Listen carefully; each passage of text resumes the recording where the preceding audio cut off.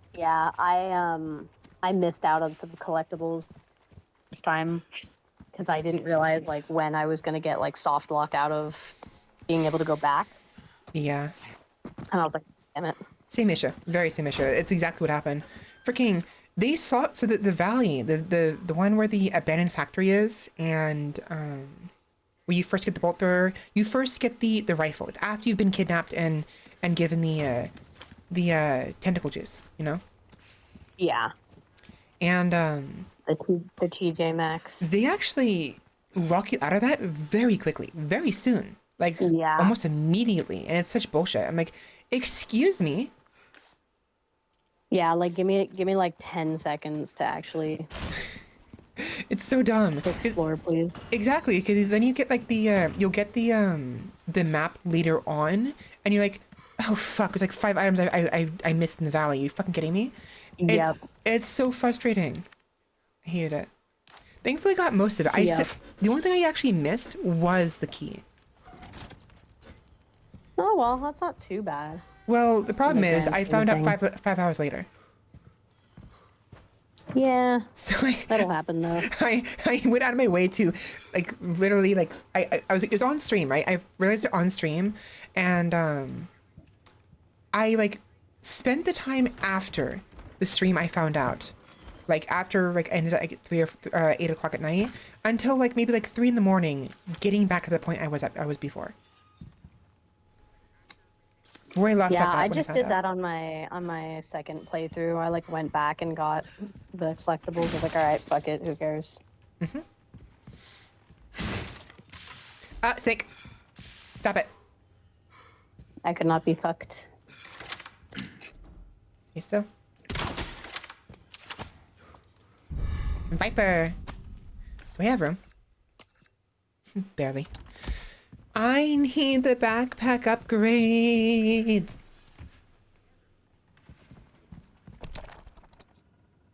It's gonna be your biggest struggle, just needing that frickin' upgrade. Yeah. I didn't know we were in Yarnum. Because the I get Giants. that joke now. You got it. You get it, right? I get it now. Did you play? Guys, I'm part of it. Right? Did you play Bloodborne I'm recently? in it now. No, I'm No. kidding. I there is no now. I am well inundated with the Bloodborne jokes. We are main men by the blood. No. Wait, how's it go? We are. I don't remember the exact. It's been, I was actually thinking of replaying the Soulsborne games pretty recently, just to now in lieu of like having played Elden Ring, just to like get back in them. Because I was playing Sekiro, last year, and I just kind of like, I don't know what it is about Sekiro, but it can't contain, like it just doesn't like hold my attention as well as the other Soulsborne games were. So like I played Sekiro, and then I went back to Elden Ring, and I was like doing second and third playthroughs and like collecting everything and whatever. And I was just like, damn, you know what? I should go back and play through like Bloodborne and then Dark Souls like 1, 2, 3. Because now I'm just like, damn, there's so much that I like. It's kind of like fading from my memory because it's been so long since I played them. Yeah, that's fair. But like. So You good. got the stench of battle on you, mate. Honestly, And that's very fair. I love hard games.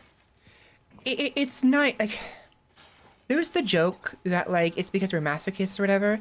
No, it's the going through struggle.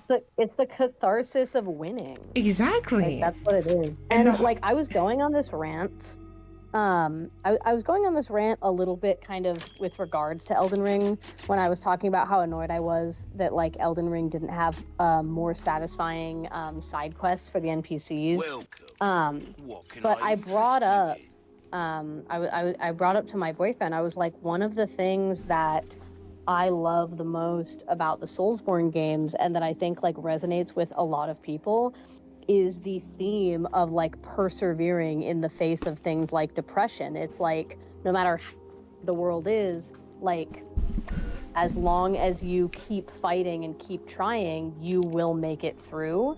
And like with the whole kind of memeable like the Sun Bros, Mhm. it's like that's kind of like the whole idea, right? It's like Your valuables you won't do you can much call good for in the help. grave. Like even if like, you know, something is just if it's so hard that you really don't feel like you can do it by yourself, you can call for help. Like it's okay to ask for help. And like I really that's one of the things that like most strongly kind of endears me to There's the some Soulsborne things games is like as money somebody can't that has like buy. always like struggled with depression, it's like I'll those buy games like being able to almost just sit down anything, and not struggle and struggle and bad. struggle and then overcome is just like a genuinely very cathartic Thank you. feeling, even if it's just, you know, a video game. And it's also kind of like the soul, like Dark Souls in particular, like I feel like is it like helps you come to Your terms with like valuables your won't do own, you like much how do I good say it, in the like your own grave. mortality in a Mhm. way, because it's like Knife needs those care games every are once in a about while. like Could be in the many ways difference like between life and death. accepting that things will change, like letting go, moving on, but also not like going willingly towards like your demise. Mhm. Kind of like you fight for your life, but you also A have to well-tuned accept that you weapon can can't make up pull for a back change. lack of skill, Yeah. friend. And it's like I really like the games for that. And I think like sometimes I get especially nostalgic for them because I'm like, I need that like that feeling of challenge and that feeling of like the catharsis of like overcoming something like genuinely hard. And even though like, you know, Elden Ring has its difficult moments, I guess, like it's really not a very hard game. So it doesn't quite give me that same like feeling of catharsis as like some of the Soulsborne games do, even though I know that Elden Ring has made like progress in terms of like stepping up its boss game like Margit. But it's still just for me the games just aren't hard enough to really have that same like feeling, you know. Yeah.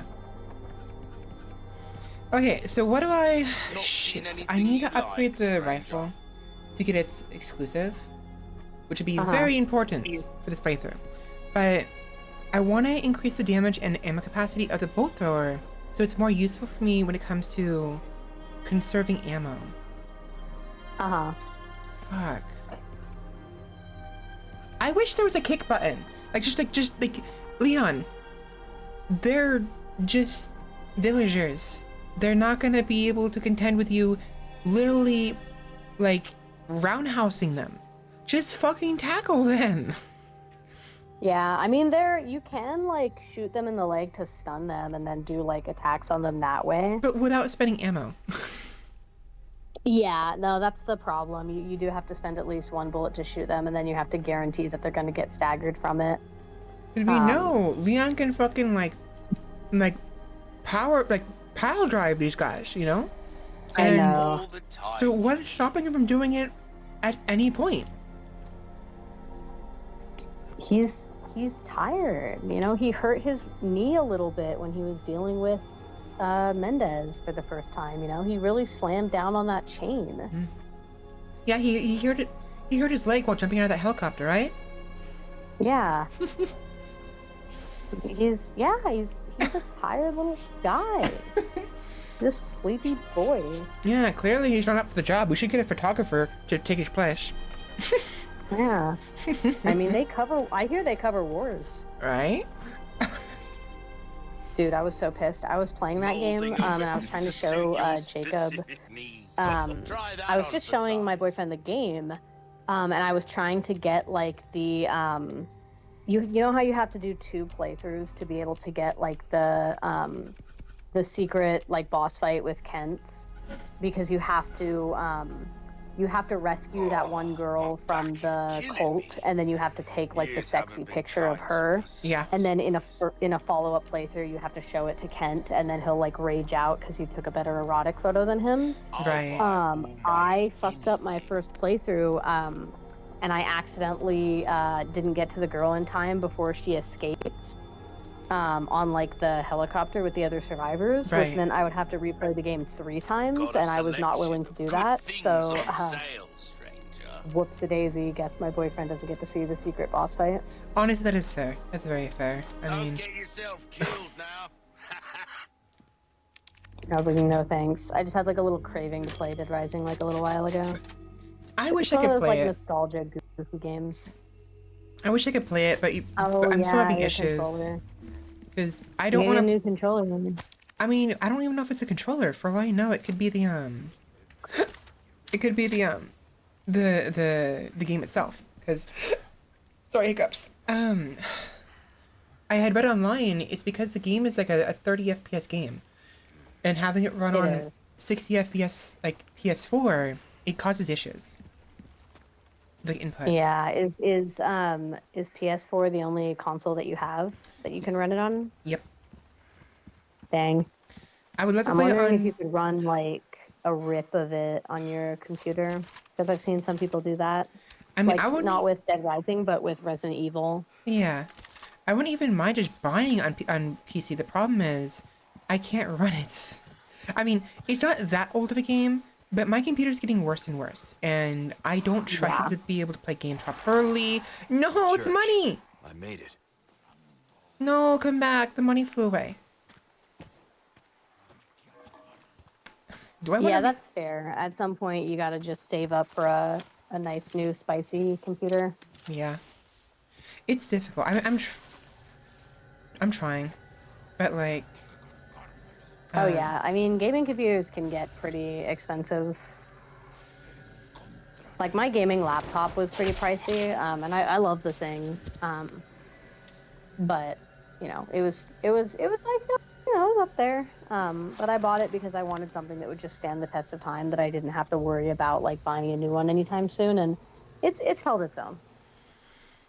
Yeah, mine as well. I think mine's like a 2019 gaming laptop, and it's Yeah, if you want recommendations for very good gaming laptops, I would highly recommend DMing Warren in our Discord server. He goes by Tidal Wings.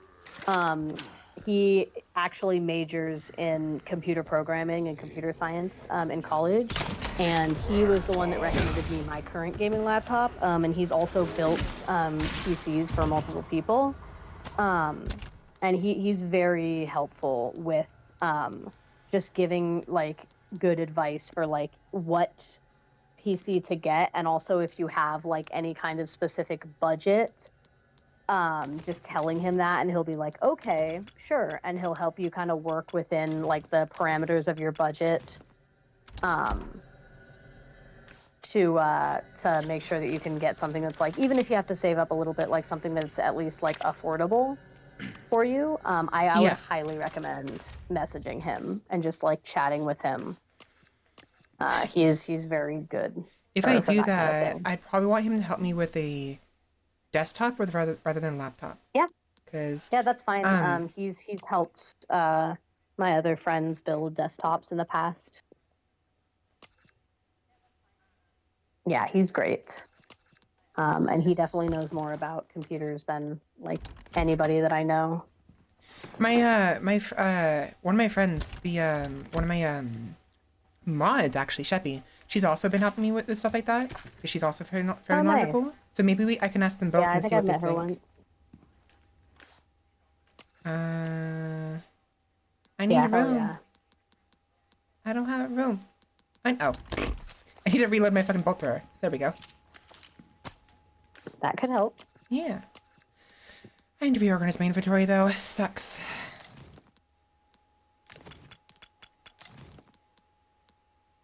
Egg.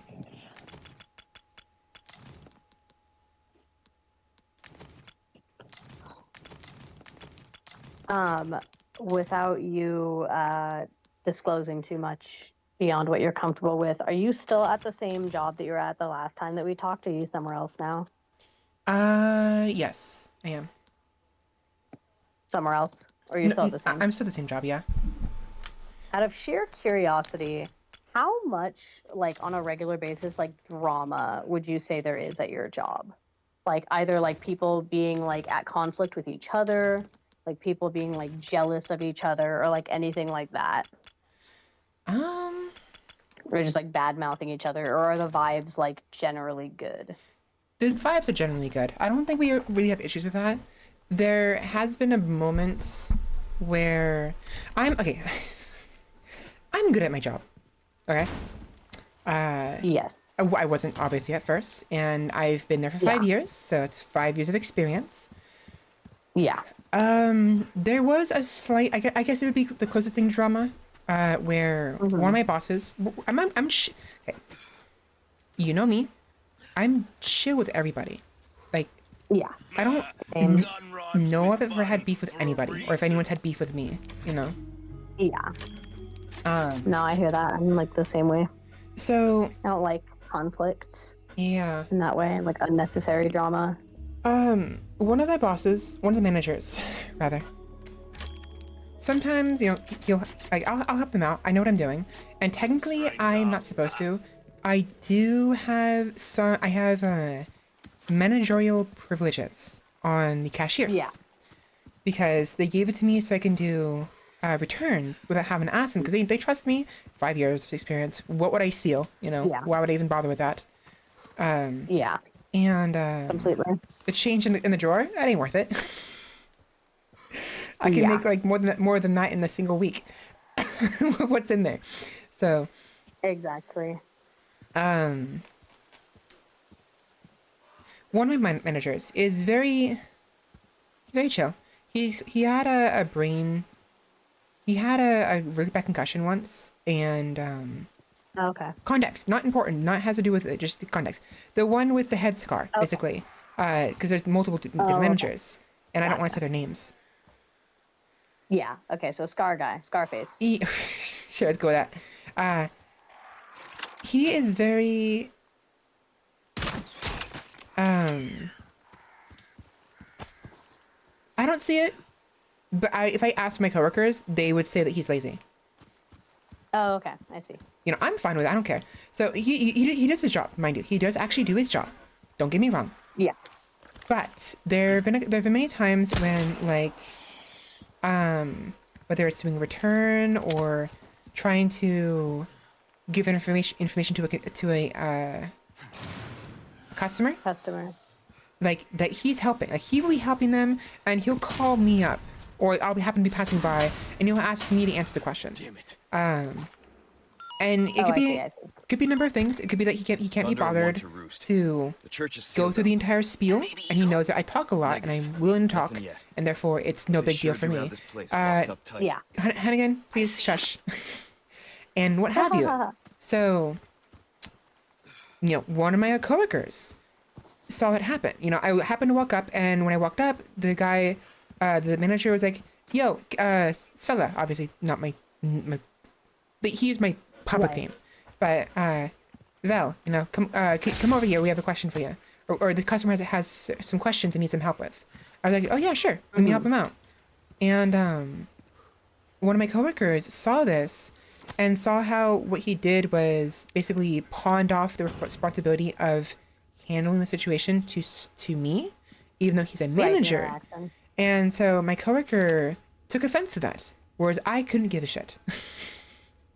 Right. Honestly. And I remember the coworker was talking to me about it. Let's hope for no more surprises. At some point during my break time, whatever. And it's like, yo, that's not cool. I'm like, whatever, you know. And he's like, he wanted me to do something about it, you know. To be fair, in his it's like, dude, don't take offense on my behalf. Like, you know, if I'm not offended, then there's no reason to like escalate this. Yeah. To be fair, and honestly, like, that's not even really a very uncommon thing for managers to do. Like, they have their own managerial duties. Like, it's not uncommon for managers to, like, if there's an associate that's available or like somebody else that's available, to just be like, hey, can you help this customer so that I can like be available for other things? Yeah, there is that, but it wasn't a case like that. It was a very slow day. It's very slow day. It was just because I was there. You know, the Right. The manager didn't want to deal with it, which is fair. I mean, I had no problem with it. The thing is, from what I understand, the coworker is a manager at his other job. Oh, okay. So that could That's be. interesting. I So wonder why. he So he's mentioned manager that. somewhere else, but he's not manager there. Yeah, it's just because he has like 3 jobs, and one of the jobs he's a manager, and Okay. he mentioned himself. He's like, yeah, I'm a manager at my own job, but I wouldn't do that to my coworkers. You know, I would handle the situation myself. I'm like, okay, cool. Right. That's fair. That's fine. That you do you. I honestly, I didn't give a shit. He did. I don't care. I Yeah. didn't. And I don't care. I didn't say anything to my other boss, the actual store boss. Yeah. But he did. And so I almost said his name. The store manager, the head honcho of that store branch, right? Came up to me. Right. Well, I'm on good terms with everybody. He's very chill. He's like, yo, I heard this from somebody that so and so is being lazy, basically. I'm paraphrasing here. I don't know the exact details. And Right. Like, how accurate is that? yeah, and I was like, oh yeah, he explained, the coworker explained to the store manager what the other manager, you know, how he pawned off the responsibilities. And Right. and the store manager was like very chill about it, you know. The coworker took offense to it. I don't even think the store manager cared. He was probably on the same page as I was, like, it's whatever, but from now on, whenever you need a return, always call a manager. We know you can do it. But this way, you know, the other manager does his job properly by actually being there to oversee the return, and I'll talk to the other manager and make sure that he does his, you know, is more diligent, basically. Yeah. So that's kind of annoying because I hate when people like try to get me involved in drama, like when it's like I didn't ask for that. Yeah, that's the closest thing to drama I think I've ever had. There's a couple other stories I guess I could mention, but before I do, hello Roomba, welcome in. I'm sorry, I was trying to finish the story as fast as I can to say hi. How are you doing? Have you cleaned any good floors lately or something? I don't know. What? Well, I have a chatter named Roomba Man. Oh, Roomba. Yeah. Okay, that makes sense. I did not hear the name. What do you think I said? I thought you said Bomba, and I was like, what? What does that have to do with? Bomba. Your name is Bomba now. You hear that, Roomba? You're Bomba. I was confused. Bomba Man. It sounds like the Jamaican version of Bomberman, the game. Yeah. Bomba Man. Bomba. I was very confused. Hey What does man, that have to do with cleaning we're coming to floors? blow up this place or what, man? Yeah, I asked as like a cross reference because lately, like I haven't been having drama with anybody at work, but lately there has been this one like individual at work who has kind of been like, how do I explain it? Like she is not causing drama intentionally, but she is being a bit like kind of negligent or like not very like understanding of her own like mannerisms and how they might be affecting people. Yeah. And that has been kind of creating some like conflict that like I don't think that she really knows about. Like I don't think she fully understands like that people have been getting frustrated with her. Mm-hmm. But it's just very interesting because today so this it's a very kind of also interesting like position for me. So when I first started there, this girl kind of stood out to me a little bit just right off the bat because she was very quick to like come up to me and start talking to me, which, you know, nothing wrong with that. I'm not like an antisocial dickhead or anything. Like I'm not going to be like fuck off to somebody that like comes up and just tries to like, you know, chat. Right. But she did stand out immediately because she is very like compliment heavy in a way where if I wasn't so confident that it wasn't malicious, it would come across as like underhanded, like there's some ulterior motive. Yeah. Because she's very quick to just be like, you are so good at everything. I'm so jealous of how on top of everything you are. Like, I don't know how you do it. And it's like to the point where, you know, that could make a person uncomfortable. Like, okay, what are you trying to do here? What are you getting? Wait, what are you getting at? What do Right, you? like, what do you want, my Who do you blood? want me to Like, kill? what's going on? Yeah, and so she kind of very quickly stood out to me.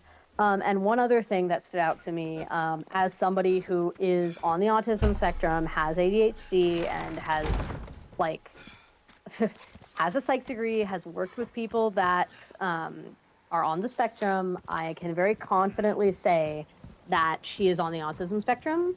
Um, and it's one of those things where I don't think that she knows that about her. Well, she does now because she and I have had conversations about it where I said, like, I would strongly encourage you to bring that up with your therapist because I think that knowing that about yourself could greater like better facilitate your own kind of like understanding of yourself and your growth and your development or whatever. Because sometimes, like, if you don't know something about yourself, like you don't know you're gay, or you don't know you have PTSD, or you don't know like you have anxiety, and then you find that out, you're like, oh, like now puzzle pieces are falling into place, kind of thing. And so I told her, you know, I think that if you were able to talk with your therapist about this and kind of um you know, get to the root of, you know, like the ways in which your autism manifests itself, I think that that would better facilitate like your discussions in therapy and like your progress or whatever. Right. But all of that to say, like, that stood out to me pretty readily when I met her. It's just like, oh, this person is on the spectrum. I can see all the signs. She's on the spectrum. But for a while, like before, I am very like blunt and very open about being on the spectrum. Like, I'm literally the like autism awareness month, oh, you are about to become very aware type of person. Yeah. And so I'm very quick to be like, I'll say things like, my autistic ass, you know, can't be reading those fucking social cues like that, so y'all need to be straight up with me, and things like that. And, you know, she would overhear me saying that, and she would say, like, you know, I think I might be autistic, like, I don't know, what do you think? And that was when I told her, like, real talk, yeah, and I think you should, like, have that conversation with, like, your therapist, because obviously that person knows you better than me. And, you know, I try not to, like, not self-diagnose, but I try not to, like, peer diagnose is what I meant to say. Yes. And in any way, all of that to say that it's very interesting, like, getting to know this individual, because she has been the source. She has been the source of much of the drama that has happened in the office recently. And I've kind of learned that, like, a lot of people have pretty strong, like, frustrations with her. And it's so today, for example, we were having, so I was invited to join what's called the Spirit Committee, which is essentially the it's like our, how do I explain? It's basically like those of us that are in the Spirit Committee are tasked with kind of keeping up morale in the office. So we plan events and put on like Christmas, you know, like we're the ones that plan the Christmas events, we're the ones that plan like Valentine's events and things like that. You know, we make posters for like contests and things like that, and it's just kind of like a way to help keep morale up in the office, because things can get pretty depressing from time to time when you're working with children that have been abused. You know, that it can get pretty rough. So that's the Spirit Committee's job. And it's on top of our already existing job. Like, we don't get paid extra for being on the Spirit Committee. It's just something that you volunteer to do because you want to. And if you have the time, then you participate. And so I joined the Spirit Committee, and so yesterday, the Spirit Committee group chat started blowing up with messages that were like, hey, are we doing that bagel event? Like, when is that happening? And people started responding, and they were like, isn't that happening today, or is that happening tomorrow? And there was all this confusion about this bagel event. I had been out of town, well, not out of town, but I had been out of the office. I took the last week of December and the first week of January off as like a holiday break at the end of the year. You were so otherwise I was out indisposed. of the office. Huh? You were otherwise indisposed. Yes, I intended to come down to Santa Cruz, and then I got sick for 2 weeks, and that was my break, was being sick. Sad. But yeah, so I was unaware of the bagel event, but I had seen in the group chat people were very confused about like what was happening and when it was happening, and apparently there was plans to do essentially a pre-registration event for bagels, where for $3 you could order ahead of time a bagel, and then the day of the event, which was today, those people that essentially pre-ordered a bagel would come and pick it up, and it would just be a very quick like little fundraiser event to get bagels. And the girl in question volunteered a month ago to be the one to send out an email to the whole office letting everybody know about that event, Right. so that people could start pre-ordering in advance. She was reminded to do that and just never did it. She never wrote it down. She never, like, she said she would do it and then she never did it. And when I came into the office today, the girl who was kind of overseeing the actual like distribution of the bagels, she was frustrated, and I walked in and I was like, "Hey, is there anything I can do to help like with the distribution of the bagels?" And she was like, "Yeah." And I came over and she was like, "I am really pissed right now." And I'm like, "Oh shit, like what, what's wrong?" And she just kind of proceeded to like pop off about this other girl. Right. And it's been very interesting because the longer that I have been at this office, the more that I have started to learn how many people this girl has kind of frustrated. And she is like so aggressively not a bad person, not a malicious person, not a selfish person. But the way that her like autism has manifested itself is she is just very like blissfully ignorant and unaware of the ways in which like her actions can bother people. And she is not really making any efforts to like be receptive to people that do confront her, Right. which is kind of a source of frustration for people, where like people will call her out. And in so for example, when I first started there, a couple of months after starting there, this girl was like, "Hey, do you want to like, drive to like go get lunch, or do you want to go like drive to like this like training together or whatever?" And I was just like, "Yeah, sure." And that's a whole other thing in and of itself. She is a very unsafe driver, and that really, really bothers me in a job where you may have to be driving children around. Yes. She literally, there was one time where I actually had to tell her, "You need to pull over and I need to drive," because she was nodding off while driving. And Wow. she literally tried to go, "No, I'm fine." And I was like, "That was not a question. You are pulling over." And Yes. she has done this many times where she's like very unsafe behind the wheel, and it really bothers me. Like she has crashed or dented like multiple state cars. Really? Yeah.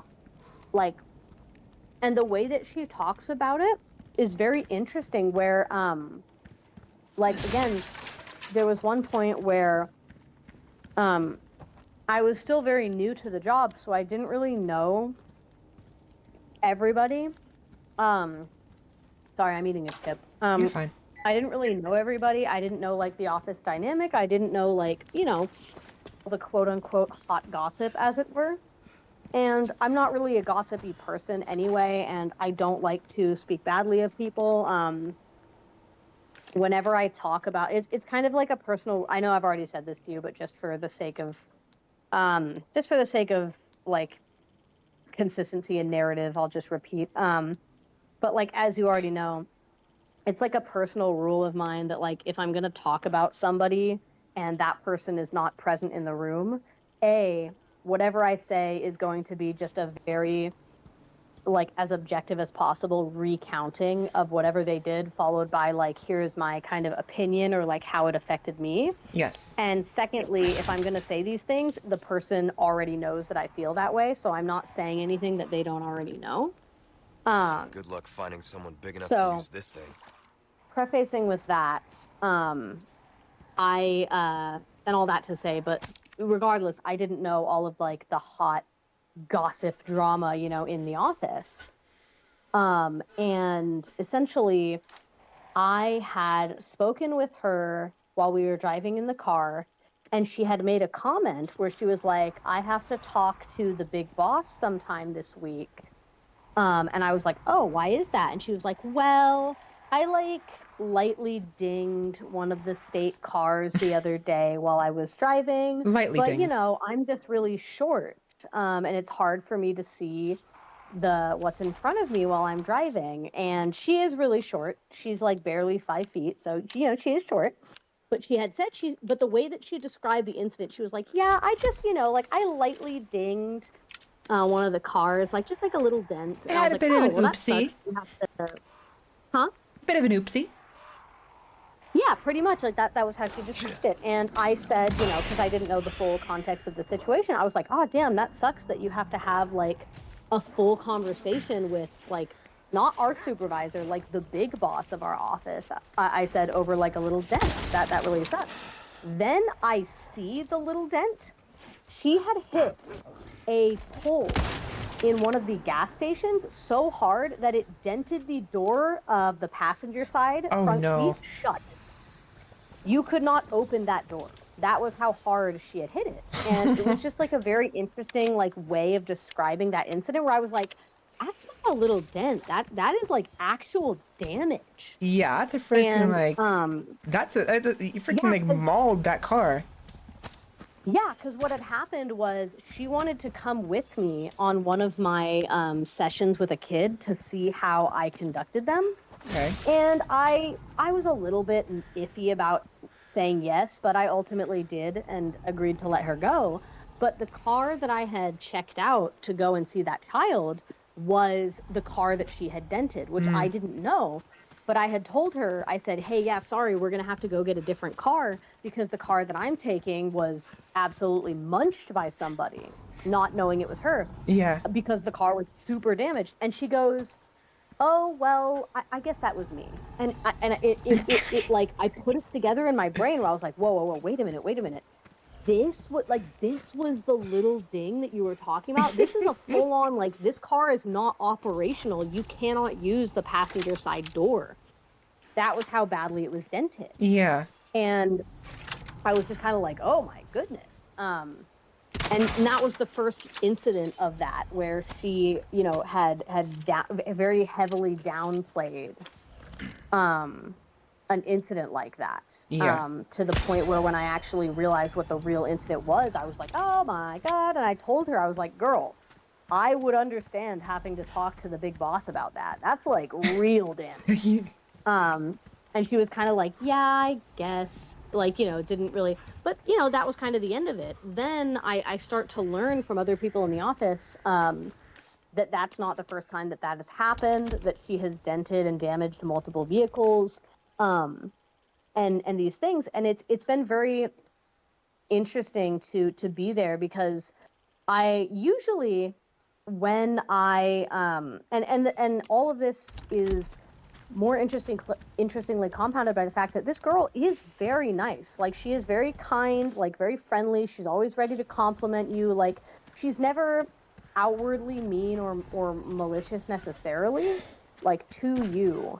Yes. But I normally, and I was telling this to my boyfriend, I said, normally, when I have worked somewhere where there's been drama, the drama is usually like across the office. Like, it's like cliques where everybody kind of has beef with each other, Yes. or it'll be like there's one coworker that everybody kind of dislikes, but that coworker is kind of like more actively shitty, I guess you could say. Yeah. So like it's or obvious. however you want to say it. A little more obvious. Yeah.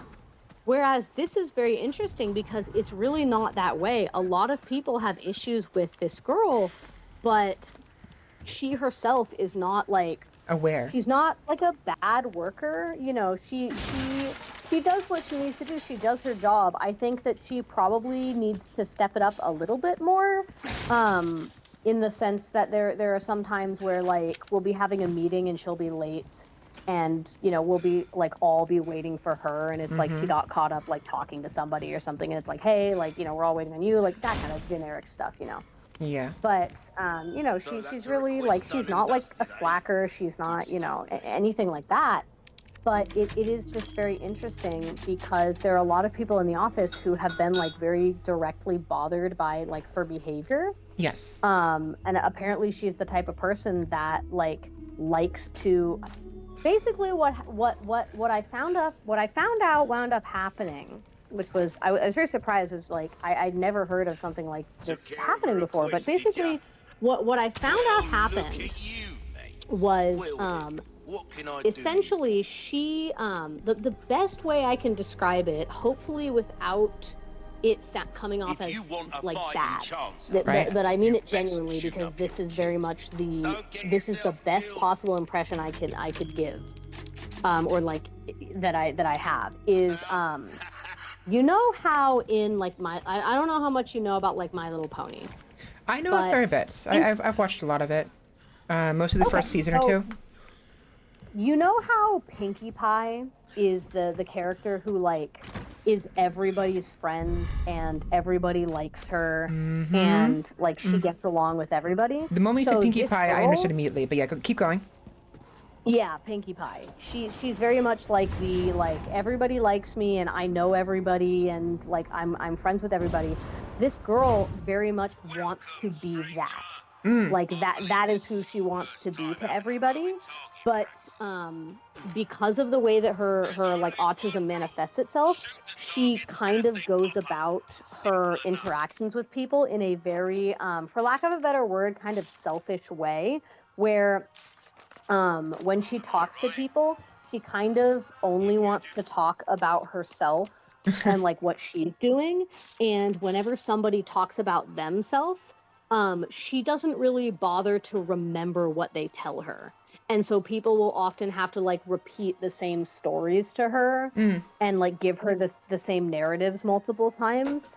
And it's kind of like she, you know, she wants to be everybody's friend, but she isn't really putting in kind of like that friend effort, so to speak, to really like remember the kind of information about people that like would be necessary. Like even I've had that happen where like I've talked to her about like video games and then she's completely forgotten like the conversation the next time we talk. So she wants And people to even be friends with her, but doesn't necessarily want to be friends with other people.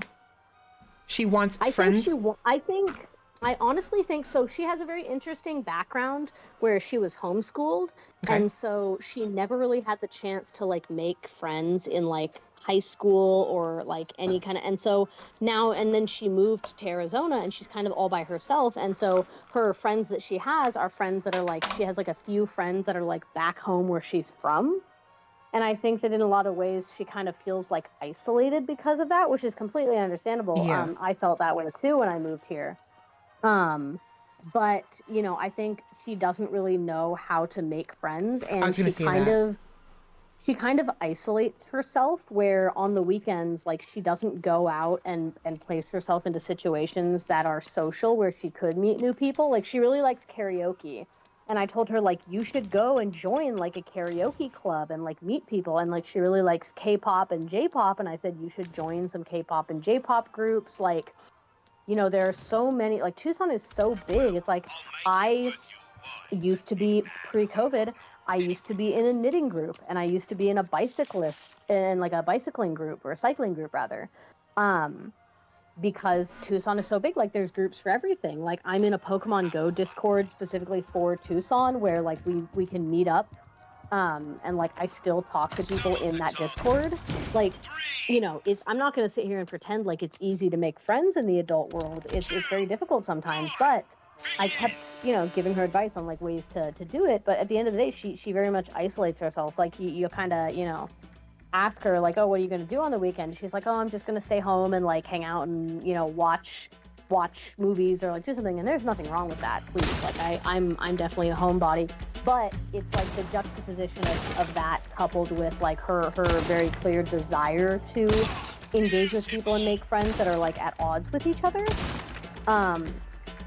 But yeah, at the end of the day, like one of her biggest things is that she just, like when you talk to her, she really doesn't like, she kind of doesn't retain what you talk about, and it kind of makes it hard to really be friends because you kind of wind up just repeating the same conversations that you had like the last time you talked, and it kind of winds up feeling like a little bit stunted in that way. And I think on top of that, you know, is this our office setting is interesting because it's very there's a lot of older people in the office, more specifically like older women, and people that are older just, it's not saying that like older people and younger people can't be friends. That's not what I'm saying. But what I am saying is that oftentimes like your age also comes with like just life events that you have lived that younger people may not have. Yes. Even if it's just something like getting married or having kids or like having a mortgage or anything like that, like those life events can separate you from people that are younger than you in terms of like relatability and conversation topics in this Yeah, because they won't have the same topics. The same way. Yeah, in the same way that younger people will talk about video games, that like there are a lot of older people that don't play video games, especially if they have kids and have like a full-time job. They may just not always have the time to do those things, or they just may not have grown up being a video game playing kind of individual. Yeah, or even worse, they could have bad experiences because they have children who either misbehave or they don't do what the parents want them to do because they're playing games all the time. Make it even worse. Right? Yeah, there's like any number of just like life experiences that can be, you know, more or less like a little bit isolating or just can create like some separation between generations of people. And our office is very much like there are a lot of older people. Yeah. And even just people in their like 30s and 40s, but they do have bigger life experiences like having kids that she doesn't have because she's a younger person. So generational nuances. Yeah, there are. And, you know, I've often said that, like, because of my situation growing up, where, like, because of my dad dying and me having to essentially take care of him, I was around a lot of older people. And as a result, I think, like, even though I can't relate to their life experiences, I can conversationally engage with, like, older people in a way that is positive or productive or whatever you want to say, just as a result of that. And she, you know, she doesn't have that same experience.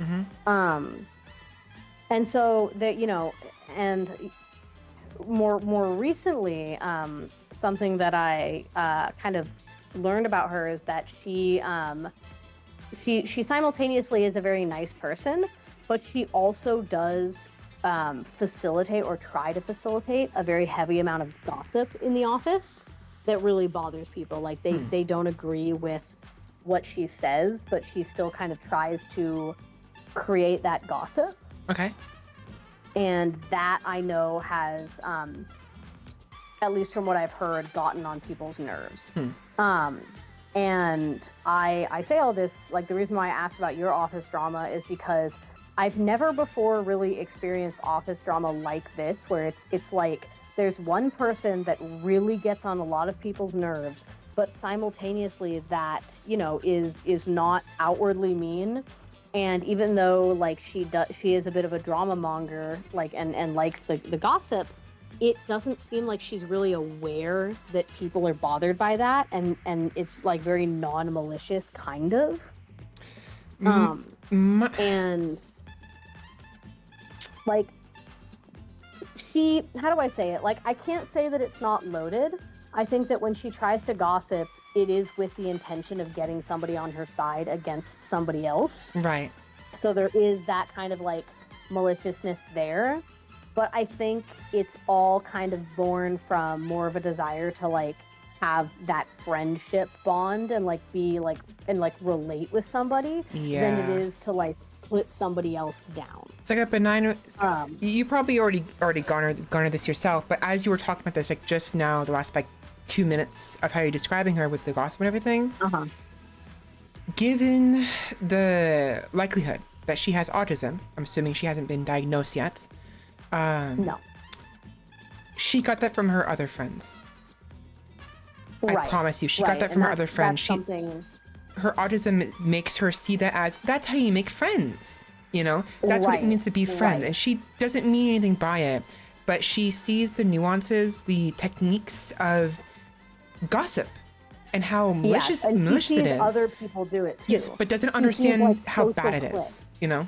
Yeah, she sees like that there are social cliques Yes, that get exactly. formed around like Gossip. gossiping about people, and so it's like she kind of wants to have that kind of like wink wink nudge nudge moment about somebody else. Exactly.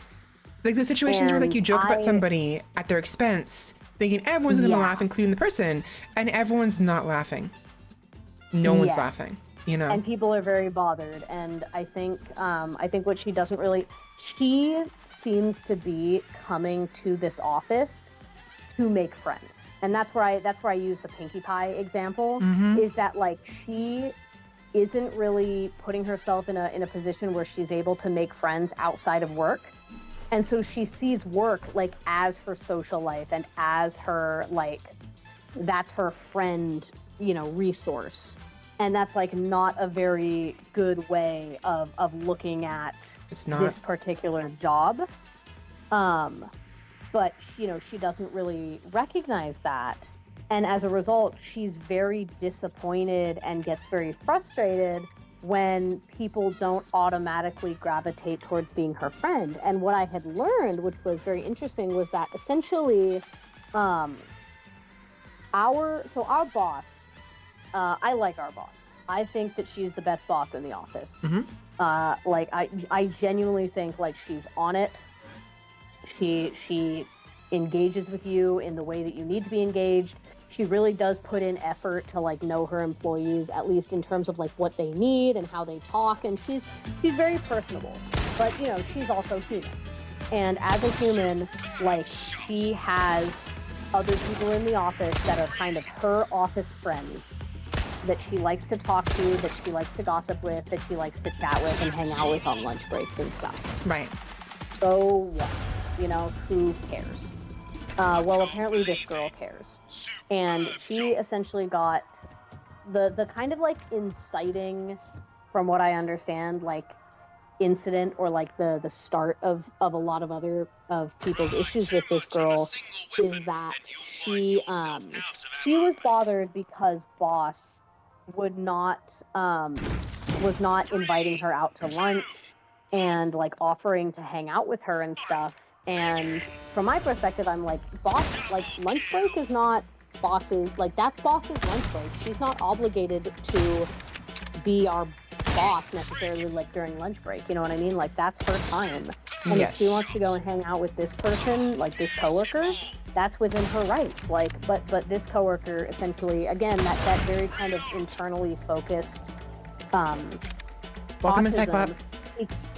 She was kind of like, if boss is going to hang out with these people, then she should hang out with me too. Right. Boss should make an effort to hang out with all of her employees. And when the girl said that, I kind of tried to redirect it back at her, and I said, well, but what do you and boss have in common? What would you guys talk about? Boss has kids, you don't have kids. Like, boss has very different interests than you. Like, what would you even talk about? Are you, and it started to kind of, I started to kind of recognize that what she was upset about wasn't really that she didn't get to go hang out with boss. It was just the fact that like she wanted to be everybody's friend and he wanted to be one of boss's. He calls them the buddies. And it feels very kind of salty a little bit that she's like, oh yeah, like boss's buddies. Yeah.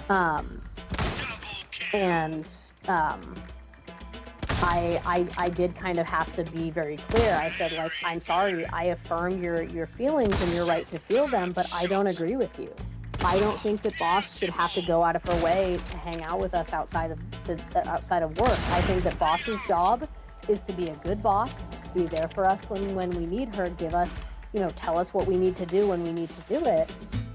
She should not be obligated to do anything more than that. But apparently, what had happened was this girl was so bothered that, she wasn't friends with everybody in the office, and that there were people in the office that were like friends with each other and forming what she kind of saw as like cliques. Yes. But she actually, she first tried to go to Big Boss, and Big Boss kind of just completely shut that down. Big Boss was like, no, like Yeah. I'm not entertaining this. Like, this is not an emergency. Like this is, you know, we are not getting paid to make friends with each other. We are getting, you know, this is a professional office building. Like, and if you make friends, that's great. But I'm not going to like raise hell over the fact that like things socially in the office are not going the way that, you know, you want them to. Right. And so she apparently contacted HR over this and tried to actually like file or like submit some kind of formal like human resources report. And when HR took her statement and looked into it, what wound up happening was she got a like check mark next to her name that basically told HR, like, if this person files another report, you need to be mindful that it's probably not going to be a serious report. And so now, like, because of that, she kind of has like a reputation now for being the kind of person that, instead of speaking to people directly about things that bother her, she will try to kind of underhandedly figure out another way to resolve the issue by like getting people in trouble. Yes. Or by like making them look bad or something. And when I was told that, it was by another person who had an issue with this girl. And so essentially I had to kind of shut the girl down a little bit, because when I first started, you know, I really didn't understand and know all of the office dynamics. And I choose to, excuse me, I choose to trust people. I choose to assume ignorance over malice. And so when I first was interacting with her and she was giving me all of this gossip about the office, and she was like, yeah, the vibes here are really bad.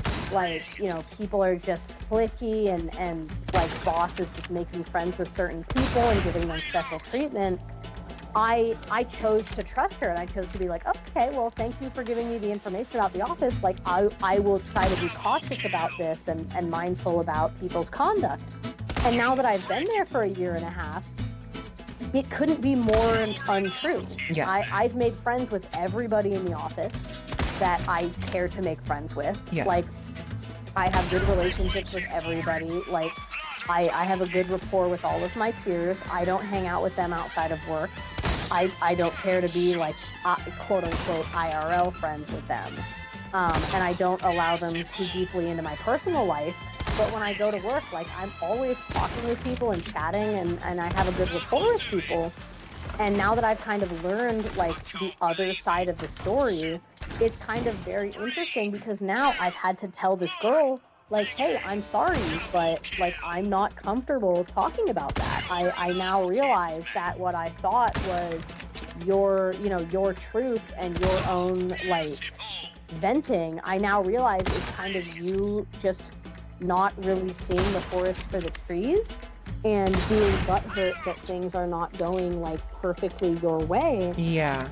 And when I ultimately had that conversation with her, where I told her, like, I firmly believe that you are on the autism spectrum, and I would highly encourage you to have that conversation with your therapist. I did tell her like kind of a list of things that she was doing that, you know, and I did preface it. I did say, you know, while I can point out these behaviors in you, I do want you to understand that I do also believe that the world does just in general need to be kinder to and more accepting of neurodivergent people, because there is something to say about people getting irritated with behaviors that are very commonly associated with just being on the autism spectrum, you know, like hyper fixating on things, or talking a lot, or just not understanding social cues.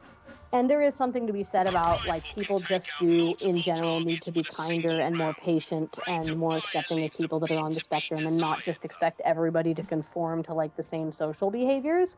But I used myself as an example, and I told her, like, when I was in high school, I was a fucking asshole. Like, I was a selfish little brat that was just like, yep, everybody needs to conform to me. I just speak my mind and that's how I am. And if you don't like it, fuck you. And even in college, like I was very self-centered in my autism, and I really did have to have like a pretty big ego death and kind of recognize like, wow, even though, you know, people do need to be more accepting of people's autistic behaviors, at the same time, everybody always needs to be striving to kind of learn and grow and recognize that we are social creatures and everybody has their own social comfortabilities.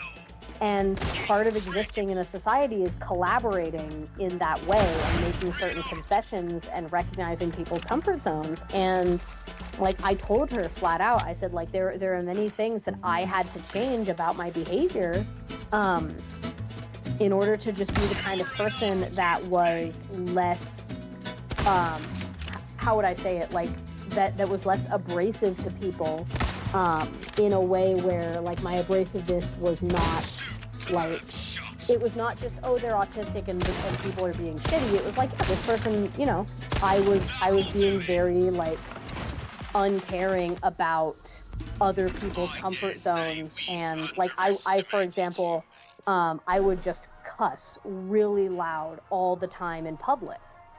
And if people didn't like it, I was like, fuck you, you're just old and you don't like, you're just a piece, like, fuck you, you can't control how I talk.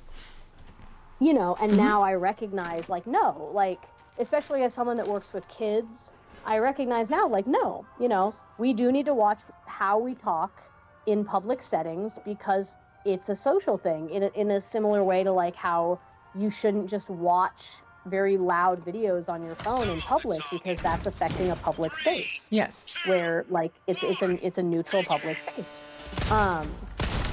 You know, so there are a lot of things that I kind of had to learn and change. And like, I'm not changing who I am. I'm not like trying to hide my autism. If anything, I've gotten even louder about the fact that I'm autistic, but I've also just taken more effort to recognize people's comfort zones and just people's generalized comfortability. And it's also just a lot of it is vibes. Like you start to kind of learn, is this person being ableist where the qualities that I'm exhibiting that they're getting mad at are just autistic qualities and they're being shitty? Or is my behavior actually like disrupting this person in a way that, you know, I should be sensitive to, right? Yeah. And I used myself as an example and I told her all these things and I gave her a lot of advice. And, you know, I was very open to just being like, hey, you know, if you want to vent and if you want to like get some stuff off your chest, I'm more than happy to allow you to text me and I'll give you advice or whatever. And she did. And then unfortunately, like she just, I would give her this advice and she just wouldn't take it. And she would continue to do the things that had bothered people before. We had a 7. And then whenever somebody got frustrated with her, she would come over to me and... Not you. Sorry. Continue. No, I know. She would come over to me. No, I'm sorry.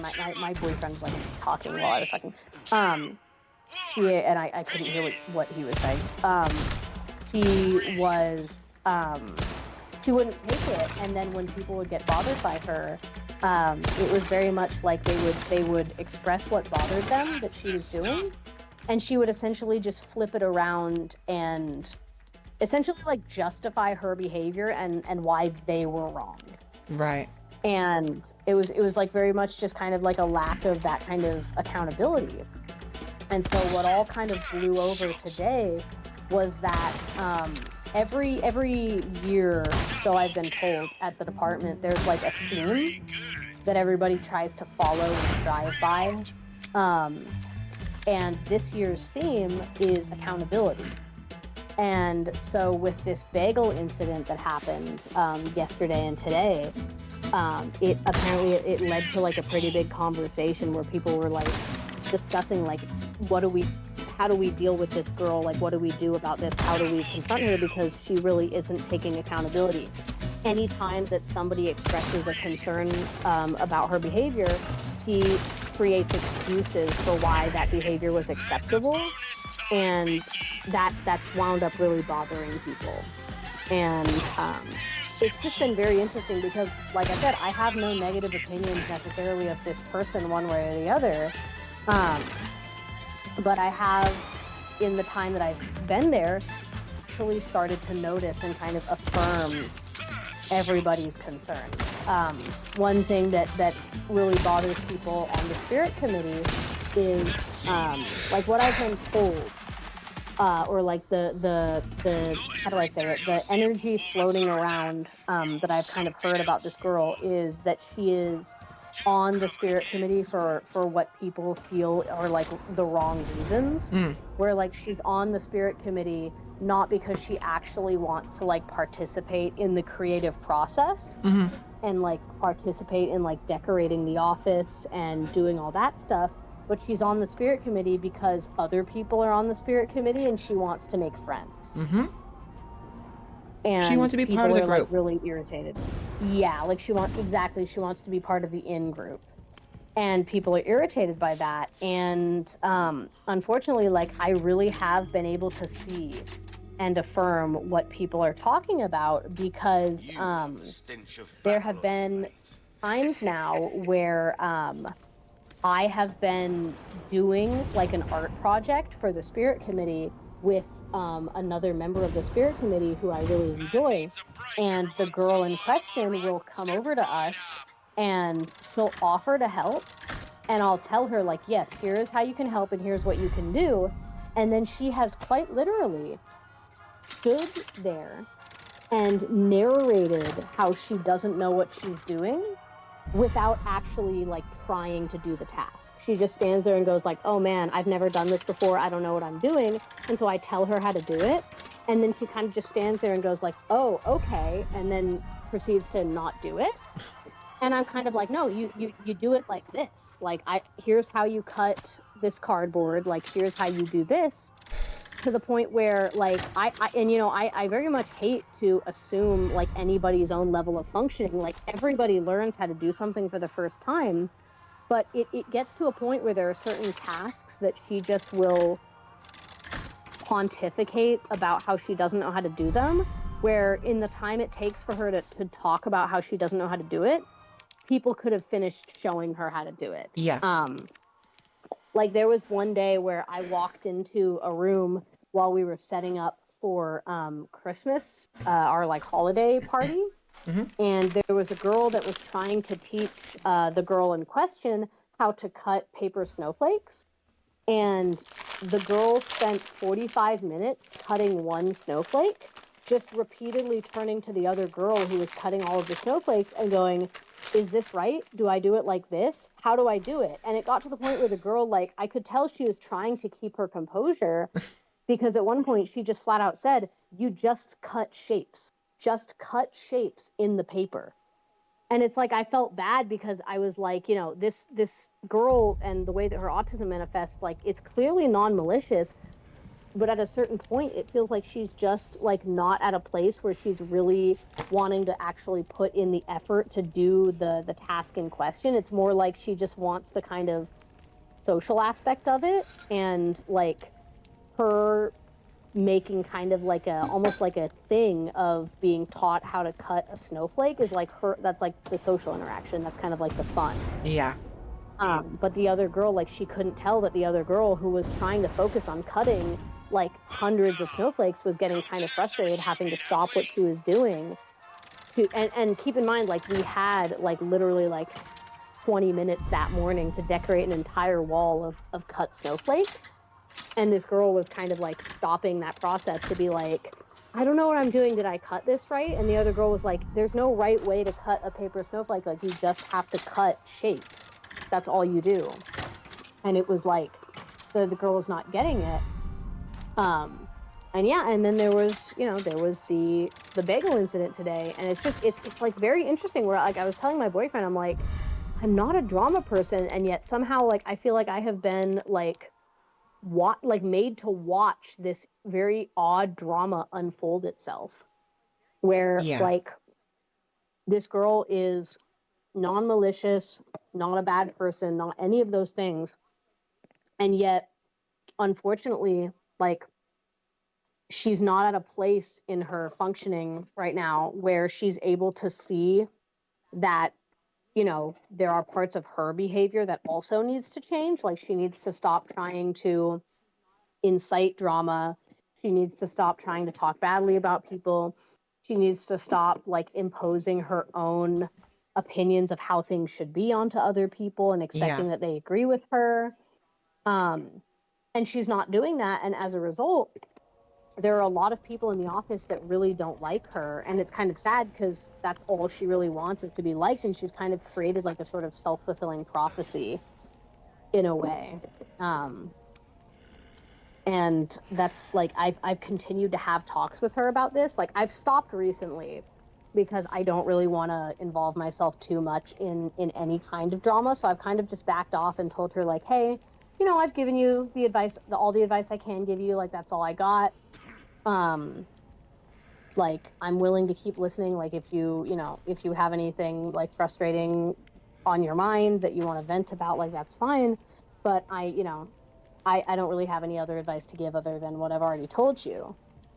And because I just don't want to be like, I don't want her to think that I am like, I'm not picking sides, and I don't want her to think like, oh, like Jamie's on my side, like they agree with me.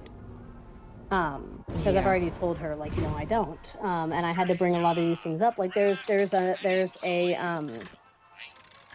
this is like the last kind of example that I can give of kind of that like desire to fit in, creating conflict in her own like life, is there's this girl in the office that a lot of people find attractive. And I'm not here to say one way or the other whether she is. It's just that, like, I am not attracted to conventionally attractive people. Okay. And this girl is this woman is very conventionally attractive. And so I can say, I think she's pretty, but I think that most people are pretty. Yes. So I don't really have like a good frame of like reference or opinion on that. But this girl the girl in question that I've been talking about, it's kind of no secret to anybody, maybe but her, that she has developed kind of a bit of a crush on this woman. And when the woman first started working at the office, which was recently, within like the year, the girl had immediately kind of gravitated towards her and started talking to her, and they had kind of become like social conversational buddies in a way, where they where they would chat and they would talk.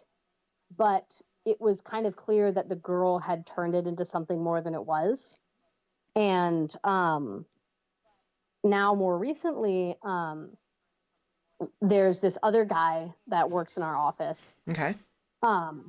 And I think he's fun. I like him. He sits right in front of me, and he's kind of like, the best way that I can describe him is that he's kind of baby. Like, he's like, you want to protect him, like, you're like, oh my God, like, you are precious. just a little man. Precious little thing. Yeah. He's a precious little man. Exactly. And so the woman, once that guy started working in the office, shortly after the girl did, or the woman did, the woman gravitated towards him, not in a romantic way, but she started calling him like, oh, you're like my little brother, like, you're just so cute, I would protect you. And the girl got, very kind of butthurt about that, because she had thought that her and the woman kind of had like a more special social bond. These Ritz are disgusting. Yeah, and as a result of that, there was one day where I was sorry. So, I was making a comment to myself, and you reacted as if I was reacting to you. No, I said these Ritz are disgusting. I'm sorry. Oh, I thought you said that's really interesting. No, I said these Ritz are disgusting. I'm sorry. I'm having issues because these Ritz don't taste right. So continue what you're talking about, the girl being jealous of the other girl being with a guy. Yeah, not romantically. Again, like, yes. the other woman literally is just like treating him kind of like a little brother. The attention. She lost the attention of the pretty girl. Yes, she lost the attention of the pretty girl, and the pretty girl's attention gravitated towards the guy, and she's like, "Oh, you're like my little brother, like you're so cute, blah blah blah." And now the girl Hello, is crazy. yeah, Go ahead. she's of that, and there was during the holiday party that I had mentioned. I didn't pay attention to this. I only found out about this after the fact. But at the holiday party, the woman had brought her son to participate in the festivities. Oh, that I knew about. That's not the part I found out about. Right. But she had invited her son to the holiday party, and he's young. He's like, gosh, 8 or 7 maybe. He's a younger kid. Yeah. And the girl had started going up to the kid and started being like, "You can call me auntie, like I'm your auntie." And I guess it kind of put the woman off a little bit. Like, you know, hey, don't impose like you know that onto me and my family. Right. And as a result of that, like some more distance has been created between the girl and the woman, and she is now kind of very like, you know, for lack of a better word, just kind of salty about that. But that was something else that I was kind of made aware of, and yeah, it's all just like it's a form of office drama that I've never like experienced before. Like I've never been in an office situation where there's like one person who is not actively causing drama intentionally, but who just literally wants to be everybody's friend so bad that they have gone full circle from being everybody's friend to actually being the source of a lot of people's frustration by overexerting themselves and imposing themselves onto people in a way that is creating tension within the office, especially because, again, whenever people try to confront this girl and tell her, you know, that her behavior is bothering them, she just doesn't understand. Tries to kind of frame herself as sort of like the victim in the way. Yeah. And I'm just like, look, this is so odd. I've never encountered this before. Usually, you know, and that's just my own experience. Obviously, there could be other people out that are like, oh yeah, everybody has that one bitch that's trying to be everybody's friend, or, you know, whatever. Like, I don't know.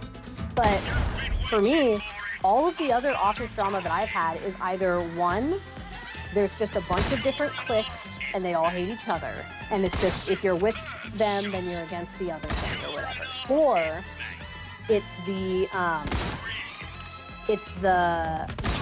there's one person that's creating drama, but it's kind of like intentional. Like that person is like actively like not very nice, or actively like upsetting people, or creating conflict, or just flat out not doing their job right, or you know, whatever it is.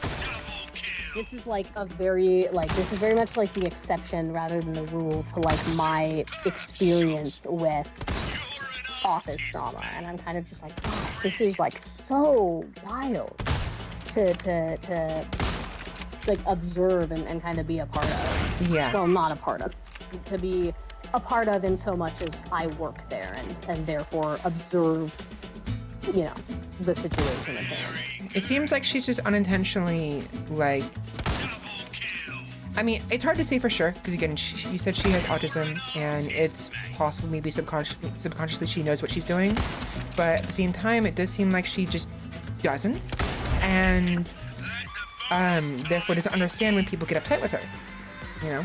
Right. Yeah. I think what I've kind of what I have like sort of ascertained is that like when people get upset with her, she genuinely doesn't seem to like understand why, or like think it's valid. Like she thinks it's almost like a variant of that kind of meme, like, is it me? No, it's the kids who are wrong. Mm-hmm. Like in a way, it almost feels like that, where like people will be like, hey, like you know, like, okay, here's an example. I was trying to think of one other than the car situation, but like someone will be like, hey, you know, it's you're talking a lot and talking very loudly, and it's creating distractions for other people. Like, could you please not talk as loudly, or could you please, go and have those conversations somewhere else? And then when she describes that incident, she essentially says, like, what did she say? I don't remember. She said something along the lines of, like, why is it my fault that I'm done with my work? Like, I'm done with my work, like, therefore I should be able to talk. Like, it's not my fault that other people aren't done with their work, and like, I shouldn't be told to be quiet just because other people aren't done. And I had to tell her, like, I'm sorry, but not everybody works at the same speed. And if you're talking and someone is trying to work, that can be very distracting. And you have to understand, like, nobody's trying to tell you, like, you shouldn't socialize. But if somebody's working and you're talking, you are unfortunately impacting their work, and you do need to respect that. But it's like, she didn't see it that way. She was just like, I'm done, so I should be allowed to socialize. And it's like, well, that's not really how it works anywhere. Like, if you're in the classroom and you finish your test before anybody else, you don't just suddenly get to turn to your neighbor and start talking. Like, there are set locations and set time frames that socializing is acceptable. And if you don't abide by that, like, you can distract people, unfortunately. Yeah. And so, like, that's kind of the only other example I can really think of off the top of my head. But it's kind of that essentially, like, from what I had heard, that had placed people in a very difficult position where, when they tried to confront her, she wasn't receptive to it, but then simultaneously was like, I don't understand why people don't want to talk to me and people don't want to hang out with me, and, like, it's not fair, kind of thing. And it's like, well, no, it's that. It's not that people are avoiding you. It's not that people don't want to hang out with you. Well, I hate to say, unfortunately, it is partly that. But it's not for the reasons that she thinks, like, oh, just nobody likes her. It's just that I think, in a way, she's kind of created a very odd sort of bubble for herself, where, like, she's simultaneously, like, very difficult to level with, because she's very defensive in that way, and quick to create excuses. But at the same time, when you do try to talk to her, just have, like, a casual conversation, she doesn't really engage. She's very quick to like, she gives very, like, surface level responses to conversations, where it's just like, you'll say something and she's just like, oh yeah, for sure, oh definitely, totally, and not really, like, reciprocating in any kind of, like, not asking questions, not, like, bouncing, opinions or ideas back and forth, like, any of that kind of stuff. And I think it's just unfortunate, because she really does just want to make friends, I think. And I think she's just going about it the wrong way. And yet somehow that what should be, this is kind of where I'm coming full circle with why I'm very surprised by this office drama, is that, in my opinion, There are enough weapons somebody just trying to make friends and kind of being very stunted in it shouldn't really be creating drama at the scale that it is, Yeah. Like, that's why I'm kind of surprised. I'm like, this is like office-wide drama. How did it get when this it's big? really just, yeah, exactly. I'm like, oh my goodness, like, this really is, like, a whole thing. It has no And business I being really that large, never, basically, yeah, I really never knew, and I don't necessarily think it should be. I think that, like, whoever our boss is, whether it not whoever our boss is, like, I know who our boss is, but what I mean is, like, whichever boss is placed in the position of doing this, whether it's our supervisor or whether it's big boss, I think that one of the bosses just needs to take the initiative and just really sit this girl down and be like, look, I'm sorry, this is a business place. We are a professional workplace environment, and right now you need to take some time to really reconsider, like, your intentions with other people and your relationships with other people. And we need to ask that you stop trying to turn this office into, like, your like, personal socializing circle. But at the same time, if you really are bothered by something, like, please speak to your supervisor. Please don't try to take this up with HR and turn it into a whole, like, you know, big scandal, essentially. And just, you know, focus on like, do what you got to do.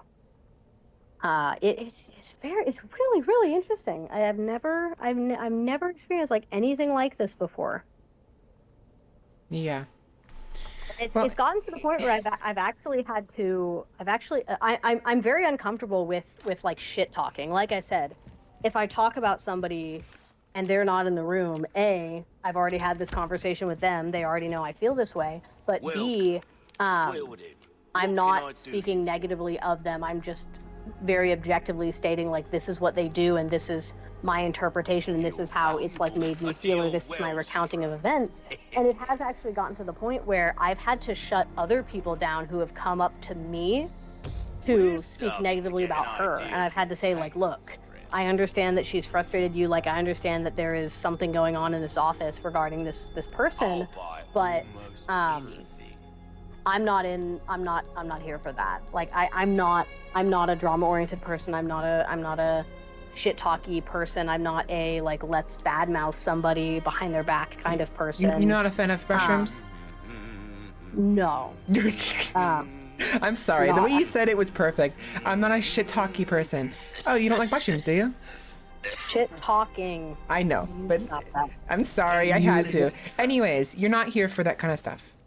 I'm not here for that. And I respect people needing to vent, and I fully respect, like, when somebody does something that bothers you, like, you got to get it off your chest. And so I've been there to listen. Like, when people need to vent, I've been like, yeah, you can vent to me, but I will not affirm anything beyond just going like, yeah, that sucks. I'm sorry that happened.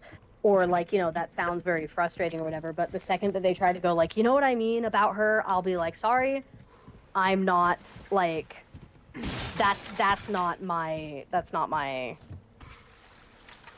place, you know, for lack of a better word. Like, that's because I think sometimes it's very easy to skirt those lines between, like, venting about something versus being like, I'm venting and I want your affirmation, you know, like, I want you to tell me that I'm right. Yes, and that yes.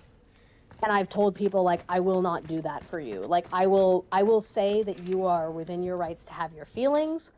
I validate your feelings and your right to feel them, but I don't share your same frustrations with this person. I've had my minor frustrations with her, and I have directly said, like, hey, you know, please stop, or don't do that, you know, whatever. And that was kind of the end of it. But I just don't have the time or, like, the mental energy. I was gonna say the energy.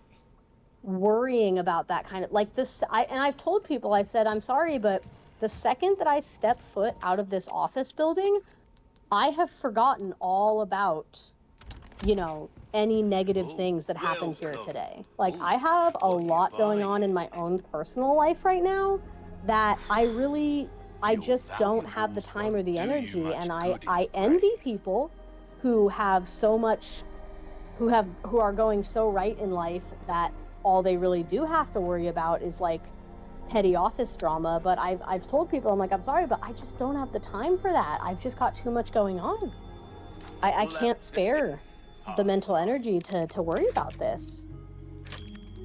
It's just not, it's not going to happen. Yeah, I feel you. But yeah, very interesting. That's really all I have. Very, very long story, but that's for lack of a better word. I will use the word all. No. That's all I really have to share about that. You know. Yeah, no worries. I mean, I was trying to make sure I didn't interrupt you too much, and let you do your thing. No. And I was struggling. I was struggling because viewers, they would, and maybe even you or your boyfriend, your boyfriend, noticed. I kept stopping in gameplay and, like, not moving. I was trying my best to pay attention to what you're doing, what you're saying, you know? I know you do that, and then I feel bad. No, I know, it's understandable. I found a solution. I'm like, no, don't stop playing on my account. It's a little more easier to hear what you're saying when I turned the sound off. You guys could still hear just fine. I muted the game entirely during the entire, I mean, the first like instance when I played it, the 1A gun game. When it got to the bonus round, it got really loud. I just paused the game, and then I decided, like, about 20 minutes later, what if I just turned the sound off for myself? You know, turned it off, and it worked out just fine, for the most part. Anyways. But yeah, that's that weird, that's that weird story that I have about that. Yeah. Well, hopefully. Yeah. Usually. Go on. Sorry. I was gonna say, hopefully things somehow resolve sooner rather than later, because it's clear that she does need. I was gonna say some guidance for all of what I said. I was gonna say there is some very interesting silver lining with all of this, in that there is an older woman, much older, like 60s to 70s, that has recently gotten hired. Okay.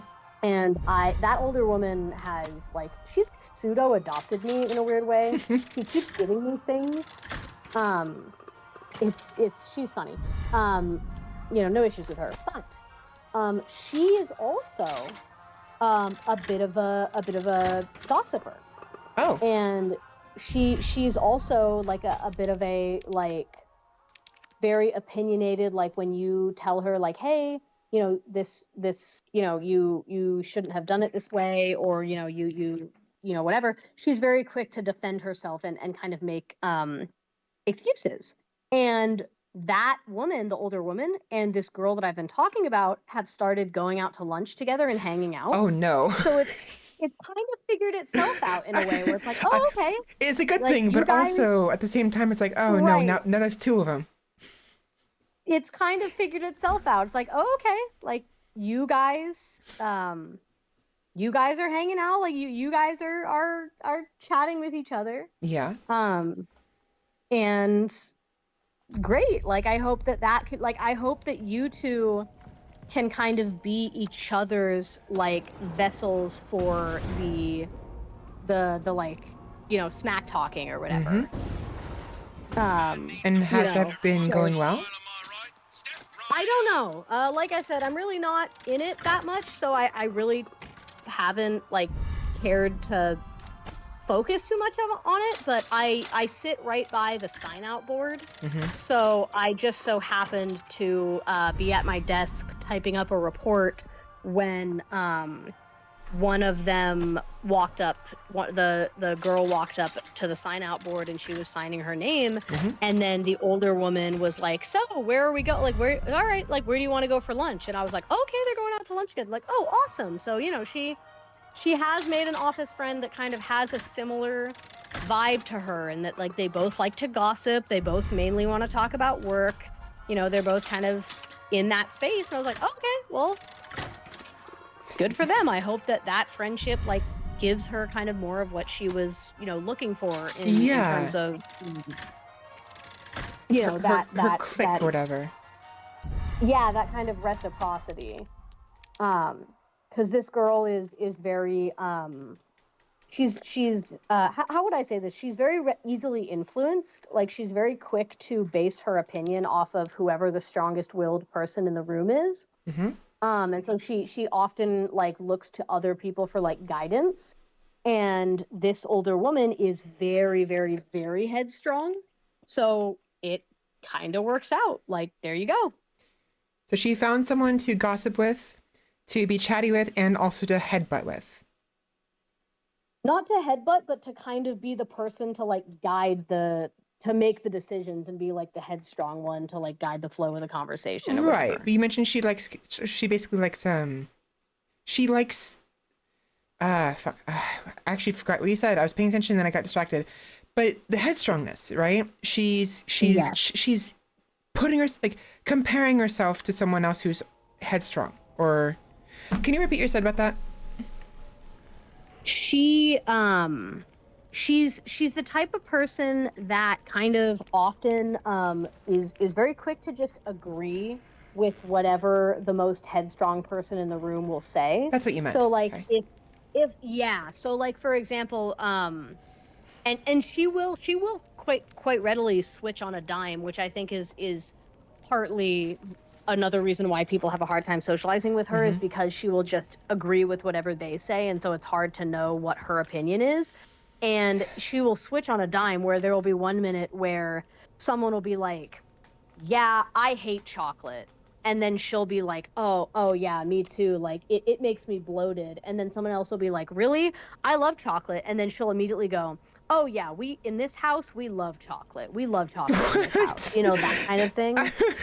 And in front of the other person, she just agreed with that she hates chocolate? Yes. She's actively like I've actively been sitting at my desk and observed that happen, and I'm kind of just like the whiplash, like smacks me in the face. Oh man, okay. Oh wow. It's very funny. Interesting. This was kind of, like I said, I don't like to be catty, and I don't like to make jokes at other people's expense.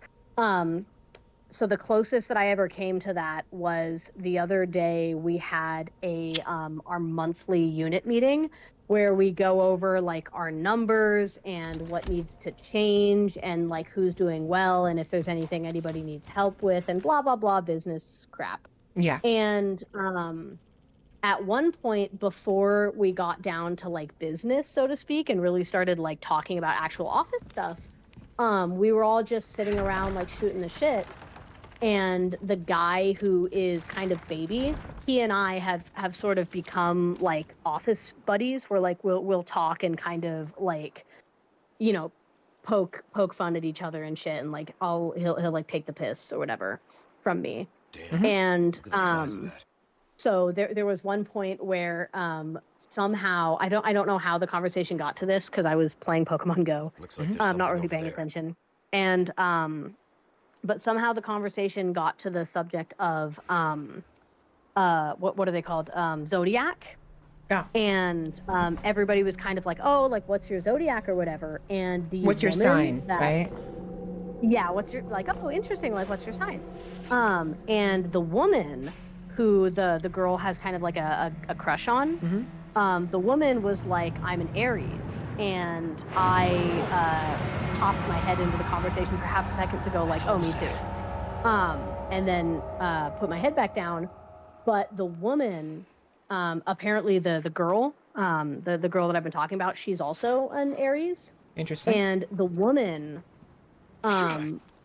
said something. She was like, yep, I'm an Aries, and Jamie, like, it totally makes sense that you're an Aries, because we're like so strong-willed. And the whole time that she was saying this, like, oh, we're so strong-willed, like, we're strong-willed and we're opinionated and like we don't take shit from anybody, like, yep, we're an Aries through and through.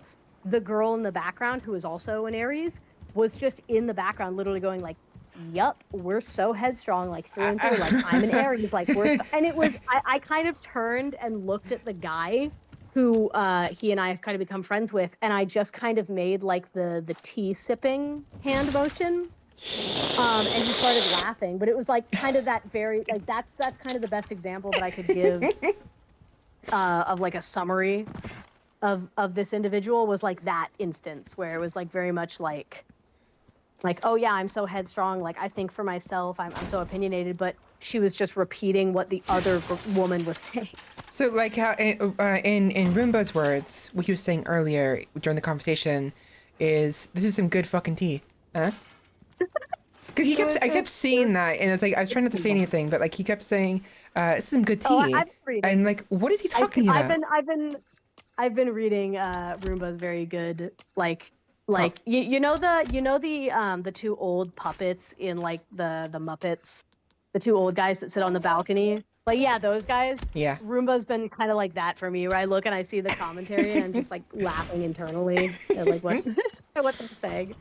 Okay. It's very good little background content. I have the chat in front of me so that I can read. That's good.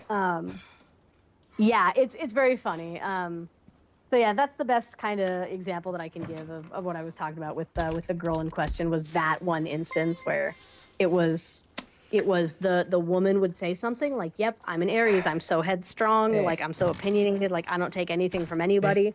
And then one moment, I gotta take this. Sheppy's rating with a party of 9. Welcome in, raiders. Hello, hello, hello. You just missed a massive story that Jamie was recounting or talking about. Yeah, sorry, I'm not retelling that. So No, yeah, you no can worries. watch- Who we have you here? can We watch got, the of course, playback. Explosion, raid, Shepperton, I would sooner explosion. die. Thank you for the raid. Thank you for the follows. Especially because I have other interesting Things to talk about. like office drama. To Yeah. Kind of. But yeah, that was pretty funny. That was the one moment where I was just kind of like, all right, I'm gonna laugh a little bit at this because it's a little bit ironic, kind of, you know. Yeah. So real quick, TTV. So welcome in Gotham. Welcome in Shappy. Welcome in. Who else is here? Kitty Kiki. Welcome in Kiki. How are you all doing? Let us know. And let us know how the volume sounds and how it looks, because it always looks too dark on my screen, on your guys' screen when I look at it, but... What do you think? Is the brightness okay? Jamie?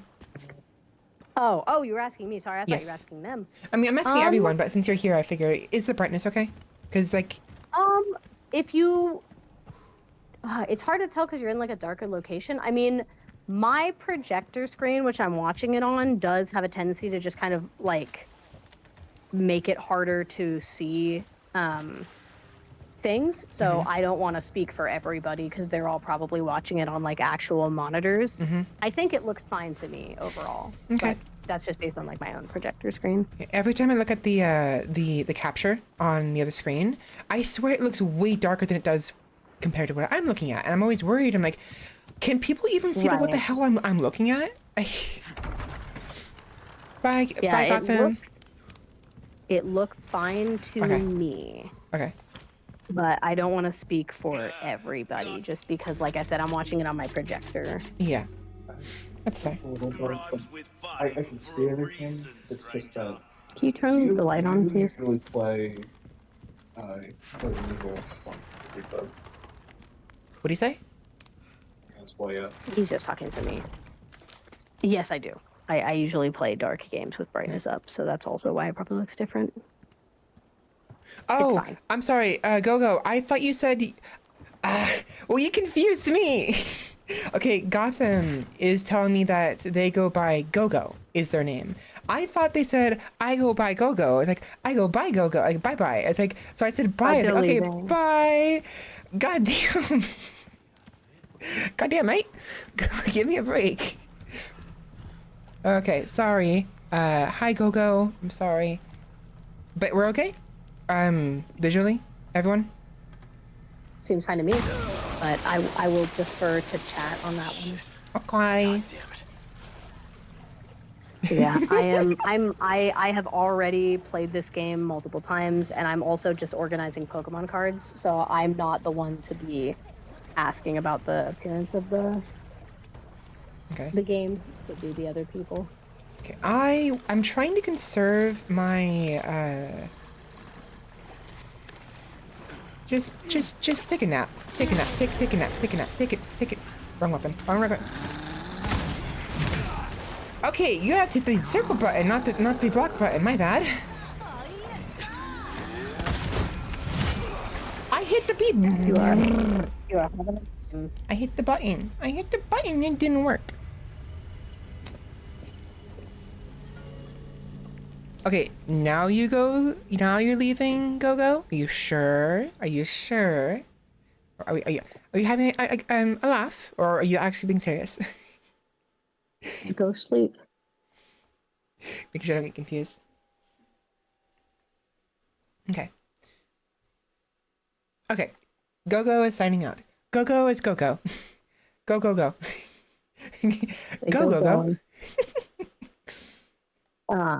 It's like bo. It's go. Go. You remember that show, right? Boy, do I. Fucking that show is like rent free in my head. It's oh my god, it's such a crazy Like sometimes I gaslight myself and I question, like, did I dream that whole show? Yeah. I feel like it's not on par, but at the very least I remember watching it similar to Zatch Bell. Yeah. Like we're around the same time, and for some reason I always think they're very similar, but they're not. Bo is so much more crazy. they hold a similar place in our heart in terms of being like Toonami shows that we watched at like the same time. Yeah. God damn it. Like that's kind of what it is for me. Yeah.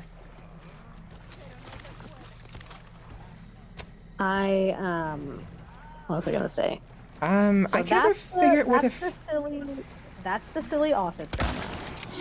But now I have to recount some out of office drama. Dude, there's no dodge for that? Motherfucker, get off my nuts.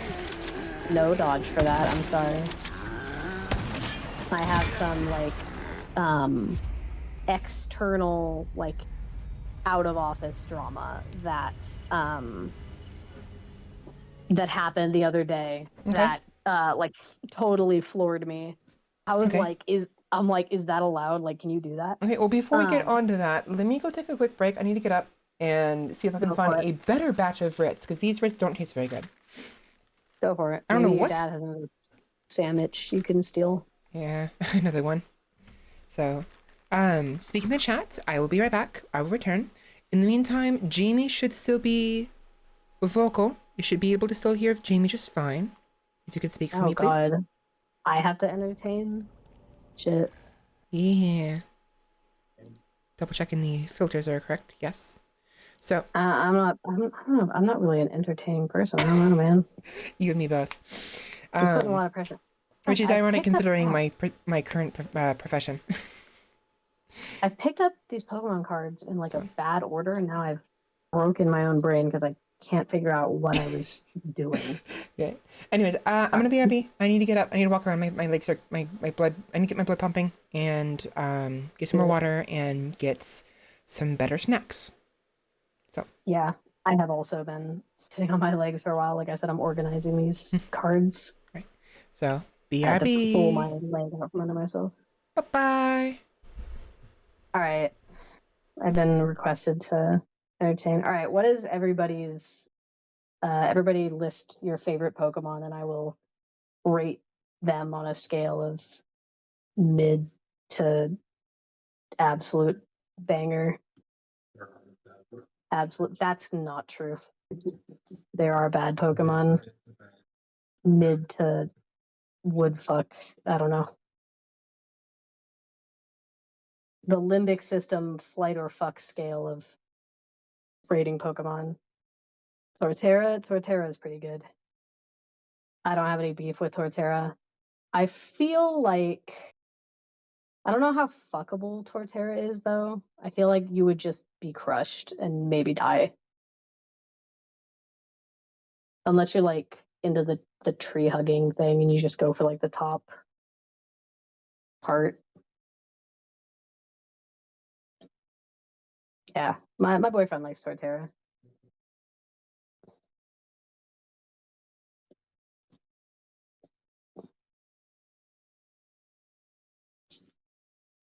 I mean, he could be an E-cutie too. He can have like an e-girl persona, you know.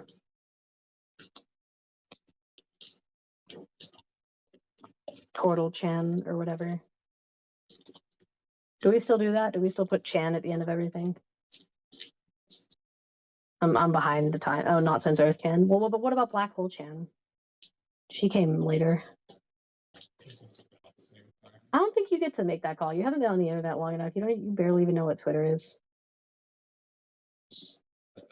Yeah, it's the one with the X. You got it. It's if you actually, I heard if you want to watch videos on Twitter now because it's called X, you have to search up X videos. What about the streaming service? The streaming service? Is there an X video streaming service? Stream. Oh, X stream. Yeah.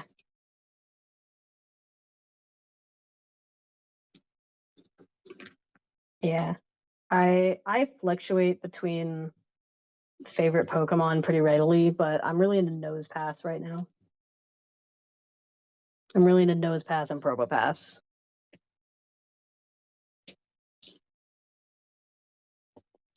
And I got a Nose Pass and Probopass plushies for Christmas or Hanukkah, but we were doing a both. We were doing Christmas and Hanukkah.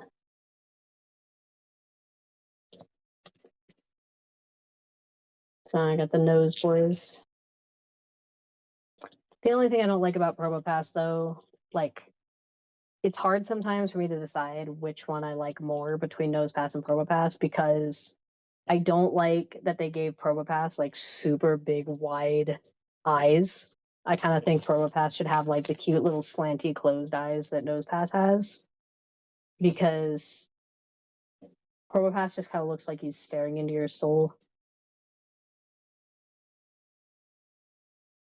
Like, I had to turn when I was sick on the couch. I had the plushies next to me for comfort, and I had to turn Promo Pass away because he was looking at me.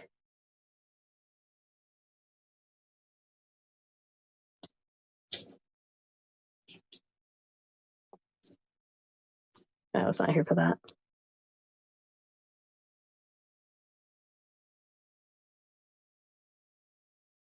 Let's see, is Torterra also your favorite starter, or is that like favorite Pokemon, but then you have like a different starter where you're like, nah, I kind of vibe with this one better?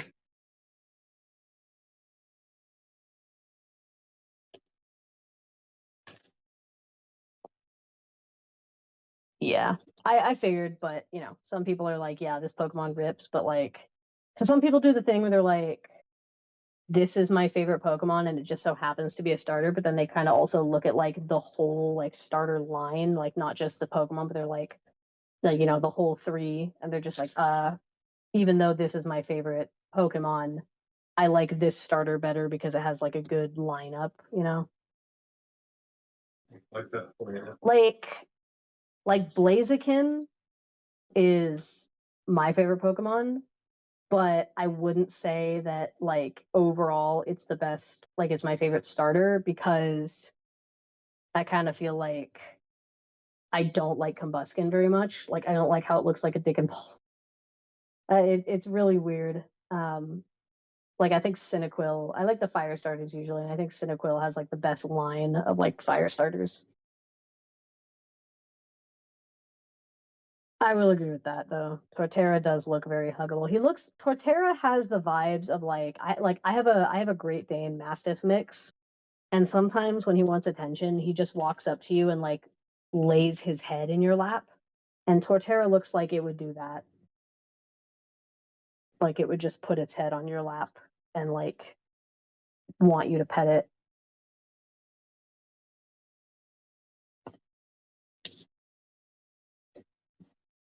Yeah, exactly. Like, he would try to sit in your lap and not really recognize how big he is.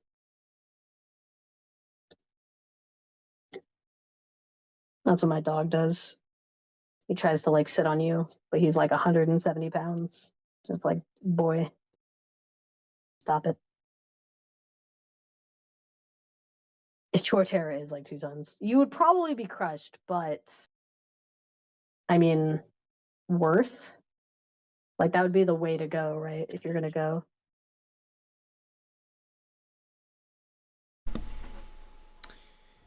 Okay. Hello. Oh, thank God you're back. I'm so bad at entertaining people. Why would you leave this to me? I'm sure you did fine. I'll get to look at your embarrassment later when I look at the VOD. We talked about Pokemon Okay. as I'm organizing Pokemon cards. Yeah, I come returning with a smaller short stack pack of the Rets, because there's the little short stack ones they came out with some time ago. And short stack. Of Rets, like it comes in like it's like a quarter the size or something. Okay, but what if the cute turtle tree Pokemon also has thick thighs? Sorry, I'm responding to Roomba. No, you're fine, you're fine.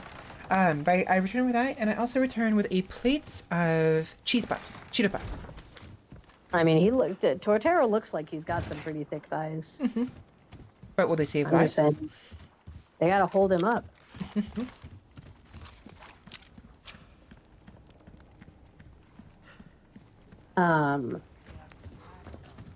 What the fuck was I gonna say? Lost my... Oh yeah. All right. So, God damn it. still within the subject of work, but not office drama. I have a very interesting case right now, where essentially I got this case in November of 2022. Okay. And it's been open this whole time, because Right. the parents have not done anything. They've not participated in any services that would help them to stay sober. They've continued to use fentanyl.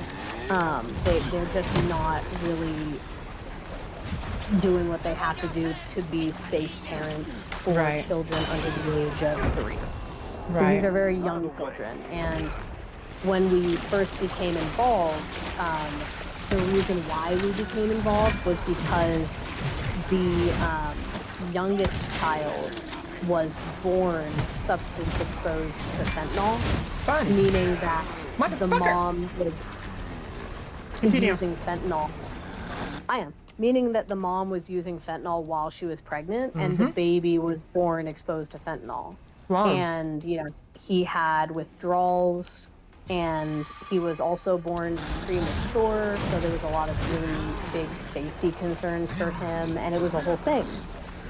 Then, fast forward a year, dad gets mom pregnant again. What can I move? Go ahead. And she gives birth to a third kid, and that kid was also born premature and substance exposed to fentanyl.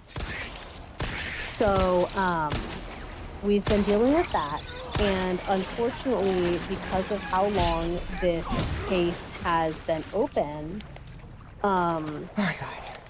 we've ultimately decided to request that the case be changed to severance and adoption, Right. and that the children be adopted by their aunt, because she wants to adopt them.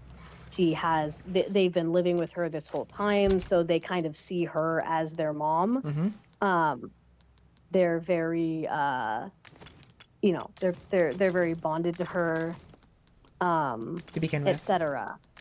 And they like the oldest kid and the oldest Happy kid lurking. is only 3, but she calls the aunt mom, and at this point, we've kind of had to make the decision, like, at this point it would be more psychologically harmful for us to remove these children and return them to their parents when there's no guarantee that their parents are going to be sober, because they have not been able to stay sober all the way up until this point. Yeah. And they're still not sober. So there was a lot of drama in this case where essentially the mom, apparently the mom has already lost 3 kids in the past for substance use. All of those kids were adopted by their grandma, her mom, and were raised by her. So this is not this mom's first rodeo. Yeah. I knew exactly what you were gonna say. Yeah, not her. And so when the case hit, a year of being open, I think this mom knew that we were going to make a call. And so the mom essentially stopped taking birth control without telling the dad. And he got her pregnant again. And when he found out that she was pregnant, he was really mad at her. And eventually the dad broke up with the mom, allegedly. And the reason I say that is because he broke up with the mom, and then immediately, within a week of breaking up with the mom, he jumped ship and started dating this new girl. Okay. And initially when they started dating, the girl is, she has her own kids. She does not have a history with, the department. She's never had her kids taken from her. And everybody started to see it as maybe a positive thing, like, oh, maybe this woman will actually be a good influence on this dad. Yes. And maybe she'll help him turn his life around. So they split, and the mom kind of went ballistic. She basically just went on a war path. She Mm-hmm. was like, "Fuck this lady, like fuck the dad, like fuck everybody." And Yeah. I'm trying to work with her and I'm trying to help her, but she just really isn't. She's never really been a mom. She has given birth to children, but she's never really raised them. Mm-hmm. Um, and so it's very difficult for her to get her to understand like what she really needs to do and like to take this whole thing seriously. Um, and so it's gotten to the point where unfortunately this new girlfriend is actually the I can fix it type, Uh-oh. where the dad has like used fentanyl and slept at her house, and it's like that could seriously place her young girls at risk, and she's not being protective. And so essentially what happened was in of December of last year, Mm-hmm. right before I went on my 2-week vacation from work, I met with the dad and his girlfriend, and I said, look, I'm sorry to tell you this because at this point the dad got a job, Yes. and Okay. I don't want to make light of employment, and I don't want to undermine or denigrate the importance of having a job in someone's life and in their own self-esteem and their own ability to like provide for themselves. The effort to um be, yeah, you can provide for themselves and also, so I don't want to sound like I'm not respecting the fact that the dad got a job, because that is very important, because he didn't have a job for a very long time. But him not having a job was not the reason we became involved. If we had become involved with this family because of unemployment, then him having a job would satisfy basically all of the safety concerns, and then we would just need to monitor his ability to keep the job. But at the very start of this case, this dad had a job. yes. And he lost that job because of substance use. He couldn't keep the job because he was using. And I told the dad when I met with him in December, I said, look, it's great that you have a job. I bet that feels really good for your self-esteem, and I'm very happy for you that you have a job, but I do need you to understand that is not a part of your case plan. We need you to engage in recovery abuse, like substance abuse and recovery classes. We need you to take parenting classes. We need you to engage in healthy relationships classes. Like, we really need you to build up a solid repertoire of supports and services in place, so that if you happen to experience any stress or any negative situation in your life in the future, that you have coping skills and that you are not going to relapse. Because if you do relapse, your children are going to be in danger. Because that was happening when we got involved. The parents were using, they were falling asleep, their daughter was malnourished and starved because they weren't feeding her. And I told him that, and he was like, yeah, I understand. And I also told him, right now, I don't know if I can trust you because you are still testing positive for fentanyl. I can see your drug test results and I can see positives. And Right. he swears up and down. He's like, no, I'm not using. Like, I don't know why I'm testing positive. The drugs must be leaving my system. Like, I swear I'm sober.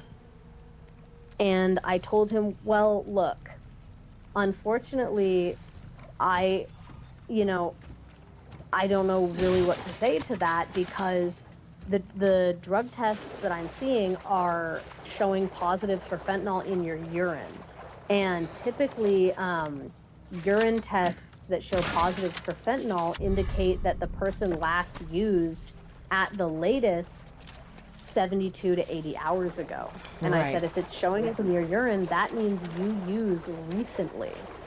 And it's not just that you're testing positive, it's that I get the results, and then I request a confirmation of those drug test results, meaning I request that the results be rerun through the system to confirm the positive and to list the exact levels of fentanyl that are showing up. Yes. And every single time they've come back positive again. Mm-hmm. And so I told him, I'm sorry, but something is going on that you're not telling me. Mm-hmm. And, you know, the girlfriend was there and she was just doing the very classic, like, I can fix him. She's like, no, he's sober. Like, your tests are wrong. I don't know why that's showing up, like, et cetera, et cetera. And finally I said, look, I am going out of town for 2 weeks. When I come back, I had better see negatives. That's all I'm going to say. I said, let's say that for all intents and purposes that you are right, that you shouldn't be testing positive for fentanyl, that there really is some sort of horrible sabotaging glitch in our system, and you really should be negative. I said, when I get back, I had better see negatives for fentanyl Yeah. all across the board. And he goes, you will, you will. And I go, okay. Okay. And then Okay. I come back after my 2-week break and I'm seeing positive, positive, positive, positive. And it's the same thing. I request confirmations, confirmed, confirmed, confirmed, confirmed. And so I said, well, then we are continuing to request a change of case plan. And I told my supervisor, you know, I said, this sucks because I really was rooting for this dad. Hell, I still am. But I said the drug test results speak for themselves. So at court, when my That never happened. attorney gave Sorry, I'm talking to myself. no problem. When my attorney gave the update, you know, my attorney said, yeah, the dad is still testing positive for fentanyl. You know, he's not engaged in any services and all this stuff. And at one point, my attorney pointed out, like, dad got a new job, but his new job has caused him to miss multiple visits with his kids. And the dad, like, you could hear him over the phone because he attended the court hearing virtually. And that was a whole thing in and of itself. He forgot about the court hearing, showed up 10 minutes late, and called in from work. Like, he wasn't even proactive enough to, like, write down the court hearing and be like, yeah, I got to be present in court because this is a hearing about my kids. Mm-hmm.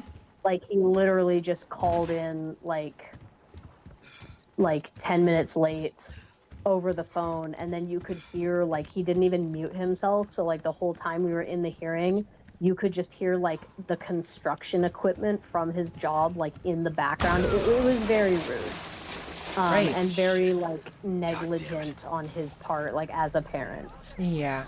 That's not cool. So that was really annoying in and of itself. But Yeah. then when my attorney was giving updates, the dad was like interrupting, like talking over my attorney and kind of like reacting very like dramatically. Like my attorney was like, yeah, dad has a job, but he's missed multiple visits with his kids. And the dad was like, multiple? I ain't missed multiple. And I was like, like I just told my attorney, I'm like, yes, he has. I have them. I have the dates written down that he's missed. And so essentially what wound up happening at the court hearing is that I unfortunately had to tell the judge, I said, Your Honor, I'm sorry, but the parents have done nothing. Having a job while a positive in someone's life in general is not enough. And because this dad had a job before and lost it due to substance use, we unfortunately can't trust that that's not going to happen again, because right now he's still testing positive.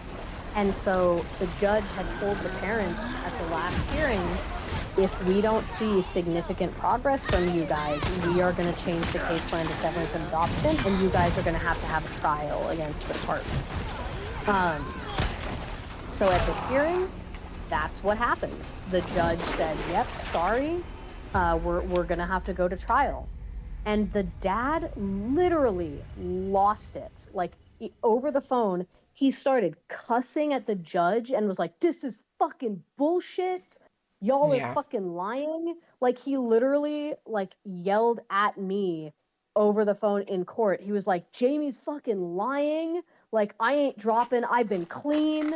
Like, all this stuff. And the judge literally tried to tell him, like, please be quiet. Like, this is not appropriate conduct for court. Yeah. And he interrupted her and was like, no, I'm fucking pissed off. You trying to take my fucking kids. Like, and I was just like, of course, I was like, don't move, Yeah. like T-Rex, just stay still, don't say anything. Welcome in, Ilresi. Hello. Anyways, continue. But it was just I was like, oh my god. And then after the hearing, I told my attorney, I said, we are using Dad's conduct in court today as further evidence to support our claim, because Dad had told me in the past that he had anger management problems, and I told him, then you need to be engaged in classes to help you manage your anger, because you are expecting to take on 3 very young children, and that is nothing if not anger-inducing and stressful when they're having, behaviors. And he was like, yeah, like, I will. And then he didn't, and now he's sitting there saying, like, this is bullshit, I'm doing what I need to do. You guys can't take my kids from me. And it's like, you couldn't even control your anger enough in court to not start cussing and screaming at, like, our honorable judge. Like, the one person you are not supposed to speak like that to, and you spoke like that to. Fuck yeah, like, sorry. No. Sorry, I just 4 headshots to the fucking bullhead and I kill him. Anyways, continue. It's unrespect. Do you think? No, I'm answering Sheppy's question. No, Sheppy, he wasn't held in contempt because this wasn't a trial. This was a pre-trial conference where if the parents were doing well, we wouldn't have a trial and we would continue offering reunification services. But if they weren't doing well, then we would set trial dates and we would change the case plan. So because this wasn't an official trial and was a conference / dependency review, he wasn't held in contempt. If he had done that during trial, he surely would have been. But we have trial in February. So we will actually be going to like the official trial where it'll be, me against him and all that good stuff. But yeah, it was wild. I had never I had never had a parent do that before, like behave that way in court before, and I was just like, you can't do that. You can't. It's not acceptable. Yeah, it's not acceptable. I mean, it didn't affect me. To answer, what? Oh gosh, I really need glasses. That's another update. I actually got I went to the eye doctor recently. I'm gonna get glasses. They have my prescription. I just it's not ready yet. But they are setting me up with glasses. So the next time you see me, I'll probably have glasses. I'm trying to read Elor. Oh goodness. Ilresi. What'd you say? Ilresi. Iloresi. Okay. Yeah, no, I'm fine. I've been at this job long enough. You get cussed at by parents, you get yelled at. And it's understandable, it's unfortunate that parents are, it's unfortunate that just our society in general is such that people do struggle with addiction, with substance abuse, and that they struggle to maintain that sobriety because it really, the only person that it negatively affects is their kids, and that's why we're involved. That's the whole that's the whole situation. That's the whole shtick, is just, unfortunately, this is child safety. So I'm perfectly, it is. I work I'm an on-site child therapist for the Arizona Department of Child Safety.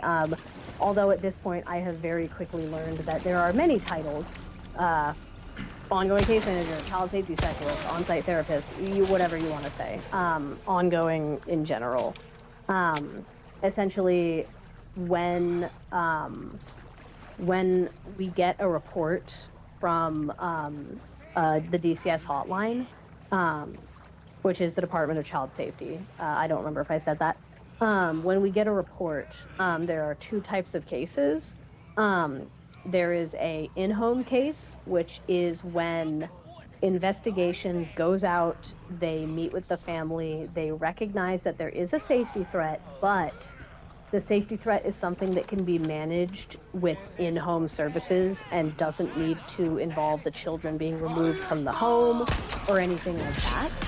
And then we have ongoing, Not bad, right? which is when the danger threat is so severe to the children. So, for example, they're either being severely physically abused and there's no one else that can protect them, or there's heavy substance use happening in the home and the children are exposed, or the children are being, sexually assaulted, or there's something very severe happening in the home.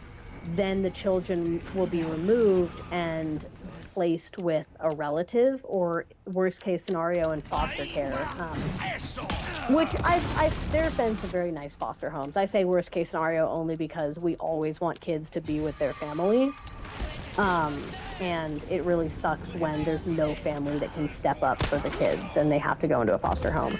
But my job is essentially, I work with the parents in terms of getting them involved in services, monitoring their progress, but then I also have sessions with the children where I work with them, see where they are, psychologically and functionally, and try to provide them aid. And then when we go to court, I give my own, I write court reports on, like, this is where the children are, here is what I believe is in the best interest of the child, here is where the child's, like, detriment is psychologically in terms of being with the parents. And the process is we give the parents time to engage in services, to maintain sobriety. We try to help them as best we can. But if they just, for one reason or another, aren't doing what they need to do, at a certain point, we have to make a call and say, okay, it's time for us to change the plan. The kids need permanent, stable home. So they need to be adopted, or they need to go to what's called guardianship, guardianship is just adoption, but the parents' rights weren't severed, so they still have rights, but the kids are not in their custody.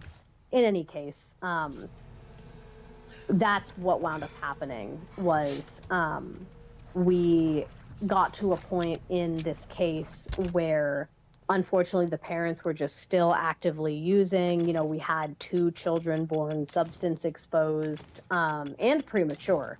That was another wild thing. This mom has a history of giving birth to not only substance exposed children but premature children. Fun. The latest child came out, the latest child was due in December. He came out in October.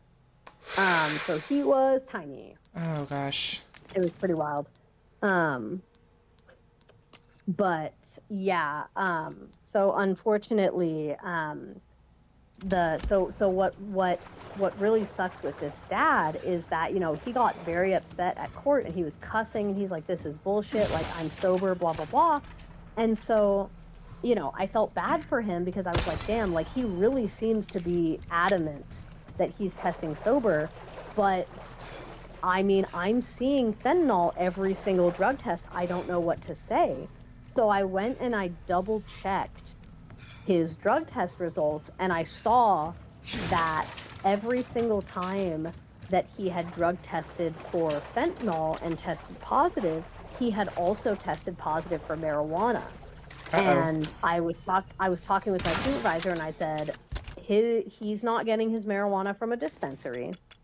That marijuana was laced, and he was not being smart and was not thinking that it could be laced, and unfortunately it blew up in his face at court because he was consistently testing positive for fentanyl. So he didn't know it had fentanyl in it.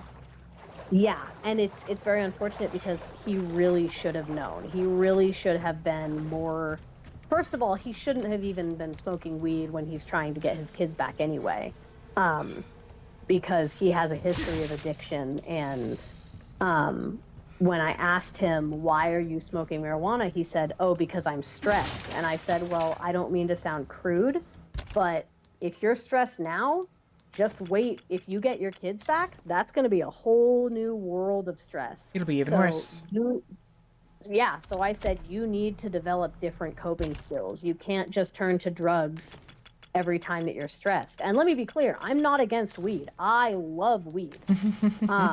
But I think that if you have a history of addiction and you have a history of using drugs when you're in a bad headspace, then you really run the risk of marijuana becoming something that you abuse. I agree with Sheppy. That's the other crazy thing.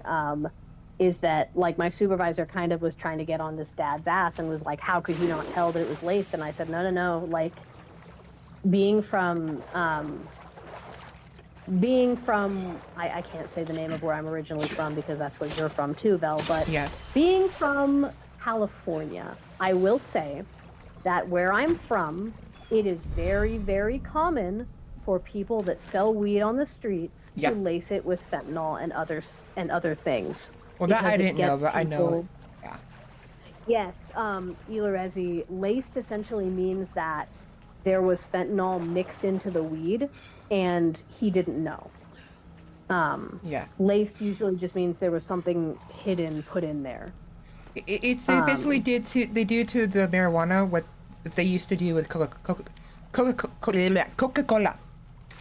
In a way, yeah. And a lot of times where we're from, it's unfortunate because a lot of street dealers are selling to young people, like school age, like high schoolers, and the fentanyl laced weed is more addictive, and so you will get high schoolers that are kind of like addicted to your specific product. Yes. And that's how you keep them on it. And it's very gross, but it's very common where I'm from. And so I told my supervisor, like, no, like I do agree that he should have been more responsible with his substance use in general. But and if he was going to use marijuana, he should have taken efforts to get it from a dispensary. But I would understand him not being able to detect fentanyl, especially because the levels of fentanyl that he was testing for were not very high. So it would make sense if it was just a small amount that was in his marijuana. But unfortunately, it sucks because at the end of the day, that mistake, that lack of being responsible after a year and several months of this, that really could be the final straw for the judge, and she could rule against him and decide to sever his rights. And I really think this dad is not being serious, and I think that it's been very frustrating because he has not been being realistic about these children and what they need.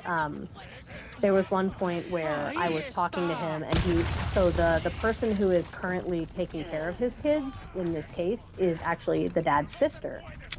And at one point, I was talking with the dad, and he was being very like conspiratorial against his sister, and he was saying like, she's just like fentanyl is not any kind of I'm answering Ilarezi's question. Fentanyl is just highly addictive. It's mostly prescribed initially for pain, but it's there you go. Like Sheppy said, it's usually prescribed for pain, but because it's highly addictive, it's very common for people to get addicted to it. And it's very easy to access, unfortunately, to get a hold of. It really doesn't do anything other than get you high and inhibit your impulse control. But when you have kids, that places them in danger because you will be falling asleep. And depending on if you have any other like underlying mental health concerns, it might exacerbate your mental health. So like I have parents who they have borderline personality disorder, and then they use fentanyl and it causes manic episodes, or it triggers manic episodes. I won't say it's a one-to-one causes, but it exacerbates the mental health if it's untreated. And so it's a concern just because due to how highly addictive it is, it's very hard to trust that parents that have had such a long extensive history of addiction, it's very difficult to ascertain whether or not they're going to be able to maintain sobriety. And when I was talking with this dad, you know, he was being very conspiratorial against his sister, who is placement, and he was saying things like, you know, she's just thinking like all these bad things are going to happen. She thinks that if I get the kids back, that like my son is going to become depressed and like he's going to stop eating and he's going to be crying all the time because he's attached to her. And I asked him, I said, okay, so I'm hearing from you that you think that what your sister is saying is unrealistic, it's ridiculous, it's conspiratorial, but let me ask you, what would you do if that really did happen? Like, what would you do if, because your son has formed a attachment to your sister and sees her as his parental figure, what would you do if you got him back and he did stop eating and he did become depressed because and he started developing like unstable abilities to form attachments because all he knows is your sister? What would you do? And he didn't have an answer for me. He's like, well, that's just not going to happen. And I said, that's not how this works. You can't just say, oh, well, it's all going to work out, it's going to be fine. I said, you need to be prepared for the worst case scenario with these children, and you're not doing that. And that's really a concern to me, that you're just being so like dismissive and laissez-faire about this whole thing. But at the end of the day, like these are young children. They are at a critical point in their attachment and development, and you aren't taking this seriously, and you're just saying, oh, it'll all be fine. And it's like, now whenever I ask him like, hey, what's going on with services, you know, why are you not engaging in any services? He says, oh, well, my job prevents me from having any time to engage in services. Well, you know what we just found out the other day is that this new girlfriend that he's been with for 2 months, they're getting married. Oh. They signed an affidavit for a marriage license. And when my supervisor and I were looking at legal records to see his arrest history, we found that out. And I was like, excuse me, you don't have the time to take classes to teach you how to parent your kids, but you have time to get married to a woman that you've known 2 months, or that you've been with for 2 months? You know, I said, I'm sorry, this is absurd.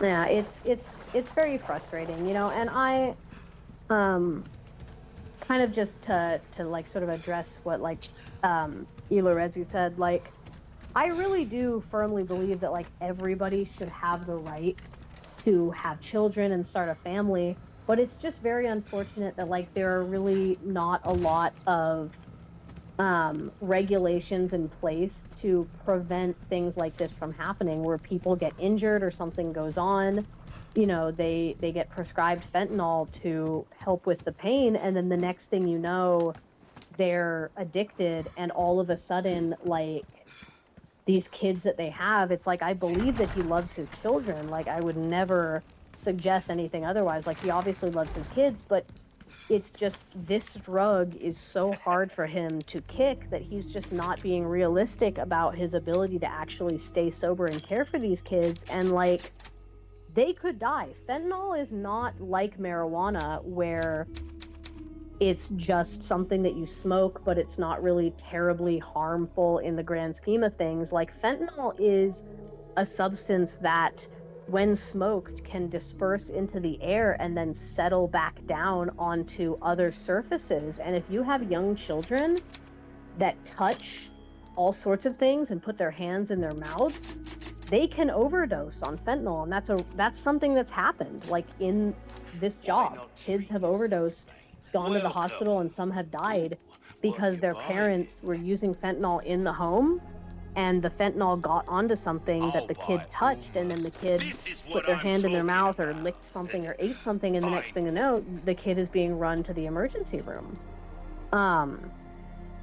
And I've told this dad, I said, like, that, like, you have a 2-year-old right now. That kid is going through the mouth phase. That everything is in the mouth. I went over to the house to see the kid for my meeting with them, and I had a little like slug toy on me, and I gave the kid the slug toy, and in 0.2 seconds, right in the mouth. That's just what's happening right now. Everything's going in the mouth. And I said, if I had been using fentanyl and my hands still had traces of fentanyl on them, and I picked up that slug and I put it in that kid's mouth, congratulations, to the hospital you go. It's really that severe. And yeah, a no expenses paid trip to the hospital where your parents don't have to pay the bill and you can barely survive. Yeah, you know, and I've just told the dad, I said, like, this is not just something that you do temporarily. Like, you don't just do the services and you don't just maintain sobriety to put on a show for us, to look good for us, so that we give you your kids back and then leave. This is at minimum an 18-year commitment.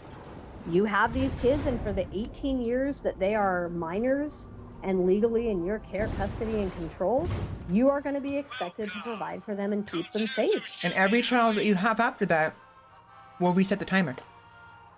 Yeah, exactly. And it's just like they're just really not being very realistic.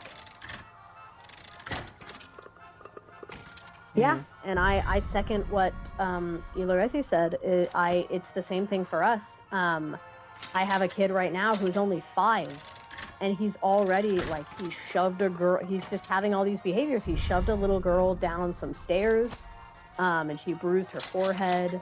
Fun. He's having all of these behaviors, and it's really just due to the fact that he was born substance exposed, and then he was exposed to domestic violence. And ain't that grand? It's like, yeah, and it's just like, you can see how it's affecting him behaviorally. And unfortunately, there are not a whole lot of studies and accurate information on the full effects of fentanyl and substance exposure on children's behaviors and development. And so we really don't know the full scope of how that might affect kids. We really don't know how all of this substance exposure might manifest itself later on in life, especially when they hit their teenage years. And it sucks. There are some kids where, like for example, I have 3 kids on one of my cases where because of the mom's addiction, they have essentially just lived homeless their whole lives. And they don't know, like, they don't know anything. Like, they don't know how to clean themselves. They don't know how to bathe. And it's like at a point where they've so heavily normalized, like, living homeless, that, like, they will hoard food because they don't know when their next meal is going to come from.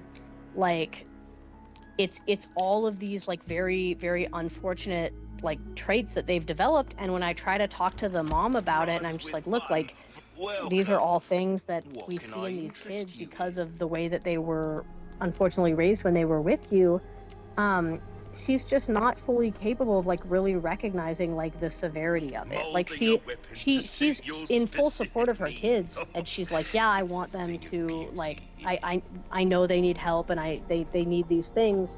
But it's just like, when I ask her, like, well, what's your plan to make sure that for, like, the rest of their lives that you're able to meet their needs and that this isn't going to happen, she just says things like, well, I'm just going to get it done this time. I'm just going to do it. And I'm like, no, like, we want to be positive, but it's not enough to just say that. Like, we need a plan. We really need to have a plan in place that you could follow through. And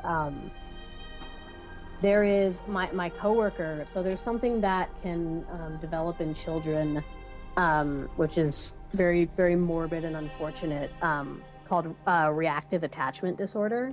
And essentially, it manifests in younger children who were so heavily abused when they were younger that they never formed like stable attachments to any specific caregiver. And as they grow up, they start to display very, very severe behaviors. And my coworker has a child on her caseload that has reactive attachment disorder. And very recently, that child killed a dog in the home. And it was like everybody was in shock, but it was like, well, what do you expect? This child has been heavily abused her whole life, and she's very clearly unwell. Of course, that is going to manifest itself in very severe ways. It's like, and it's just like like Ilorezi said, a lot of times, like some of the worst cases that you'll see are children that were not properly cared for during like very critical points in their development. And because they're children and they don't yet have all of the developed impulse control that you kind of build as you learn to grow up as a person in society, they do like very, very severe negative things. And it totally sucks because you just have to turn and look at the parents and go like, yo, what the fuck? Like, what are you gonna do? What, bruh? And it's wild because now with this case, I'll try to crank it up a little bit for Roomba. But yeah, to bring it back to this one case, this trial is going to be absolutely bad shit. It's going to be the most, like, the dad, like, he was so mad that it was revealed that there was still fentanyl in his system that I guarantee he's not going to want to talk to me. So when we go to trial, he is probably going to totally be like, I'm going to be public enemy number one. He's gonna be completely obstinate, like irate, and nothing's gonna get through to him. Yeah, pretty much. So that's how he is. So that's gonna be funny. But that was wild. I have been in court where parents have gotten irate. I have been in court where parents have been like, this is ridiculous, like this, and they've raised their voice. I have never been in court where the parent flat out like cussed at the judge and was like, this is bullshit. I'm like, you can't say that. You can't do that. I'm like, this is the one person, like, if there's anybody that you do not cuss at and you do not speak that way to, it is our honorable judge. Like, I'm just like, you just don't do that. And so I'm very interested. How many court cases have I had? Oh boy. So we go to court every 3 months minimum, for what's called a dependency review. And then after 6 months for children under the age of 3, we do a permanency review. And then after 9 months for children, 12 and under, but over the age of 3, we do the permanency review. I think. Honestly, sometimes the days just blend together. I hear Kitty. Every 3 months. That's Misty. She's screaming. As she does. Every 3 months for every case that I have, we go to court. And then if we go to trial, we go to trial. I have right now, let me see. So throughout my time, I've had, let's see, 1, 2, 3, 4. That one's going to there. And then we have 1, 2, OJ, flip. So right now, I think I have had in total 16 cases. So, and we've gone to court for those 16. I've had those cases since 2022, and we've gone to court every 3 months. So someone do the math. But we go to court pretty regularly. And every 3 months I have to write a court report about the family just for the review. But yeah, we go to court a lot. And you kind of get used to it. It's not so bad.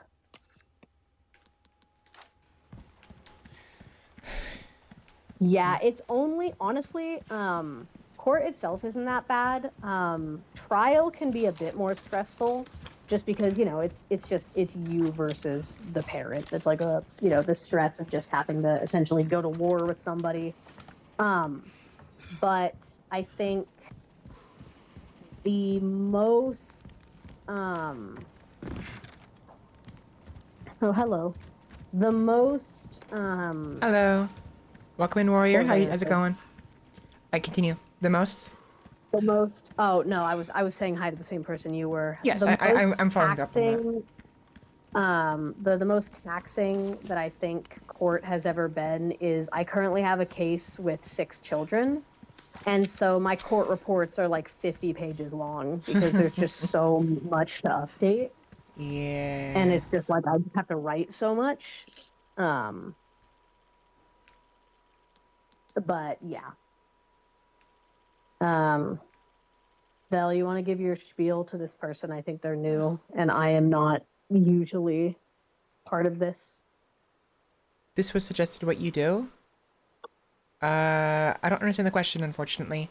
They're kind of asking, like, I think that your stream popped up in their suggestions, and they're asking, like, what's, you know, what is your, who am I? What's your style? Yeah, exactly. Hello, I am Svela. I am a Valkyrie VTuber, variety VTuber. You know, just doing, you know, I play lots of different video games. Sometimes I play colony management games, other times I play strategy games, like Crusader Kings. Sometimes I play action-adventure games, shooter games. I do gravitate towards certain ones, colony management and action-adventure games. And right now, we are having a bit of a collab with my friend Jamie, because... I'm the friend. Yeah.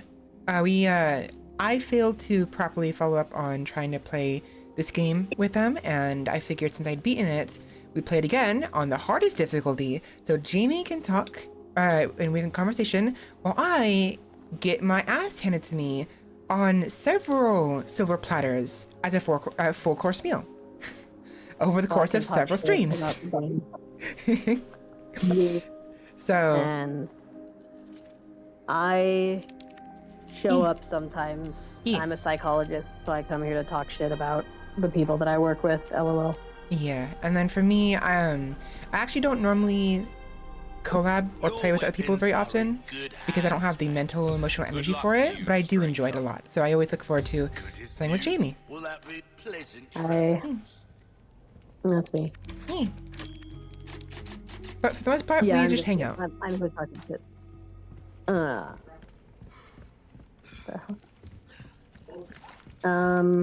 But yeah, so we do go to court a lot. It sounds more stressful than it is. I think it's only stressful if you're not doing your job right. Like that's really the best I could say. It's just like if you are a dog shit at your job and you're totally dropping the ball, then yeah, court is gonna rip you a new one. But if you're doing what you need to do and you are confident and shit in your job, then you are not going to be stressed about court. You're going to be like, I got this shit.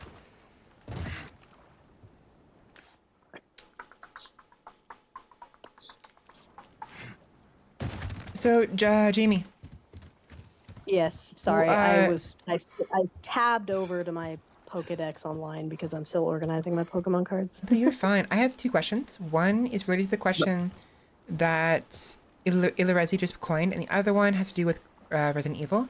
So first and foremost, Twitch. Do you have a channel? Like me? I have a Twitch account mainly so that I can follow other people.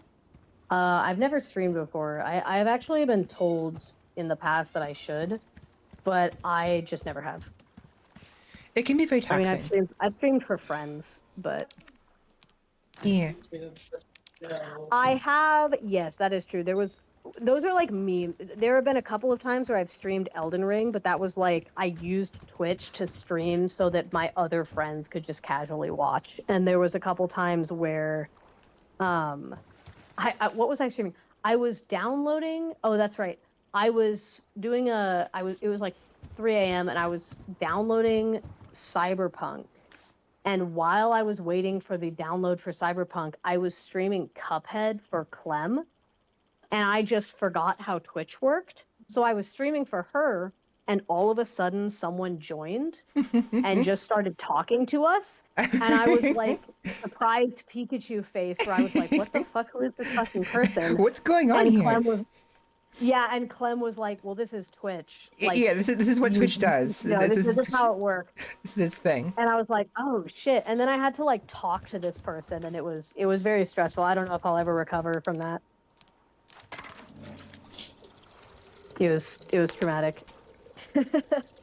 Yeah, streaming is it honestly it's very stressful. Like I love this. Every single stream, the moment I hit start, like something like smacks me in my back on my back, and I'm tense. It's like, what the fuck? I've done this for like over 3 years. You'd think I would have calmed down by now. Nope. Anxiety at my ass. Yeah. I was while I was playing Cuphead, and I was totally kicking the shit out of the bosses, and then this person joined, and I was like, hey, and I had to figure out a way to be like, hey, just so you know, like, if you came here for Cuphead, it's not going to be Cuphead all night. I'm going to be playing stupid Cyberpunk. I'm just waiting for the game to download. Yeah. And the person was like, oh, that's cool. Like, you're doing well.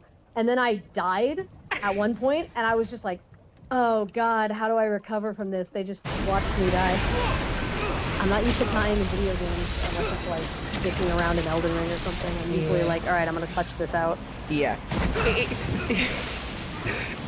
Playing on your own is one thing. Then have to like an audience is like another thing, you know? I know. The only reason I've been told to stream before is just because I talk throughout. Like when I play games, I narrate what I'm doing. Yeah. And I've had friends be like, oh, like that's just what you do when you stream on Twitch, and I'm just like, yeah, but I know I'm being watched. I keep wanting to hit like the freaking left trigger for the freaking aiming the freaking harpoons. Yeah.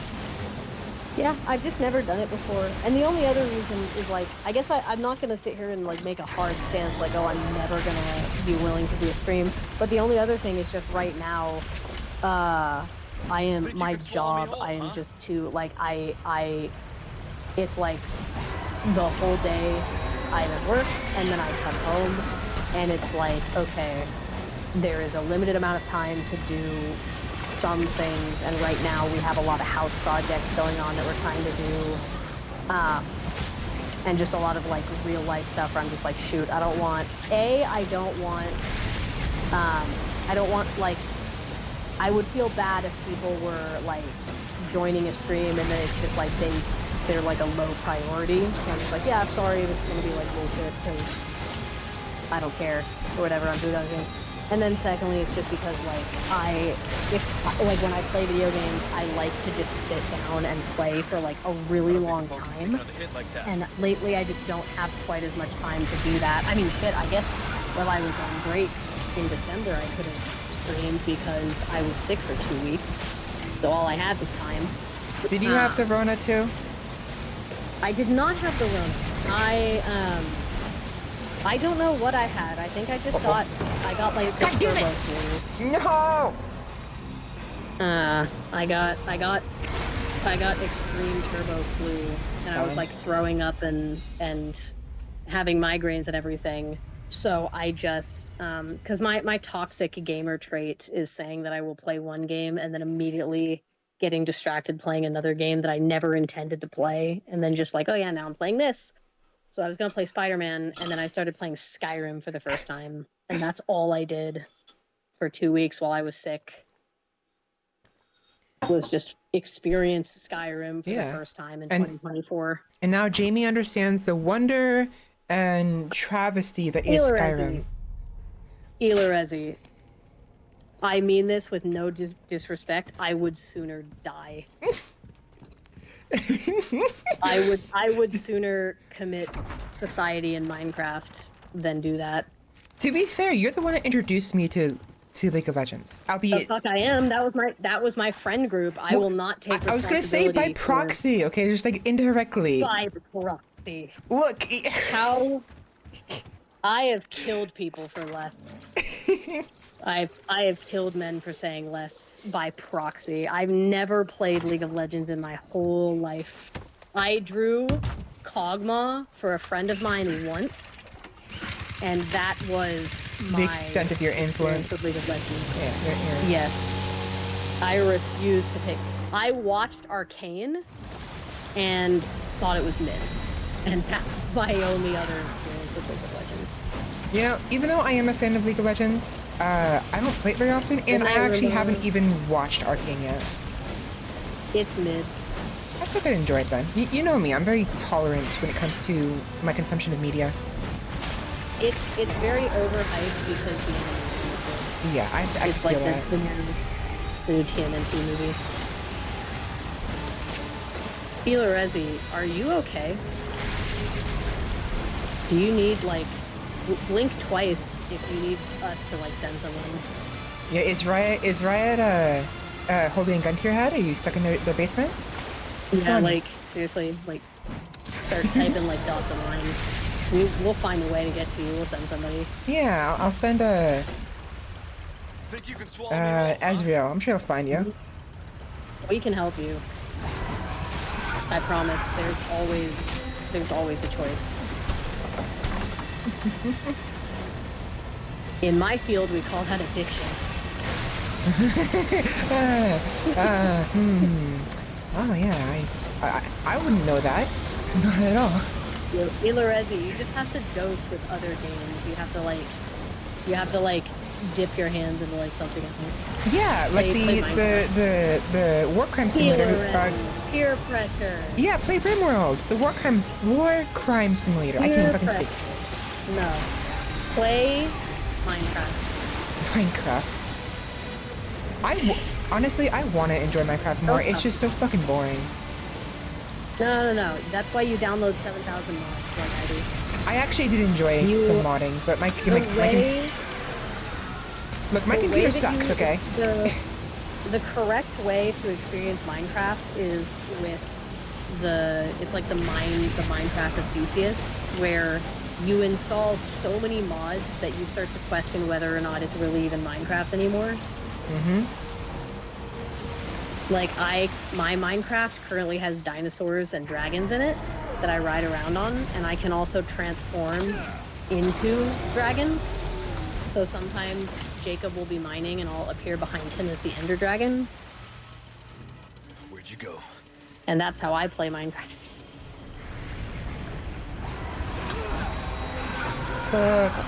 I was able to enjoy this mod, 2 mods actually, of Minecraft. I actually really enjoyed. One of them I could barely run. Fuck. And the other one I played more of, but eventually got bored of it. The first one was Dawncraft. I'm not sure if you're familiar with it. I have not played it. Okay. And there's another one called Mine Colonies. So That one I haven't. okay. So my Dawncraft it's a very RPG focus, and there's a quest line and quests and stuff like that. I actually liked it a lot, especially with the extra. I'm sorry, you said you could fuck in it?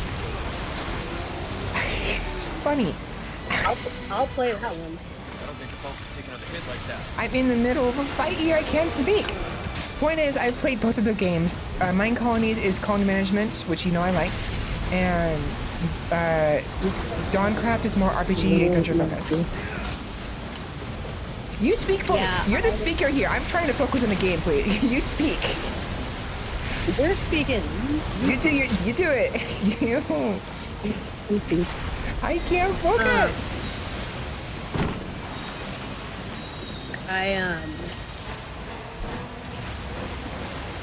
What was I fucking gonna say? The way that we do Minecraft is there's a mod pack called Stone Block, and essentially Stone Block is like 3,000 mods that are all compatible with each other, and you spawn underground. You're kidding me! And you can never like go up to the surface. It's essentially like you are just always underground.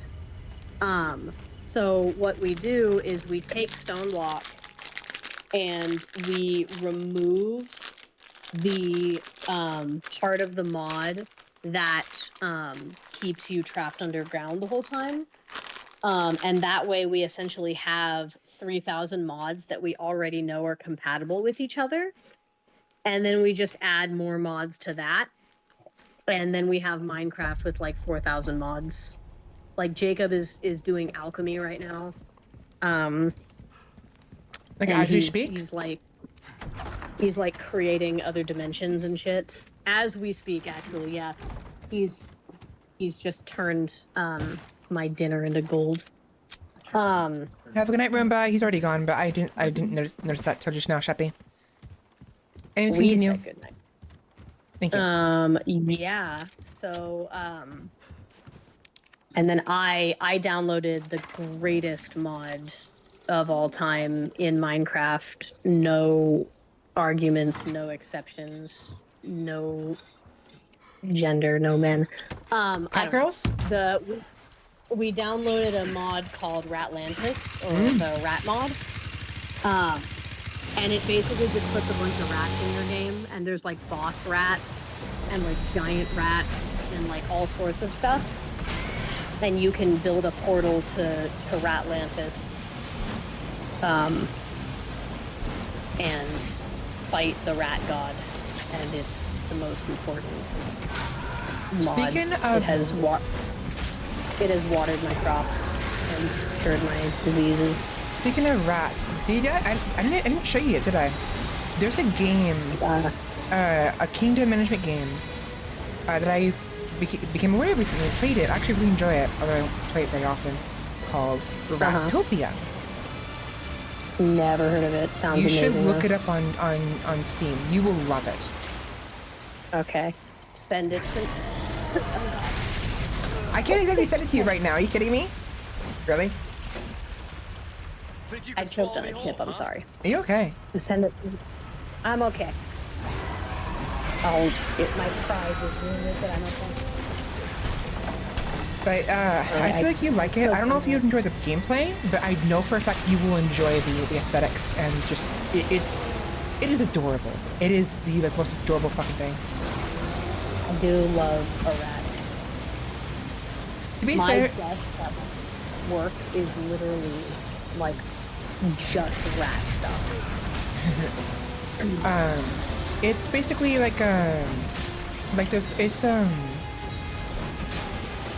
left and right camera, like Terraria,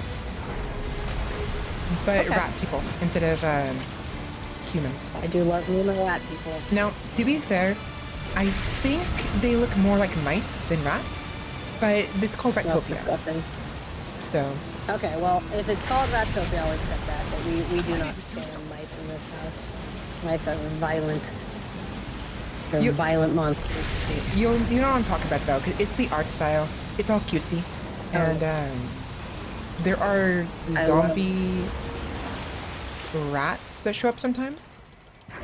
Hell yeah. Full plague babies. Yeah, you gotta defend yourself against them, though. Damn. I keep them as pets. Where'd you go? I do love me a good rat. That's basically all I do in the Minecraft, in our Minecraft game, is I just go and I befriend the wild rats that I find. And that's my whole ass gameplay.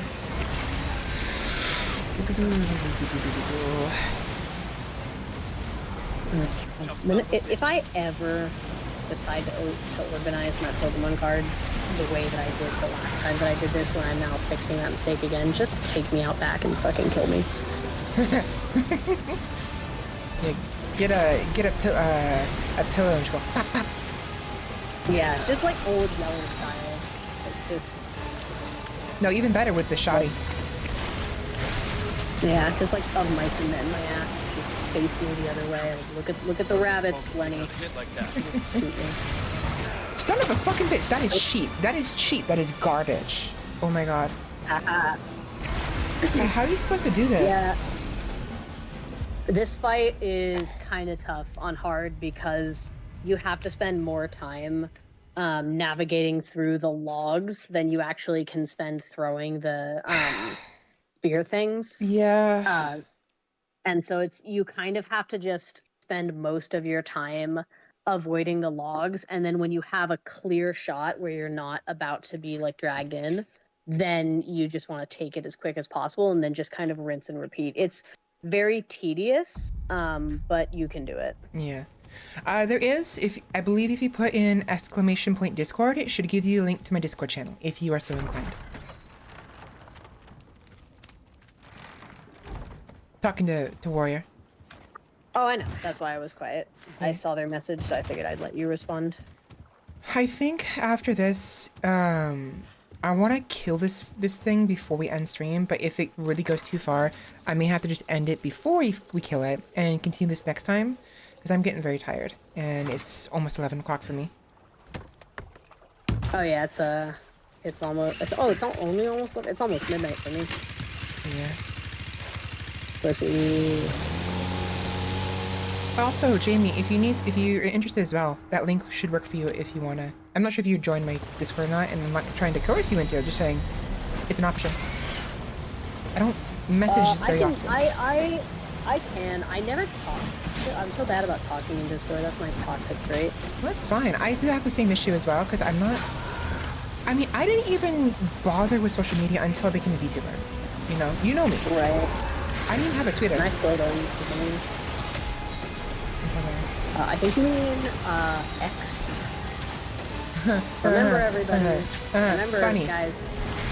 Now, remember, everybody. If you want to watch videos on X, you have to type in X videos into your search bar.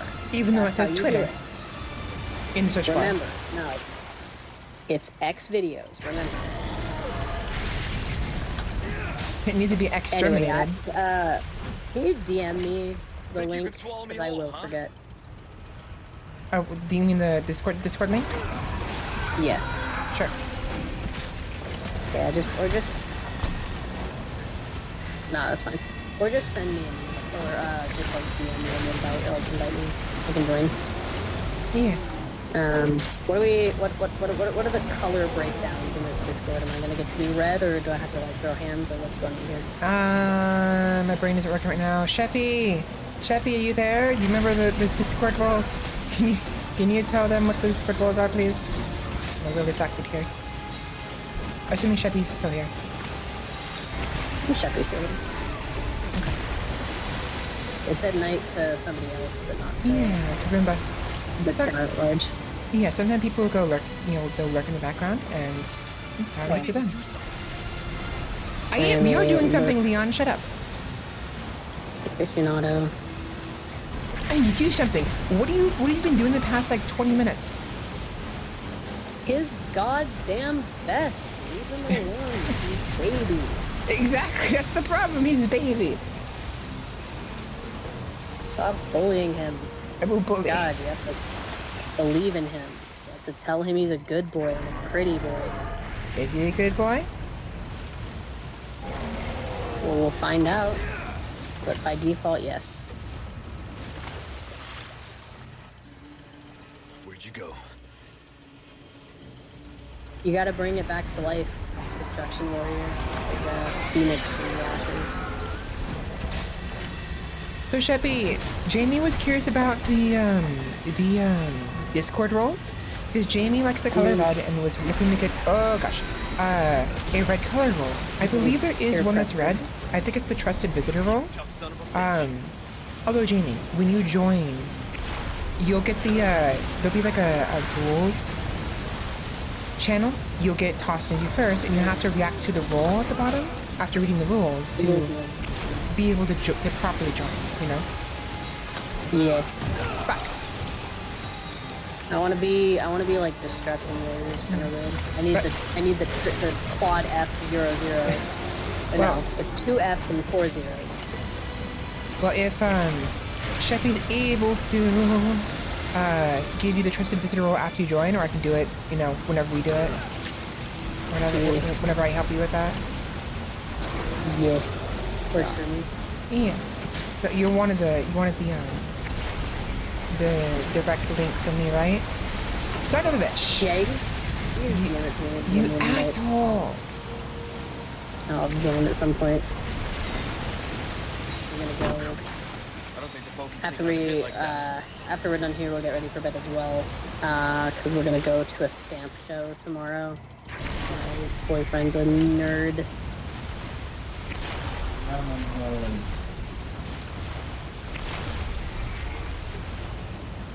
You got this, Belle. You just gotta spend most of your time talking. There you go. Yeah. I don't remember the ending to this. Is it the same cutscene as the original, where he has to cut his way out? I guess we'll find out. Never mind. I guess we're gonna find out. But there's no. QTE. I think it's the same, but it's not interactive anymore. I think. So it's just a cutscene. It's also been. Yeah, that's another issue that I have with this game in particular is that there's so many cutscenes still, but they're not interactive anymore. Yeah. It's just like sit back and watch Leon flail around and suck dick for 30 seconds. Yeah. Or whatever. You know, whatever he's into. Yeah. Okay, I guess there was no cut the rope scene. It's just he passes out. Oh yeah, that's right. Dude, I was wrong as shit. I remembered what I wanted to see. Okay, chapter 2, chapter 1, chapter 2, chapter 3. So, okay, the reason why I've been, just for context, for those who've been watching me in this entire time, and why I kept hovering over the save op the typewriter and around the merchant is because there's an item in this game called the Rhinoceros Beetle Charm. It increases the value of the consumable healing items when you sell them. It doubles their price. There are a lot of items, a lot of these items here in this game. The snakes, the fish, the eggs from the chickens, and when I first played this, I got that really early on, and I wanted it. Problem is, the seed for which combination, charms you get for the first batch of like gold and silver, it's set, tokens? motherfucker. It's set based on the game. Once you start the game from the beginning, the seed changes. And so I can't just load and save. It'll be the same seed regardless. And even worse, even though there's a couple of different combinations, there is silver, silver, silver, gold, gold, gold, and then a combination of those. Silver, gold, gold, silver, silver, gold, being the only two, right? I checked all those, and none of them had the Rhinoceros Beetle charm. That's why I kept reloading earlier, like an hour or two ago. Kept reloading over and over again and playing with fiddling with the slot machine, is because I was trying to get that combination. So this tells me we're not gonna get that until chapter 9. Or whenever the next time we get this. So all of these consumables, either I had to sell them all now or carry them fucking like 3 chapters. And there's a lot of healing items I can pick up. Like good, like I think last time I got like almost like a dozen and a half eggs and like a good like 6 vipers and a whole lot of fish. And I don't have the inventory space for that. So fun. Fan-fucking-tastic. So unfortunately, you're gonna want those motherfucking healing items. Huh? I said, to be fair, you're gonna want some of those motherfucking healing items when you get into the castle part. Yeah, well, you're right. I will. I don't want to though. You're gonna get your fucking asshole waxed in a second. Unfortunately. Yeah. So 79% accuracy, 6 deaths, 44 enemies killed, chapter playtime 3 hours and 35 minutes. On professional. Damn, 6 deaths kill it too. Huh? Nothing. Oi, what'd you say? I said 6 deaths skill issue. Oh shit. Jamie, are you on the server yet? I'm not yet. That's fine. I'll get happy later. It's not a big no rush. Just wasn't sure if you wanted to join or not. I will dude, I'm being like bullied right now. Like very pressured. I'm gonna start using. Oh yeah, sure. Very pressured. I'm gonna start eating chocolate chips in mass. It's like someone going like, yo, we have this like cool ass like donation thing going on. You donate it and get some cookies from it or what have you, and you're going, oh my god, fine, I'll give you money. Jeez. It's like, dude, calm down. Listen, I have never said no. I know, but you that was the bit you were doing, you know. Catch me fucking poor as shit because I'm dodoing all my money away. All for the sake of cookies. Who doesn't like complimentary cookies for donations, right? I like me a cookie. Mm-hmm. I would not say no to a cookie. Cookies are best when they're yummy, though. And the ones I got, they're decent. But they're not that great. Cookies are best when they're yummy. Girl, that's food.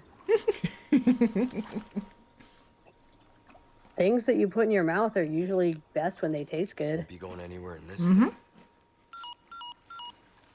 Is this from personal experience? Condor one to roost. Yeah. You read? I like when my dick tastes like whipped cream. To be honest, fair. You know it. I've always You'll been find alone. that out the next time. What? What? Huh? I said you'll find that out the next time I come to where you are. My boyfriend and I are gonna jump your ass. I'm in danger. Yeah, we're gonna lay claim to you. Oh my gosh. Fun. Oh, real quick. No, not yet. Did you notice the policeman's head was cut off? I didn't notice it the first time around, and first time I played this. Yeah, the one that's like in the village, or the one that's The one they toss into the water. When you look at the yeah cutscene, his head is missing. I did never notice that until now. Or maybe if I did, I forgot. I don't know. yeah. This is where Yeah, they did I don't it know why they too. do that. Weird. Well, Weirdos. we found his hat and we found the weapon they used. Of course, the question remains, where'd the head go?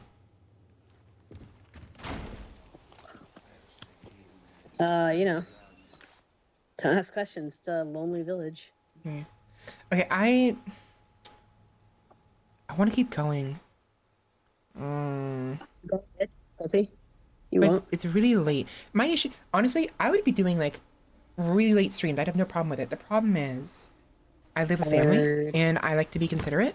And sometimes I'm too loud. I try not to be. But the consequence of living with other people is you got to be mindful of their time. And it may be Friday, but it's 11 o'clock at night basically, and they're trying to get some rest.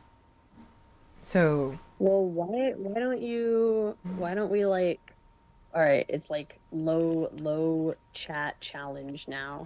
You gotta talk low volume. well, I have to talk low No. volume. You can talk as loud as you fucking want. I don't know I'm never loud. I don't know what you mean. So I've never been loud in my life. I don't know what you're talking about. I was gonna make a rebuttal and say bitch please, but no, actually, no, that's not true. There have been a couple times you do get loud when you're trying to make a point, I don't know what you're talking about. I have never. but you're almost never been always loud again. you're usually very quiet. I don't know what you're talking about. my boyfriend would stand to disagree. I don't know what either you're talking about. I keep choking on the excess chip that won't leave my throat. Maybe your boyfriend can help. I don't know. It's pretty far back there. Oh. Come on. Oh, what's wrong? Is it not long enough? I don't know. You know, I mean, I guess that's for you to find out. Huh? Boy. Don't threaten me with a good Yeah. time. I'm Turn it kidding. back on you. I'm kidding. Bitch. I'm kidding. Well, what am I doing? What am I doing? I'm going back to order music. Dude, just do it. You gotta do that like child. You gotta do like the JD McCreary fake loud yell where you're like,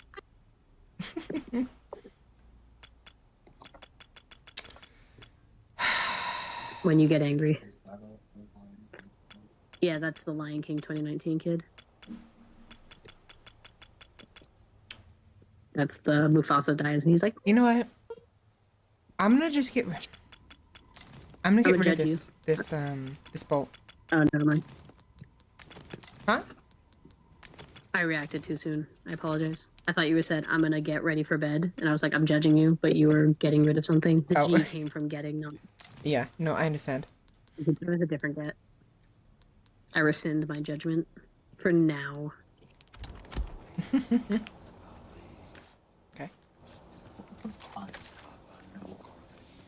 All right. Yeah, my judgment. Who's ready for some hentai? This ain't the fun type either. Me. We're about to receive the And first time. time is babe. Yeah. We're gonna encounter the first Black us like proper. Wiggle. Wiggle, wiggle, Clog. wiggle. Motherfucker!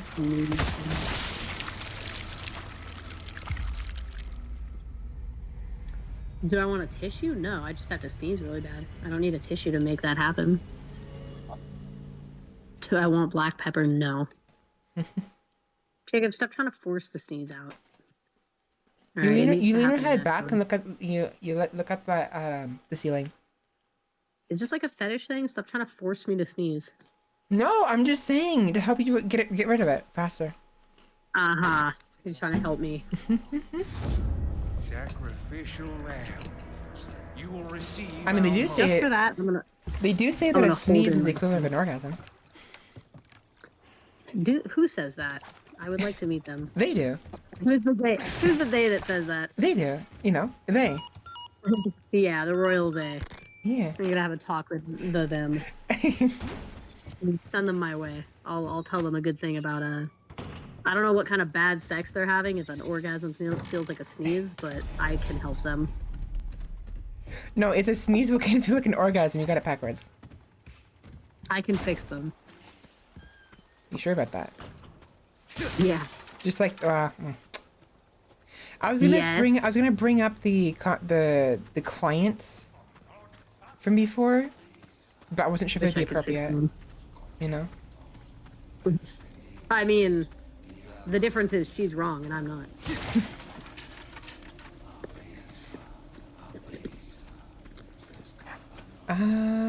Witnessed.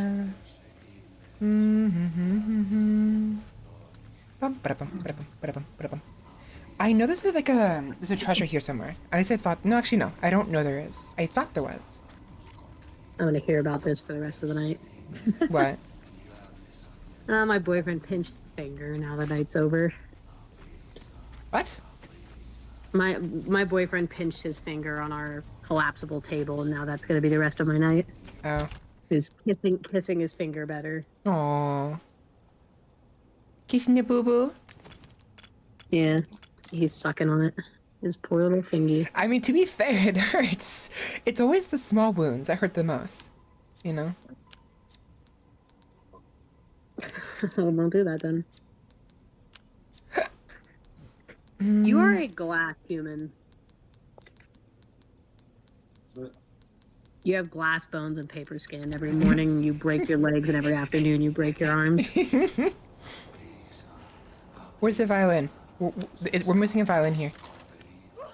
Yeah, seriously. Oh my god, Belle, I literally have the funniest image set. I wish I could share it. Well, I guess you could share it in the Discord before I join. But I literally, let me send it to you. I've been sending this to people who tell me, like, kind of like pathetic sob stories. Right? Un forastero! Un forastero, I shut have the to fuck send up. them. I have to send them in order. The joke won't land. So I gotta make sure the first picture sends before I send the second one. There we go. The second one's on the way. Dude, I shot you in the fucking face. How you? Ah, it's garbage. All right, I texted them to you. Okay, I'll look at this in a minute. I'm upset because I shot the thing in the fucking face. I shot him in the face with a shotgun, and it didn't kill him. There we go. What this? Ah, shit, Svela, you're gonna have to comfort this person. What the Huh? You're gonna have to comfort. You're gonna. Hun, can I have your glasses? I can't read the chat. Thank you. I actually don't know. I'll eventually get my It- own. it's- I it's- said you're gonna it's- have to. You're gonna have to comfort Sheppy. Oh.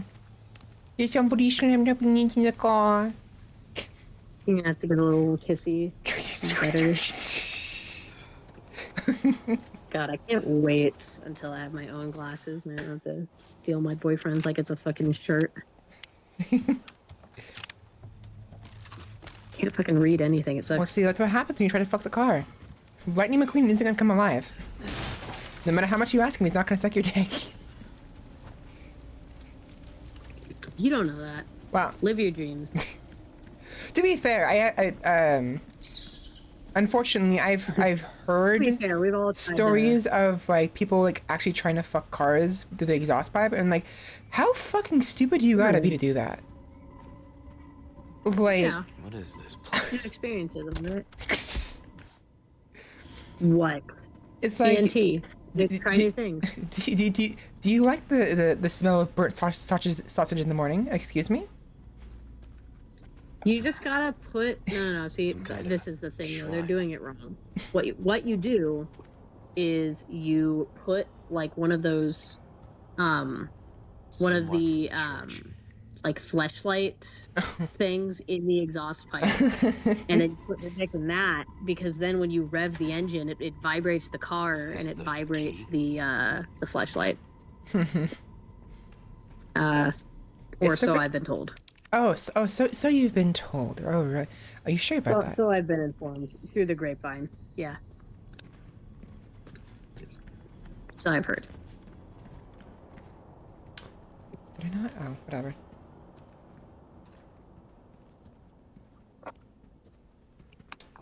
Right, I have to come back here. I have to go get the freaking. It's the lake.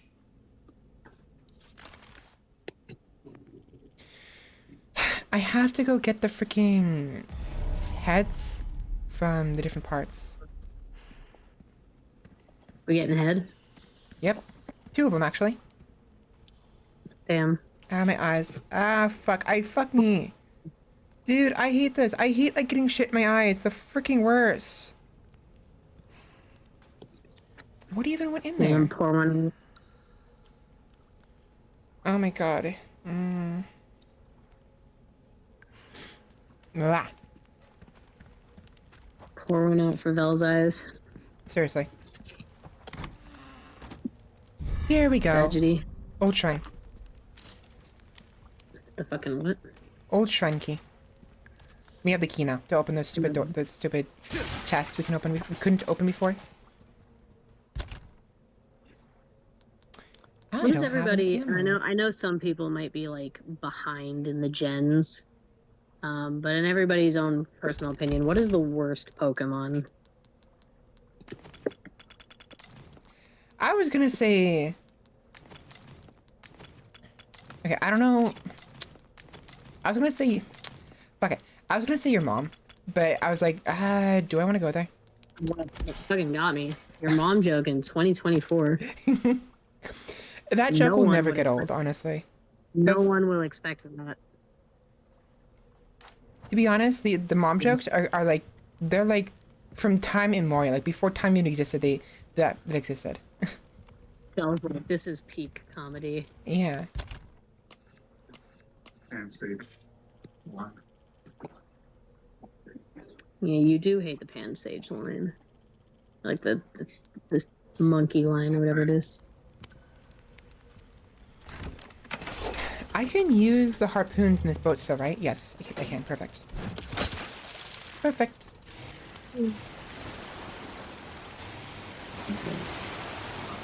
I'm pretty anti Galarian Stunfisk. I hate that motherfucker.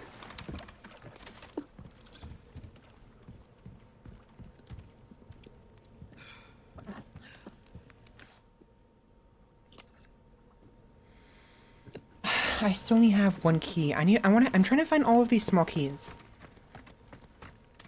I want to make sure I get all the treasures. We need them. Do it.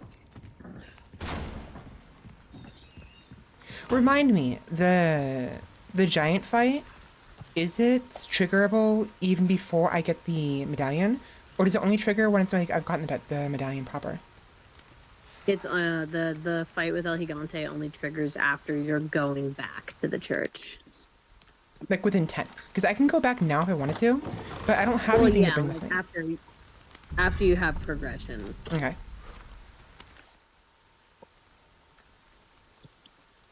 Yes, yes.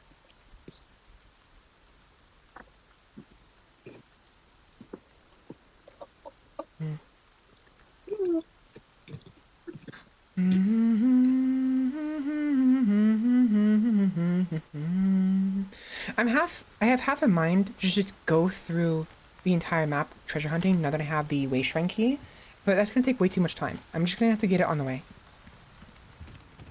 I have half a mind normally, but that's probably because I was lobotomized.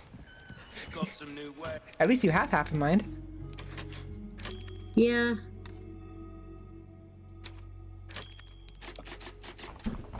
One would argue, not the better half. Also, I already forgot the context for these pictures that you sent. It's the world's saddest violin. Smallest violin. The smallest, but yeah, it's the smallest one. You're supposed to send them in order, where it's like somebody's like being dramatic and stupid, and then you send like the girl, and then you send the second one, then you send the last one. Yeah.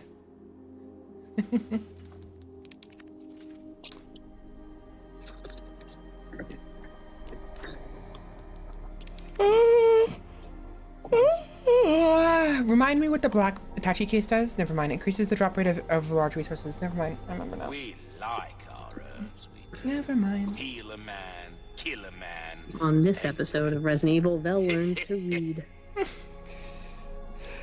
Now, which on the next episode, Val learns to speak.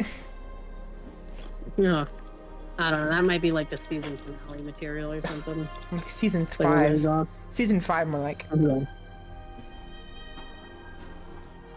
Season 68. Season 69. Nah, that's the spin-off secret season. Season 68, Svel learns how to speak. Season 69, Svel learns how not to speak. For various reasons. Almost as many psychological seasons as Fringe. I'll buy almost anything. I will never understand how a show with only 5 seasons could feel so long. I am very tempted to keep these eggs. I am so upset they don't let you use the storage. It's so stupid. Obvi Why I'll not be try pausing your that shit, hand baby. at a new gun, stranger? What? What? Might save your life. I said Avi Will Posy that be shit. all, then? If you know, you know. What's that? How have we Oi. procured these curious next time? I had to Find think, I was like, something, eh? do they? Yeah, they do. Okay, I was like, oi. You mean like What? Pokeballs? Sure. Just like Pokeballs. Well, I mean, okay. There's a comic a short comic I had read Just to stumble across, you know, on well, I was browsing adventures Twitter. on the internet. I was browsing Twitter and someone showed Mhm. no. Yeah, someone made a Uh-huh. comment about the Pokemon trainers because, like, do you know how like the female Oh, the Pokemon swimmer. trainer Swimmer. has a bikini and is traveling across the ocean? Yeah.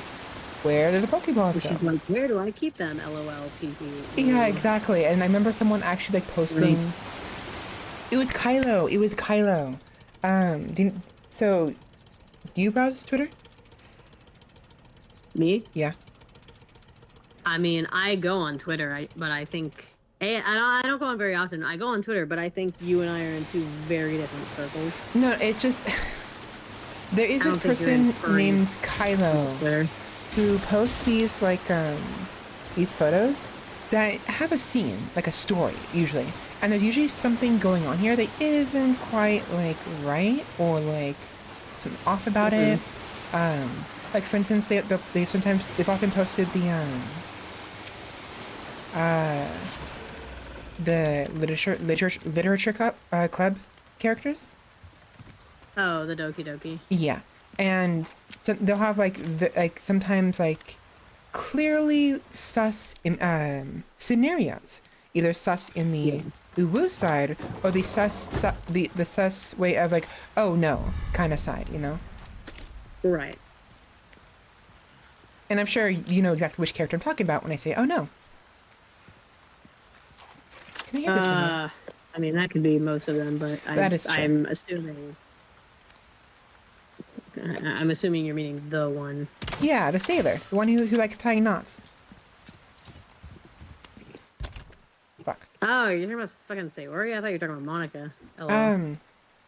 Either really, but I was talking to Sayori first. Dude, Yeah. I hate this. Okay, I'm just gonna combine the red and green. That's what you're supposed to do. Why you got your red out? I don't know. I want to save it. It's because I want to. The red and green is more valuable, but sometimes you have situations where you need to heal, but you don't want to heal the entire full health. You don't need to. The green will fill you up just fine. So, and sometimes I won't have another green. I only have one green, and I won't have room, won't have space, and so I want to keep the red for when I have. It's. I'm just. Don't get damaged. Easy solution. I'm getting so freaking tired. Oh my god. I want orange shoes.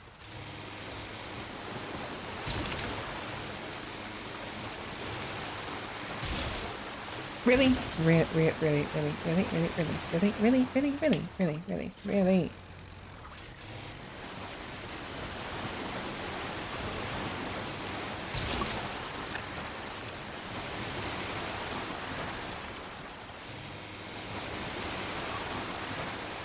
There we go.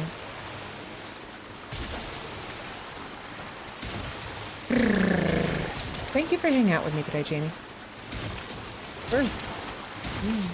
I don't do it very often, as you know. I lose my energy very quickly, unfortunately. Oh, I feel that. It's difficult to maintain the socialism.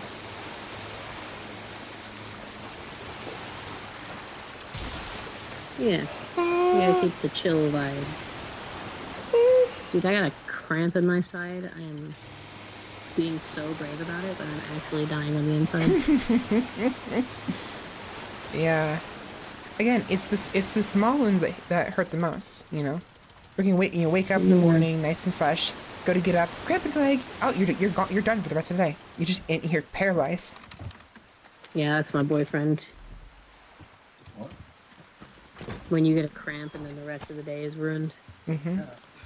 Also, I found out that the day we walked the dogs, my back was funny. That's not a cramp. I just like pulled the muscle on my back. Because you're just unhealthy and irresponsible. Okay, let us go back to the freaking merchant because I have to deposit some stuff. Unfortunately, deposit the other pistol. The fucking dog is staring at me because he wants to come on the couch, but he can't. He is staring through my soul.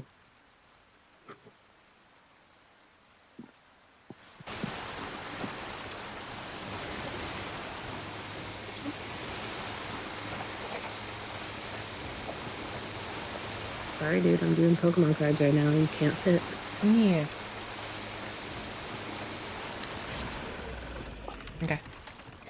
I'm gonna sell the eggs. I wanna save them until we get the beetle, but it's not happening. It is not happening in the slightest. Hello, welcome. Hello, stranger. Sometimes sacrifices must What be can made. I do you for? You can't make an omelet Ruby's without all breaking a rubbish, few it eggs. makes no We're difference. selling a few. The price, well, Or that's selling a our few. You choice definitely to can't make. make an omelet if you sell them.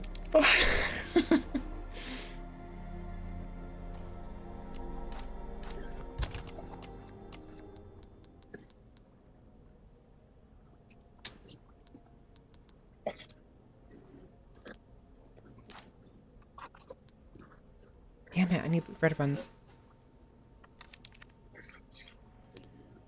Whatever. Whatever.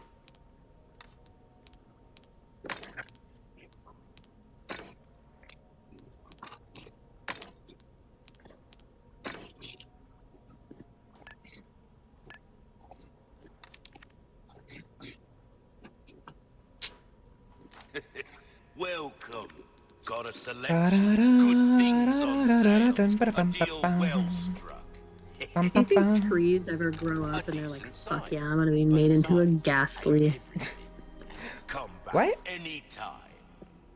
you know, like they get made into Pokemon cards. You think the Oh. trees are ever, they're ever like, damn, I hope I become something super cool.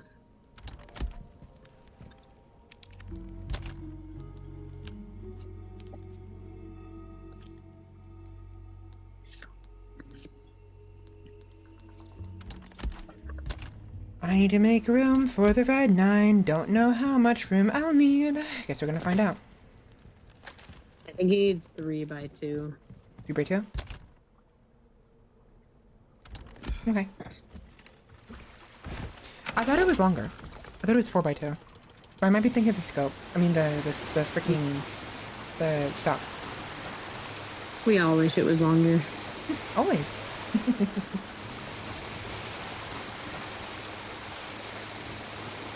No, not really though. Thick better than long. I suppose a balance between the two is necessary. Yeah, definitely a balance, but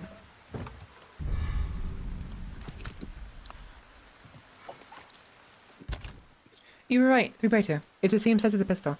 But I do want to get the stock, because the stock is going to be imperative for freaking... yeah. Well, I mean, to be fair... I love me a 9, so I know what size my baby is. Yes, it does. Hmm...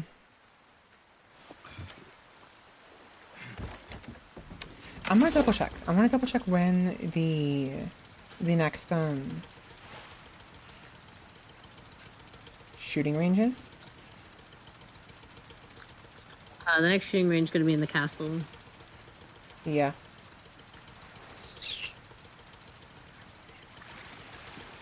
Mm.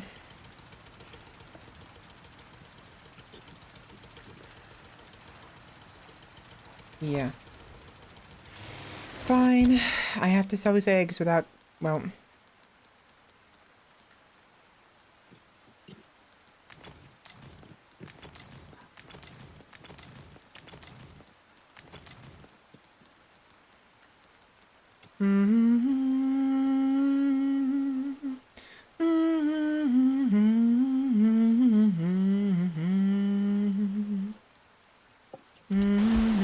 And what's the problem? You don't have enough space? Pretty much. I want everything. I want to hoard I everything. mean, it looks like you have at least a little bit of space right now. Yeah, That's what I you just got the larger case just now. Did I not shoot that thing? I did not. Apparently not. Oh, right. I kept dying to the freaking... Yeah, you did. To fucking Renekton over and over again. There we go. Bro. He's living the good life. Send that to me. Okay, I need a few more.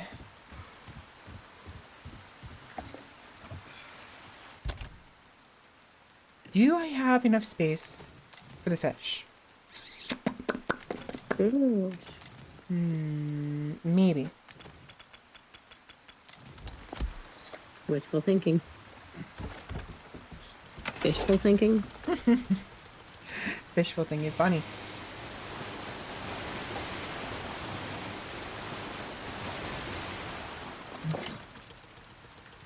I'll be here all hour.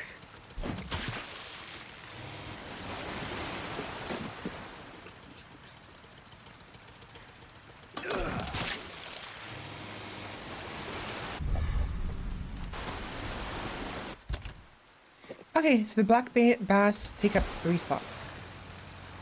Yep. I could have told you that. Not too bad. But there's a giant one somewhere, I think. And that one we have to There is. refrain from killing until we get the the mission for it, right? No, you can kill it regardless. And then if you just bring it to him and sell it, like you have to I think you have to. I actually don't recall if like you have to have gotten the mission to actually sell it, but you can kill it before getting the mission. That's acceptable. So even if Because there I were s- missions that I did in the game that he hadn't yet assigned to me, and I did them, so and I if still you got. I see. So if I sell it before you even receive the mission, the moment I get the mission, it'll count. I'm pretty sure it will. Maybe possibly fact check me on that, but I'm pretty sure I did a mission and it did not fault me for completing the mission before getting the quest itself. Okay. I might hold on to the big bass then. I'm pretty sure we're gonna get the mission very soon, anyways. Yeah. But I don't know. Maybe I shouldn't have killed that first. Oh well.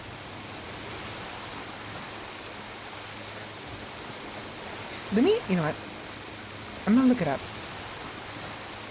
Yeah, fact check. Just double check very quick.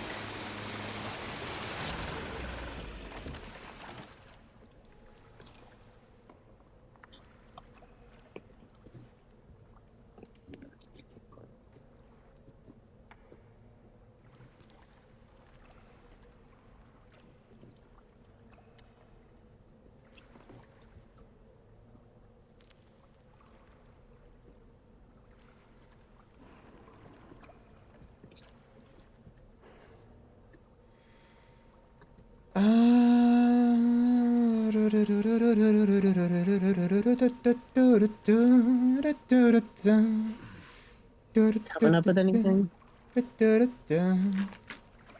Um.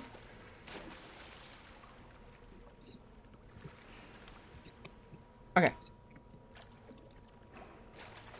What saith Google? Okay. So the note is in the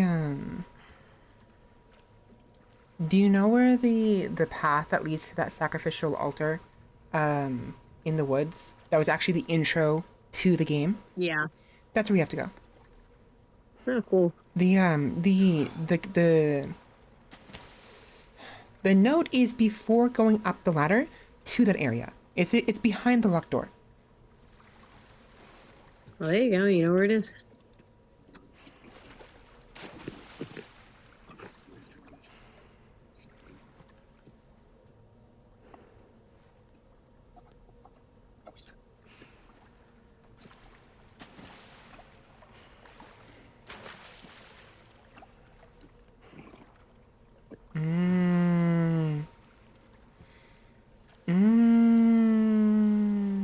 Okay. No, I'm fine. This is not the fishing question. The fishing question is in front of the climb up. It's in front of the boathouse that we ended up in. Dude, we ended up in after the Del Lago fight. Yeah. Good stuff, stranger. What can Is that I not? That's the fish you were talking about, right? Yeah, I thought I already picked it up. It's a different fish. So the one I have is a large fish. The lunker is extra large. Yeah. Okay. I thought that you already had the fish, No, or like that you knew you already had it. I did. I see. Yeah, I thought I was worried I had it, and that I would need to wait until I got the A mission to sell well-tuned it. weapon can I make up see, for okay. a lack of skill. I just won't get it yet. I'll just wait until I get You'll the get some bang for your buck. because it'll take up space in my inventory if I keep it with It me. will. You know, Yeah, it will. that's why. Okay, what is the? Gotta select.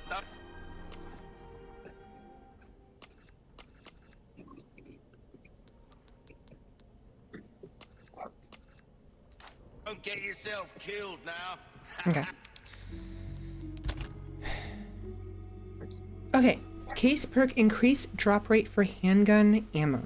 So, do I want that, or do I want to have the other one? Because the other one, the black one, it'll cost spinels, which I can use for exclusive upgrade tickets, which I do want to do. I do want to do that as soon as possible.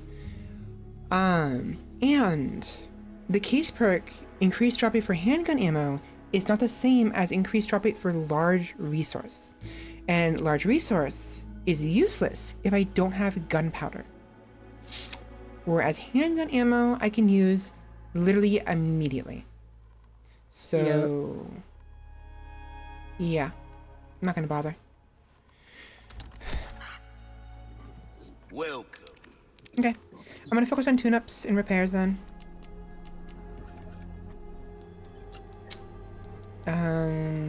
Power is better first, right? Every once in a while could be the difference. For the red 9. between you I and death. I do power. And then for guns like my shotgun, I'll do reload speed. Yeah. But for guns like my handgun, where I don't really have an issue with the reload speed, I will do capacity so that I can just fire more so that by the time I need to reload, the enemy's already dead. Yeah. It doesn't have the stock though. What you see is what I've got. Sag. We like heal a man, kill a man. They do it all. Do I need the high powered scope? Maybe. But I can always get later on. Remind me, how many spinels is That the cash in your exclusive pocket ticket? all your life.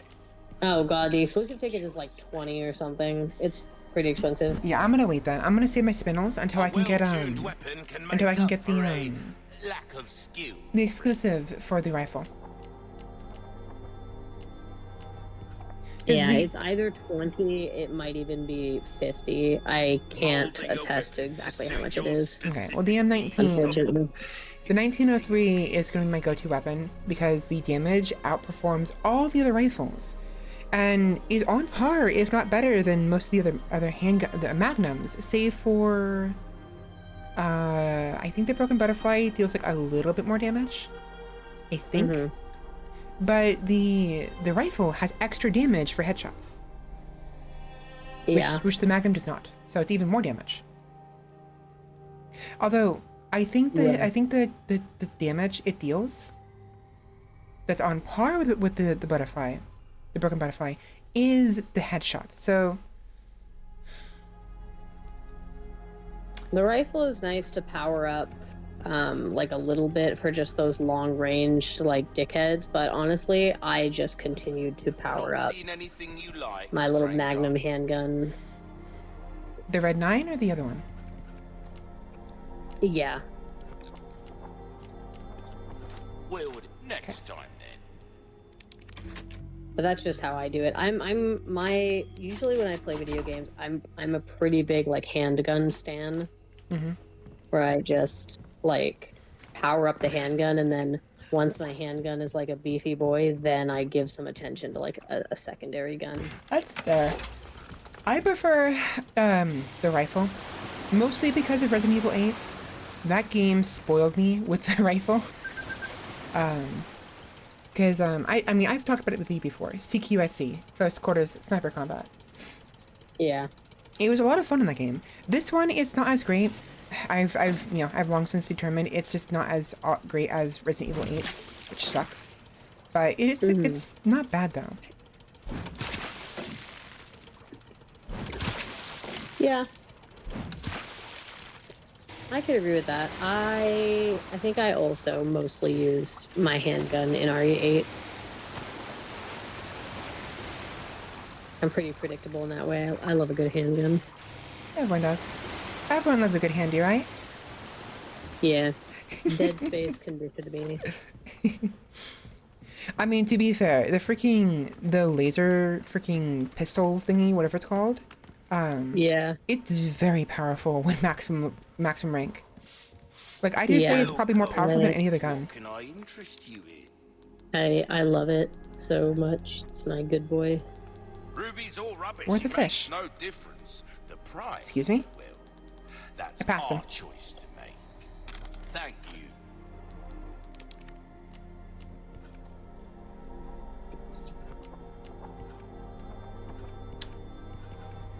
I need 5,000 more. I'm gonna save up. It's fine. Anytime. Inventory's looking good.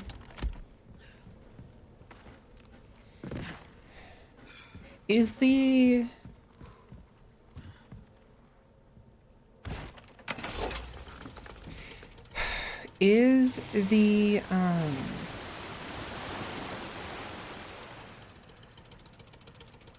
Red 9 stock? Is that pesetas or spinos? The Red 9 stock, I think, is just regular cash, but I don't fully remember. I think it is, though. Okay. Like, it sucks because it's like, damn, I could definitely tell you confidently all these facts about the, like, original game, but with this game, I'm just kind of like, it's so meh in my mind that I'm just like, fuck, I don't remember some of this shit. Even though I should.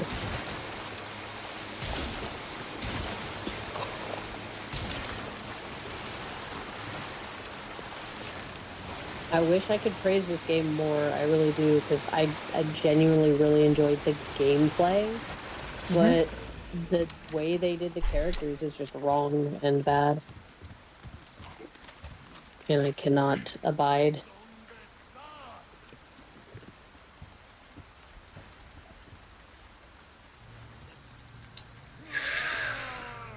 Okay, where are the dogs? Go doggos.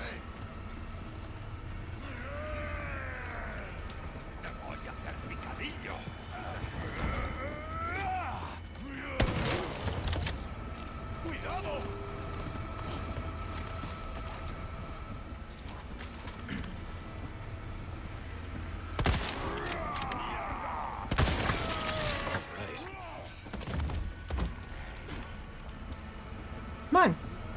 Come on. Oi. Are you gonna... Yep. Yeah, I got real fucking suspicious when I shot him point blank in the face with my rifle. And his head didn't pop immediately.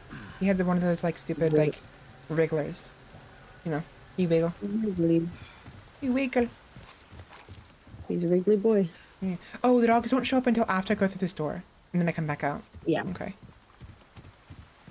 I knew they showed up eventually. I just don't remember when. Okay, before I do that then, let me go ahead and go back inside of the,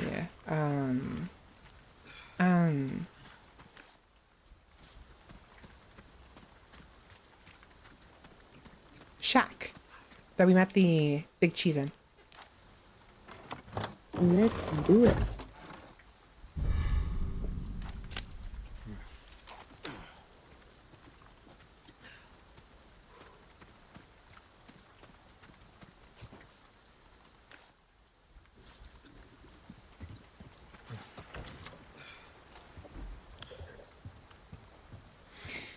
I specifically saved the key for this one right here because I didn't want to have to come all the way back over here. Ooh, gold bar. Yeah. That's usually what I do.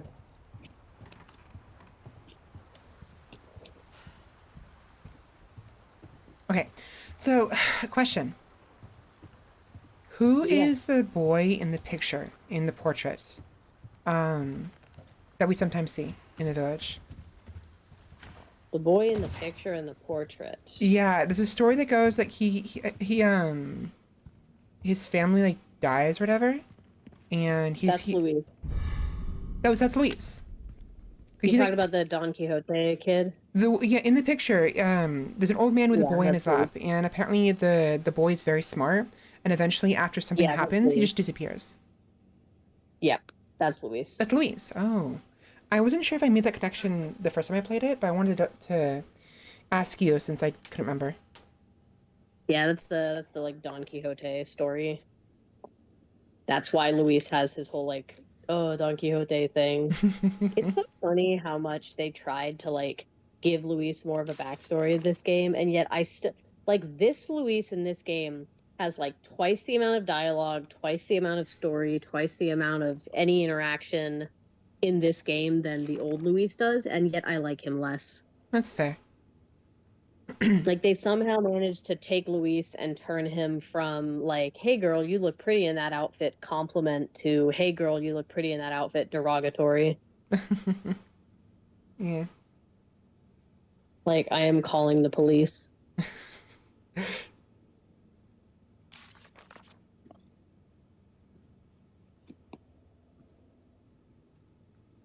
It's this one, huh? This is the one. This is about the old man Louise. 3 years ago, my beloved daughter passed away shortly after giving birth to a son. Since then, the boy has grown considerably. He's a very curious child and has a true thirst for knowledge. He even tries to follow after me when I go out hunting. I can't take my eyes off him for a second. He's very fond of Don Quixote. Very smart and observant beyond his years. Become a scholar. And then talking about how the old man who's writing the journal is a careless fool. Could have sworn I shot clean through the wolf's head, yet he lunged at me regardless. My body moves on its own, and I can hear voices in my head. Am I going mad? So yeah, Luis's grandfather was when you adopted him. I thought it was someone else, like just some random old guy. Yeah, and then after that happened, Luis was like, I gotta study this parasite or whatever. Yeah. And then or whatever fucking story they gave him in this game. So this is supposed to be Luis, this picture, Yeah. and his Yeah, grandfather. if it's the little boy, then yeah. Yeah. That does not look like Like, Luis in the slightest. it's like, I appreciate this game trying to give a bunch of the characters like backstories and stuff, but like you can't use the backstories to like cover up the fact that you still made the characters worse, like the main characters. Like Mendez, I like. Verdugo, I like, but like you still fucked up Ada and you still fucked up Leon, and Ashley's okay. And you fucked up Luis. And you fucked up Wesker, and you fucked up Krauser. Yeah, I keep forgetting Fucked up Sadler. the puntable one. And you fucked up Salazar. I don't remember the names anymore. I know Krauser obviously. So the little one, is that Salazar. Salazar, yeah. They did him dirty. Oh my god. Fucked everyone up, and I'm so mad. Of all of them, they did him the worst. Oh my god. I don't know if I would agree with him being the worst, but I would agree he is bad, and I am mad about it. I was upset with. I'm very upset about, like, I don't that. love Salazar, and I'm definitely mad with what they did with him, but they turned Sadler into a non-villain. Like, he just does not even hold a presence in the game at all. And it's lame and bad. It's dumb and gay. Well, we found one of the two people from the intro cinematic. What the hell is going on here? Oh, shit. She could do with a little blush. Maybe a little She's contouring here or there. Yeah, she's a little pale. A little bit. Little too much blue. We've seen better days. I don't remember if there's enemies here. I don't think there is. Perfect. Small key.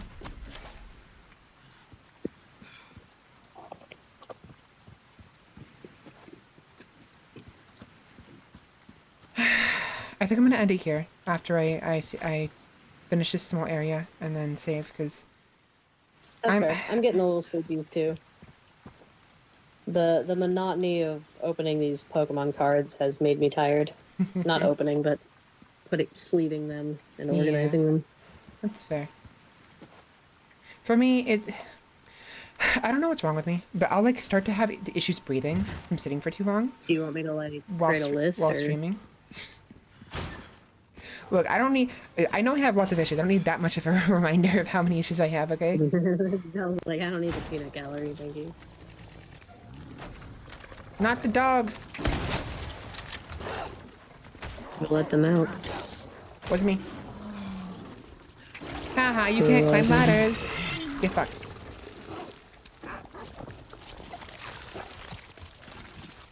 Oh, they're running away. How cute. Like that's gonna save them.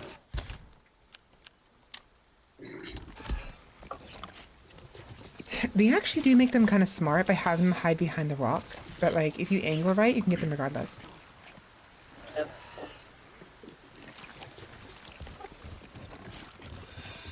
I think they're being smart, and that's kind of cute.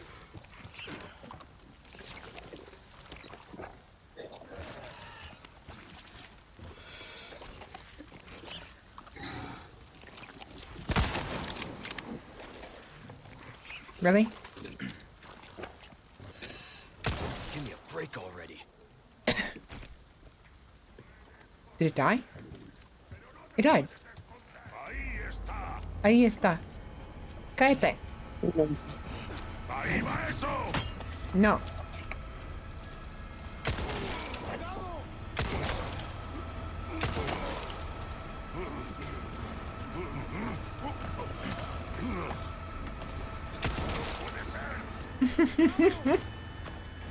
No dejéis que se escape. Baca. Cuidado. Really? Really? Really? Really? Really? Bitch? You getting bitched?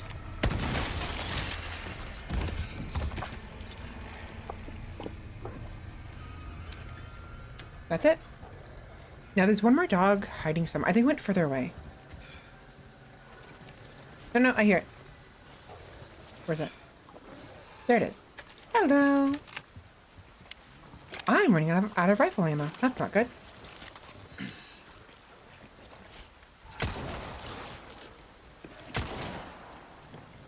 Remind me, when you're fighting these dogs, are headshots more important or are the parasite hits more important? The parasite.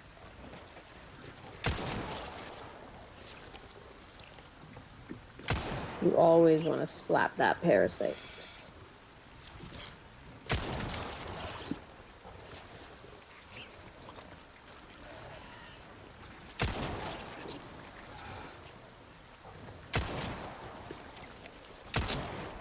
Dude!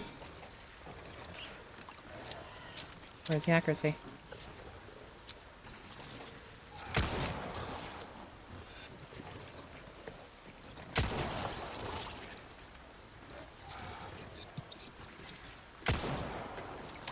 Fuck it. You're kidding me! Next. It went through. Oh my god! It like phased. It like went in between the fucking tentacles. Your That pisses me off. exhaustion's catching up on you. Oh my god, it is. I hear another one behind me. Great. Fucking no! Where'd he go? No, no, no, no, no, no, no, no, no, no, no, no. Well, I can use that full heal now. There you go. Pros and Goddamn. cons.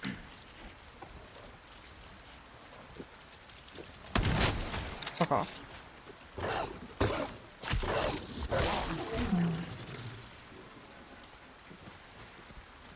Yeah, I'd forgotten there was 4 dogs, not just 2.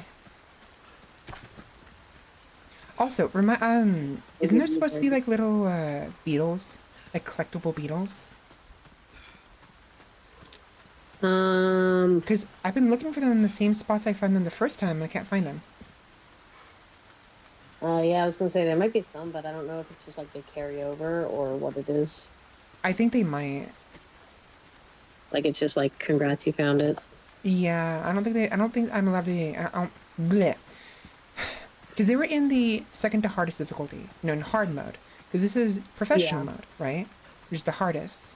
And we found like 3 beetles, and I'm not finding any now, which frustrates me.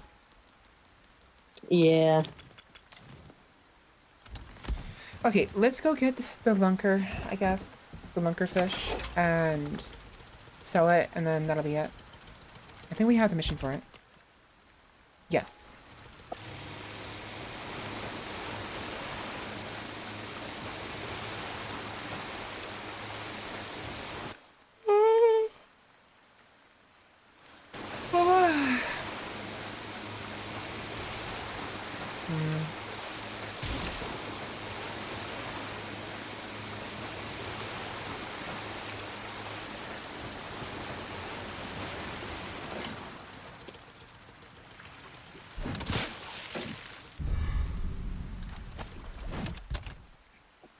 It's only 2x4. Not very big. I mean, it's big, but like, Got it. I have enough room for the other fish. If I can hit them. If and only If I only had a brain. That's a tall order. Huh? Nothing.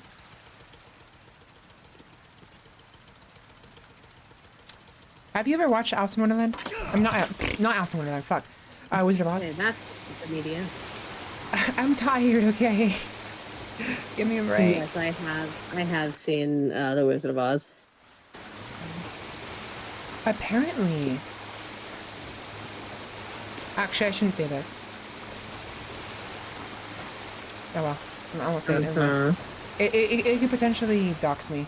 Probably not, but just in case I'm not gonna say You're trying to anything. get canceled.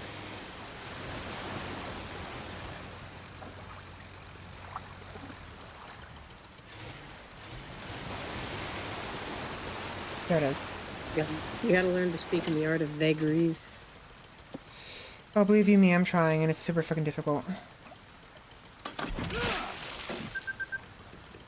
Yeah, I actually think my current vocation has made it like I've gotten better at speaking in like vague terms, because when I want to talk about a case, I have to be very like nondescript about, like, I can't use names, can't use locations or anything like that with regards to like where the people might live, other than just in Tucson or in Arizona in general.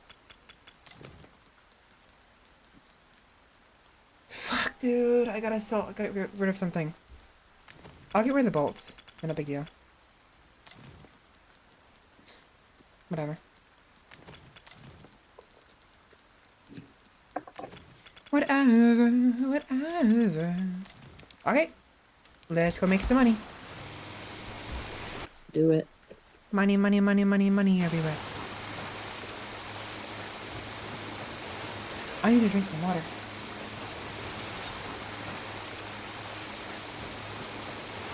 Dude, it was hot in my office building today. I chugged my whole fucking little quart of water that I had.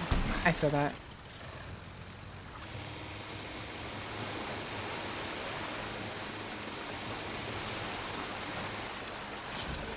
Okay.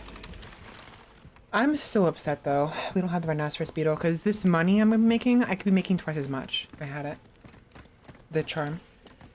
I lucked out. I lucked out right by getting it so early. Why, welcome.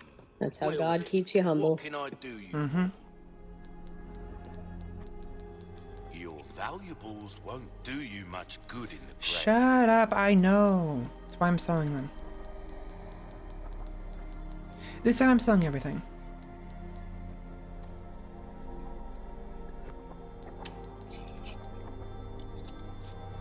Should I keep the eggs for healing? I mean, if you have room for them, why not? I usually like to keep a little extra health on me in the harder difficulties. I'm kind of stingy with my health. I'm gonna at least sell the fish because they're pretty valuable. But I will keep the eggs because they're pretty small and compact, but still provide a lot of healing. Me too. Okay. 36,000. Really nice. Professional. I think I'm gonna sneeze. I don't want to sneeze. Eh. If you want a fighting chance out there, you best tune up your kit. Sorry, Roach. He's coming for your spot, dude. I'm not even gonna bother increasing the power of the knives, because once I get the exclusive upgrade for the primal knife, it won't matter. I just need him for the constant stabs and the parries. What do we need him for? We do love a good parry. Mm-hmm. Like parry the best platypus. platypus. You beat me. I was gonna say this the exact same thing. I was gonna say like parry the platypus. You can never beat me to a Phineas and Ferb reference. Alright, do I save my money or do I buy an upgrade? I'm gonna buy an upgrade now. 3.9 to 4.0 power on the rifle, and times up by 3 for headshots. Weak points.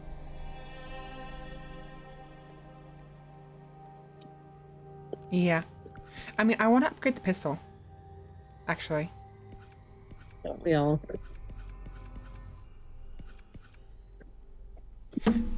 Wait a minute.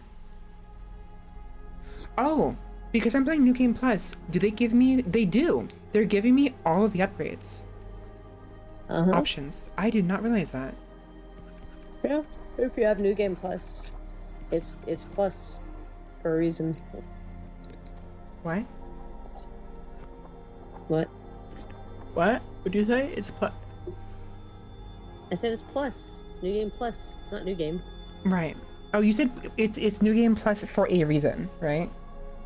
Yeah. I thought you said it's New Game Plus furries.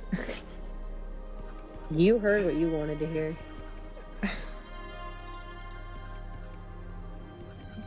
I'm too tired, man. Oh my god.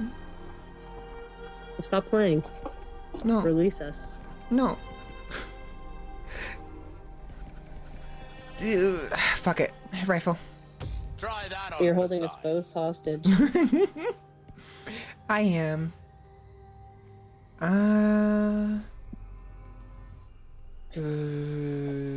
Bolt thrower. Knife needs care every once in a while. Could be the difference between life and death.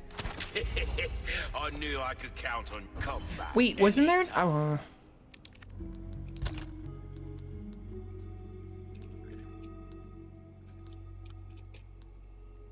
There is.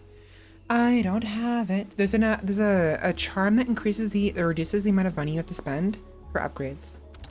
But I don't have it yet. And I'm not waiting until chapter 9 to upgrade my rifle. Hell fucking no.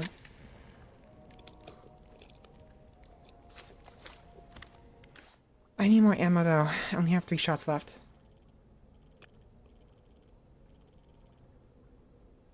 Whatever.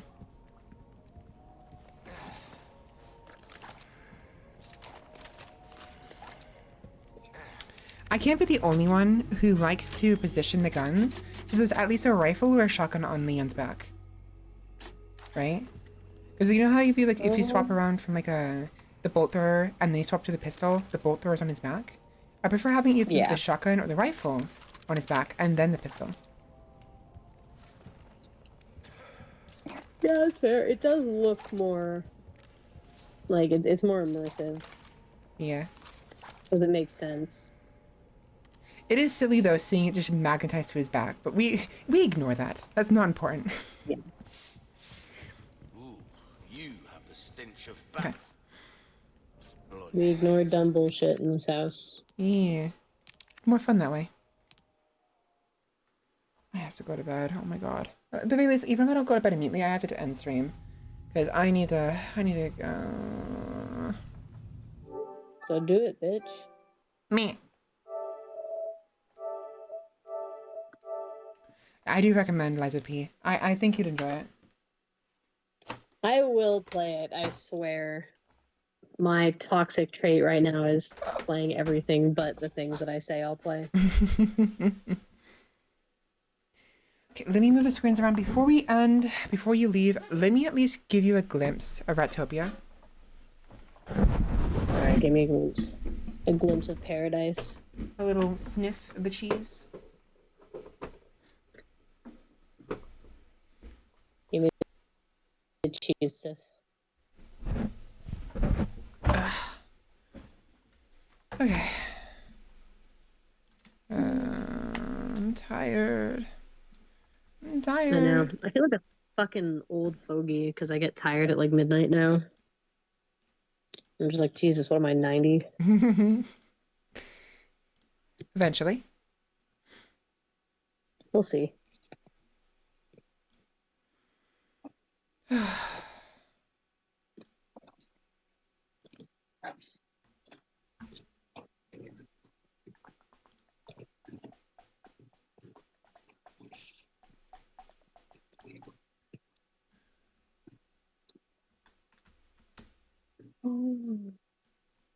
You get to see how messy my desktop is. Oh, trust me. I can relate. Ah, right.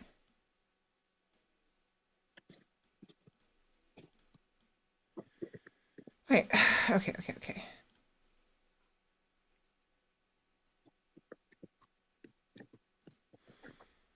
Give me a minute, gotta turn on Steam. Oh, yeah. Alarm, go away. Alarm keeps going off. Telling me it's time to get ready for bed. Yup. I know. Yeah, we gotta get ready for bed too, because we gotta, like I said, we're going to the stamp thing tomorrow. Okay, first things first. Look at this adorable character. This adorable queen. Oh, she's baby. She's pretty, she's cute.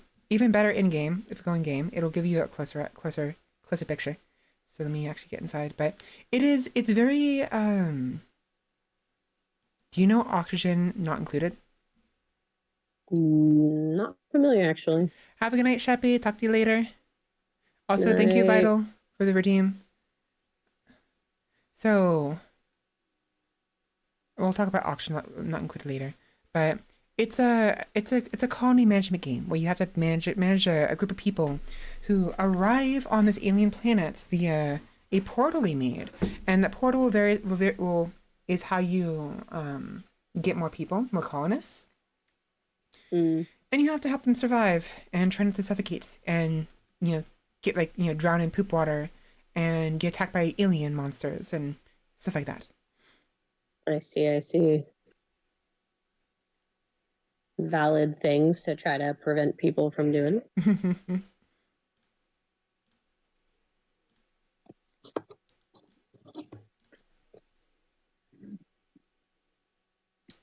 This game is adorable. Okay, Ratopia, unfortunately, it's very rough. It's in early access, so it's not finished. Oh, that's okay. So it needs some more TLC. Look at her! Look! I kind of wish they made them look a little bit more rat-like, though. I always hate when people make their rats look super mousy. Yeah, that's why I mentioned that they look more like mice. They do look pretty mousy, but that's okay. But the music is nice, the characters are cute, the gameplay isn't that bad, actually, either. Honestly. I mean, what more could you ask for? She's so pretty! And you can pick your own character, too. And there's various things like that, so... It's very limited, though. But she is, like, my favorite character. Okay, do you know of the game called Omen Sight? Yes, I do. I love Radika. She's, like, my favorite character in that. I love me a rat. I've never actually played Omen Sight, but I am familiar. You need to play it. Maybe, either you can play it and I can commentary, or I can play it again and you can watch, or we can figure it out, or you can play it on your own time. But there's a character in that game called Radica. She's a little rat character, and she's really cute. And Well, she looks more love like, a I little think, rat. more rat-like, I think. Good. But Yeah, yeah. there's I used to play Nintendo's mobile game, Dragalia Lost. Mm. And they had characters that were all based on like the Chinese zodiac. And I was really bothered because the rat zodiac Mitsuhide, they made her a mouse instead of a rat. And I was like, Yeah. you fucking cowards. Yeah. But I do agree. They're a little more mouse-like. It's why I mentioned that they're kind of like, in that regard. But look at the characters. Look at them. Look. Hold on, still seeing loading screen. Yeah. Definitely mouse-like, but they are pretty cute. Yeah. And I've already developed this pretty well. And my mouse, my zoom in, zoom out button. Oh, there it goes. Isn't working. It's neat. It's a neat little game. It needs a lot of polish. It needs a little more content and what have you. But so far, it's Oh, yeah, actually that's fleshed out right. pretty well.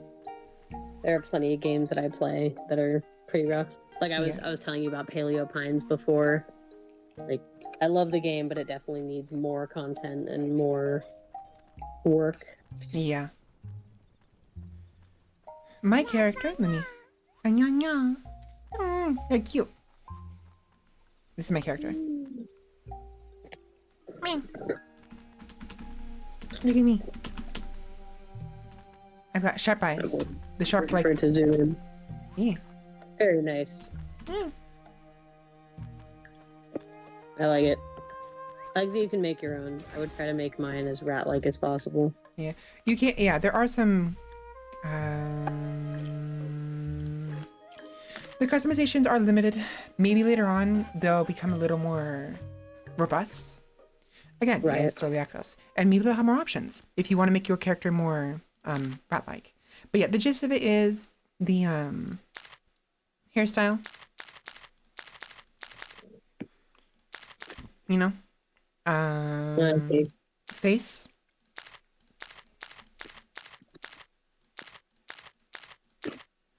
Clothing. And their starting stats. You know, you can have them be a warrior. They start with extra health and attack damage. Scholar have an extra experience gain and also start with extra 3 research points, which is required to, Nice. you know, unlock researches, which is buildings, you know, buildings you can build. Yeah. Moving, agile explorer for extra movement speed and also extra carrying capacity from the get-go. You get more as you get more strength, but regardless. Yeah. City idol for the migrant ability level 1. So the immigrants that you can accept at the town entrance, which is the top of a cave, basically. There's levels based on the prosperity of your town. Basically, what level your town is at, from a small little colony to a hamlet to a village, city, metropolis, yada yada yada. It'll determine how powerful those mice. Again, they look like mice. The rats start as when you accept them. You know. Right. And also just increases the happiness of the city by +1, just by default. So like a permanent +1 health, or happiness bonus, which isn't much, but sometimes a lot of little happiness boosts can go a long way. Yeah, they add up. Yeah, and then prodigal noble. So initial savings +3,000 and loan number limit +1. So I haven't gone far enough to get loans, but eventually you'll unlock a bank and you can, you know, take loans from the bank. Oh, I see. But you have money, and the way this game works is if you run out of money, your citizens will start to get a little, well, pissy, for obvious reasons. You know? So you gotta keep them happy Yeah. in that way. So if I were to Prosperous. continue again, I'll show you what I'm talking about. I actually like the way this game manages the colony management aspect, because instead of it being like a top-down view where you can just select multiple characters, mouse over them all, move them places, what have you, Right. and instead of it being like also the opposite direction where it's just pieces on a game board, or like Crusader Kings, I love it. You don't play as the character. You do play as the characters, but you can't. It's not action adventure, Right. like Terraria or Minecraft is. This one, it does that where you only have one character you can control, and there are various like policies you can state for your character for your colony, your home, right? Mm-hmm. Every time somebody uses the restroom, takes an item from the storage unit, or uses some kind of service, some kind of building, like for instance, enjoying the performance at the circus stand, right? They give me money, right? They lose money, I gain money based on the rate it goes. Conversely, whenever they place an item into the storage units, or they are the one on the stage performing, they gain money, I lose money. Okay. And I have to manually go around collecting taxes from everybody. I have this totem pole, the rat totem pole, that allows me to have an ability once I've purchased the ability, where all I have to do is walk past them and I'll automatically collect the taxes. Otherwise, I'd have to go manually around them and click on the characters to collect it. That's kind of hard to do when they're moving around. Yeah. That's an awful lot. Yeah, they're constantly moving. So, very useful. And the ability only is lost if the totem itself is destroyed, either because you deconstructed it or a monster destroyed it. So, as long as it's there, I only have to give it a one-time fee of 500 gold to purchase the ability, which gives me a passive of automatic tax collection and active ability, where if I activate it, it'll provide 10 Pia, is what it's called, to Radissons around the leader every second while you hold the key down, the ability key, which is T. If a character has collected the Pia 5 times from this ability, they get a bit of a happiness bonus, like 3 happiness for 12 hours. So it's a nice way of boosting their happiness to keep them away from the rebellion threshold. Right. Which you can see here. So Very nice. Food, you'll see in a minute. It's a bit delayed, but food, sleep, their traits, their current state of mind, any additional status effects on the person. In the happiness bar, there is happiness, a little like line with a little torch symbol on the left side, determining when they'll become rebellious, Food intake, joy, hygiene, necessity, income satisfaction, tax satisfaction, all these determining their actual total happiness amount, right? Right. So you need these to be either at their minimum to have at least 0 or more happiness, or at their surplus to get them extra happiness. So, for instance, food. The food can be restored by food consumption. Radissons in hunger will lose this point, and if it lasts too long, they will die of starvation. So this determines, their starvation. But the more variety of food you provide them, and the more food is available to them, the happier they'll be. Okay. And similar things like joy, they need a source of joy. They need hygiene, toilets to use the restroom, places to wash their hands. Necessities like luxury clothes and tools. Yeah, like that kind of standard. So there's a lot of this, and you can actually see their daily income. For instance, this person, this rat, Charles, is jobless. Even so, he has an income. He has gained income by building an object and transporting objects from one point to the other. But he spent money by taking out grain from the storage unit, probably to eat, used the toilet, and also has, because of the wealth tax, which I recently created the policy. here we have the code stone. This is where you can determine all of the legislative aspects. So, for instance, I had what's called the wealth tax I added recently, where everybody is taxed a certain amount of money above a certain threshold. You can change it, but I have it so it's set above 500 PIA. Okay. And if they have that much money or more, they'll get taxed 10% of whatever they have. So, for instance, if they have 1,000 gold, they'll get taxed 100. I keep saying gold. It's PIA, but we'll say gold for simplicity's sake. Yeah. They'll get taxed 100 gold. Once they hit 500 gold, they'll stop getting taxed entirely. And the reason I do this is because there are some Radissons who have so much fucking money because I didn't have the ability to tax them until I got this code stone, which didn't happen until I either researched it or got to level 2 city, which is considered hamlet. And so for instance, I see. Dora the hunter has 1,480 gold. She's a lot of money. She's doing well for herself. Mm-hmm. So her income is 105 because of her job as a hunter, but she loses money. She spends 22 gold on raw meats for food to consume.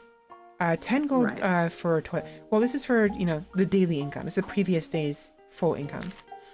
And then she spends 158 on the wealth tax and 18 on the income tax. So income tax is for those who have a job and only for those who have a job. Whereas wealth tax is for everybody above 500. Okay, I see. And the reason it's 500 is because of this. At the top of the screen, in the far left corner, on the wealth, which shows how much wealth there is, right? Mm-hmm.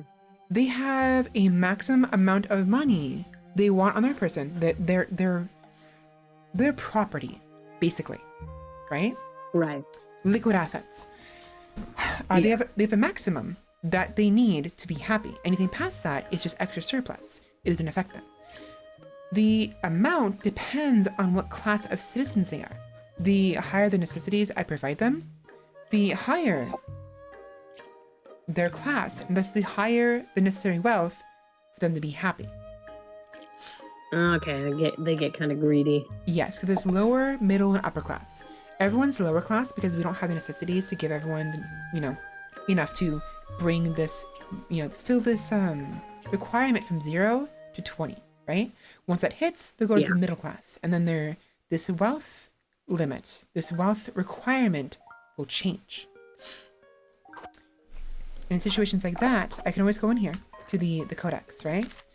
I can adjust the wealth tax, either have more than one for different classes, or only have it for a specific class. So for instance, we have it for all of them, but we can specify the poor, the middle, or the high. Okay. So it's actually really interesting. I actually really like this sort of like legislative management. It's fascinating to me.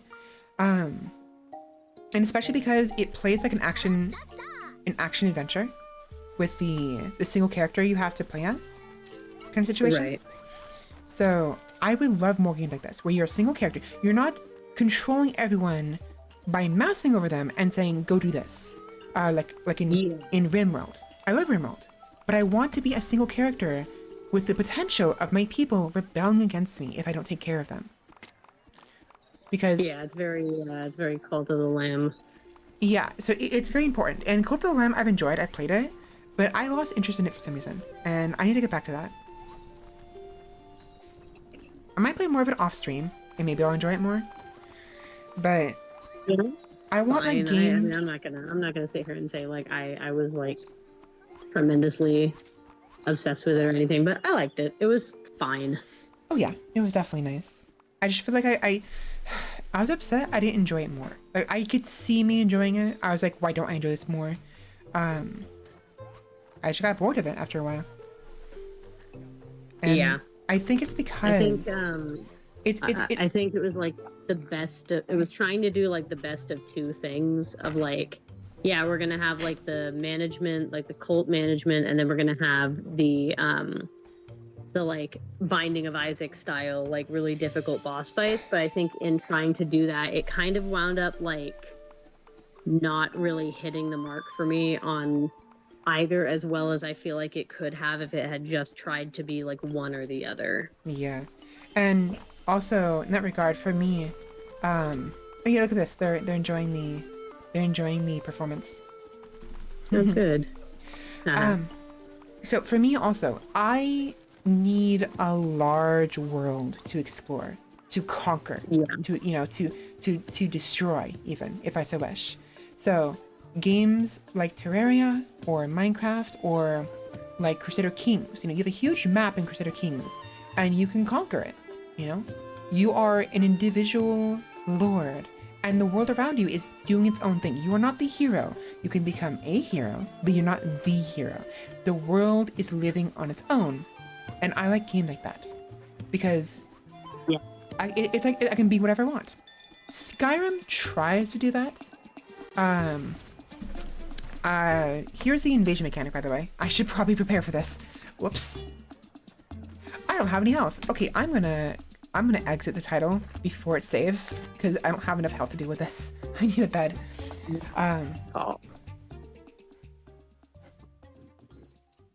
You know what? Fuck it. No, let's do it. Let me show you what the invasion. Oh, it's too late now. But I'll keep talking, and if we get to the invasion, by the time I finished, I'll show you what the invasion is like. But Well, that's all right because it is getting pretty late for us, so we will want to go to bed soon. But I'm listening to what you're saying. Yeah, I'm not gonna wait. I have to wait like half a in-game time. Okay, fuck it. Point is, it's a fun game. It's cute. It's rough. It needs more polish. It is adorable. I love it, and I wish I could enjoy it more because I lost interest in it, like all the other games, which sucks. Yeah. It's just so upsetting because I'll find there's so many good games I have and I just lose interest in them so quickly. Well, not always. Yeah, like I'm kind of in that like, and I know it sounds silly to say because Skyrim at this point is very old. But like I'm playing Skyrim and I am having fun, but I think my biggest issue with it right now is just that the gameplay is very repetitive. It's like there's not really a whole lot to the combat. It's just like you run in, you swing your sword several times, and then you win. Mm-hmm. And it's like same thing with the dragons. It's just like I don't really have a whole lot of difficulty fighting them. I kind of just wreck them really easily. So it's just like the gameplay is very repetitive. I think it's improved, or like the positives of the gameplay is that I do really enjoy the like side quests and the characters. I think the game does like a really good job with like creating characters that are kind of like funny and enjoyable to interact with. But there are times where I'm like, damn, I really wish the combat was a little bit more than this because it's just not like it doesn't grip me, and sometimes I get a little bit bored of like the same just swing whatever strong weapon I have over and over again. Yeah. So in that regard, there is a game I want to recommend to you. It's on Steam. Sure. It's called Tale of Immortal. So do you know of the cultivation genre of video games? It's not something I really like dip my toes too much into. I'm a pretty one-trick pony a lot of the times. Okay. There are some games I came to be aware of recently, that revolve around the Taoism. The Chinese, the have you heard of the immortals? The people who cultivate to become gods through like meditation, what have you. There have been a couple games that came out within the past like year or so, and they're really interesting. One game in particular called Tale of Immortal. If I can show you it real quick, let me bleh. I just moved everything around. Fuck. Let me use this one. Hold on. So basically, it is that, but you are a singular character. You can join a sect, a group of cultivators, a family of them. You can go it solo. Mm-hmm. There are monsters you can fight. There's a whole world you can explore, adventures. The way it works is you have to like build up your strength, right? It is Right. it is what I want. It made me realize the reason why I like difficult games is I like the aspect of starting at the bottom and slowly building up in power. The power creep, right? Mm-hmm. I actually Yeah. like power creep, but very slow, like slow burn, until it like exponentially gets more powerful and I become the god of the area, Yeah. or the big bad or the hero, whatever it is I want to do. And I want the option of choosing which route I want to take, And this is a very heavy role-playing adventure action game, Yeah. And it's really interesting. And there are other games I've been introduced to as a result. So the original one that actually introduced me to Tale of Immortal was a different one called Amazing Cultivation Simulator. It's not horrible. It's neat. It's rough. But it's basically it's like RimWorld, where it's top down and you can build your own sect. Oh, I see. But you don't really have as many options when it comes to the immersion, right? You're Right. the survivor of a sect that was destroyed and now you have to rebuild it. Cool. How about I just don't do that and make my own sect? But no, they want you to follow the main quest line of trying to find what happened to it and rebuild the sect. Right. It's possible you can change it later on after you get enough clues of at least, like maybe they just at least want you to find out what happened and then branch out. Maybe. But Yeah. what if I don't care? What if I don't give a Right. shit? You know what I mean? It's neat. It's very neat. But I think Tale of Immortal is better. And then this game, I have no idea how to pronounce this. I can always link it to you if you want. But this game right here is similar, but it's turn-based instead of it being full action. And Oh, I see. its mechanics are different, and also it's harder, like to cultivate. It's harder to get to the next round because the way it works, right? If I were Right. to westernize it, there are 36 levels, right, for your character, Right. and every 3 levels you gain a special perk, right? Right. Every level you reach, you have to go through what's called a breakthrough, right? Once you hit enough experience, you actually cannot just immediately upgrade. You have to get materials in order to help you level up materials, right? And Right. the levels the levels that are between every third level, so level 1 and 2, they require these pills, these potions, right? That's it. That's all you need. Level 3, however, will require a lot of materials, depending on which path you want to take to level up. Do you want to take the minor one to do it quick and easy, so you don't have to collect as many materials, but only gain a small boost to your stats? Do you want to go the middle route and gain a decent amount of stats when you level up, but do you want, at the expense of not as many materials? You don't have to collect as many materials, more than the lesser one, right? Or do you want to go the maximum amount, get a huge boost to your stats, but the cost of acquiring a lot of materials that could take you a long time to collect? And this trend continues. Every level, you have to go through a breakthrough. You gain some extra health, extra mana, extra speed, yada, yada, yada. Your lifespan will go up a little bit. How long you can live.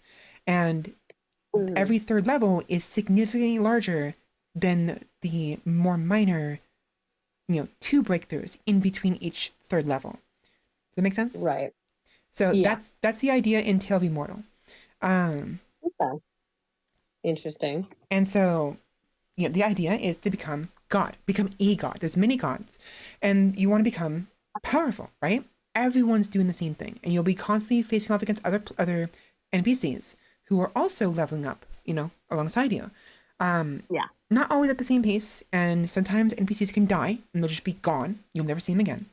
Other times you can have friends, sworn sisters and brothers, lovers. If you want, you can travel alone if you want. You can, you join a group of other cultivators to, help you level up faster and what have you. So that's basically how Tale of Immortal works. And it's my rough understanding of how cultivation works is there are breakthroughs, and you have to reach them by gaining experience by either meditating in places with an abundant amount of energy, of chi, right? It's energy. Or by doing other things. Sometimes you gain experience through travels, through your actual experience of the world. Sometimes you can get it from potions, from what they call elixirs. Even though they're not liquid, they're like little dumplings. You can make dumplings out of like herbs and spices, and those herbs can have different effects based on how they're mixed. Yeah. So, because they're alchemists. In fact, I want to reckon alchemy probably originated from the East. Like, with how like integrated this alchemy system is in this game, and from what I read online, I didn't look for it specifically, but I'm gonna assume the Western alchemy got their idea from the Eastern alchemy. But unlike the West, the Eastern alchemy isn't something to be feared, or like it's witchcraft or whatever, or like Philosopher's Stone kind of scenario. It's simply an aspect of the cultivation society, right? It's a lot more in depth. Whereas, in the West, alchemists were often seen as witch doctors, as warlocks, as ne'er-do-wells who were trying to corrupt, experiment on people and what have you, So. Yeah. But it's really interesting to learn about. There's so much I've learned from this, and my understanding is going to be limited. It's from a video game, obviously, so I'm not going to be perfect. Right. But it's been a lot of fun, and Tale of Immortal and the other game, the one I can't pronounce, that doesn't have an English name, they've been a lot of fun. I highly recommend you give them a shot. If you... Yeah. if my computer can stop lagging. Please. Please. Please. Please, game. Please. Please. No.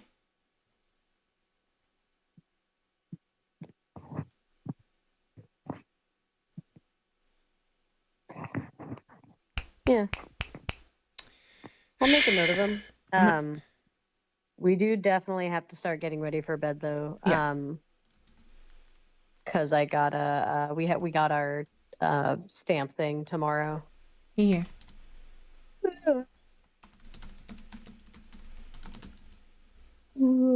Oh gosh. 1 second, please. Oops.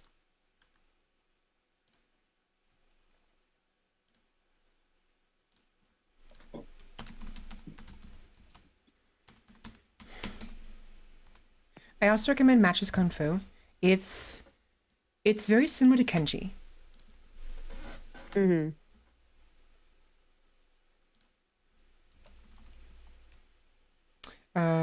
Steam Workshop has a mod that provides rough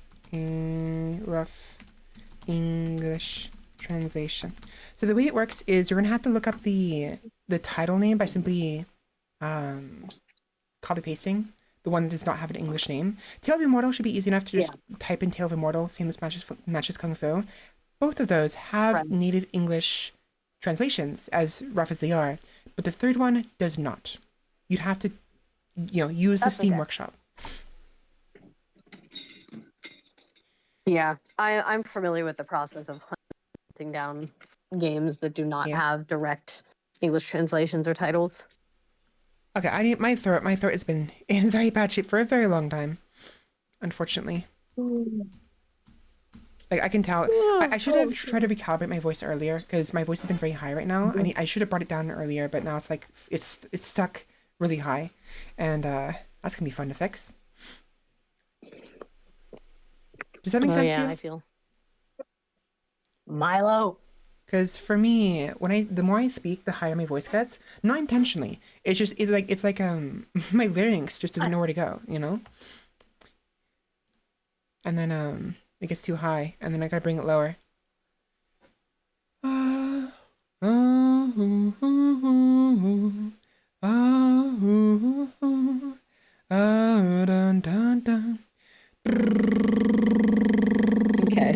Sorry.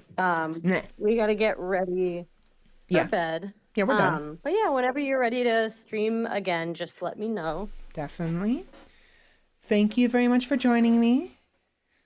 Yeah. Thank you. And for keeping my chat busy. It helped because I can focus on the game and not talk as much because I need a break most times. For sure. And all right. So I'll talk to you next time. Yeah. Have a good night, and You too. I don't know when it'll be. Hopefully soon, but you know me, it takes me a while to want to collab with anybody. Oh yeah, no problem. Yeah, just let me know. Definitely. Talk to you later. All right. Night. Good night. Bye. Okay, I need to end stream. My voice hurts. Oh my god.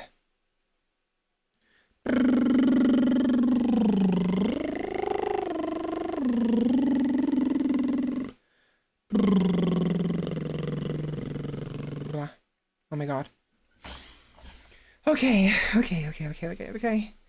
Yeah, my voice. I gotta look over the recording and see how bad it was. But I could tell my voice was like getting high. My larynx was going higher and higher and higher as I spoke. And some days I can speak well, and it's perfectly fine. I'm not stressed. Other days I just struggle, and I don't understand why. I don't. Anyways.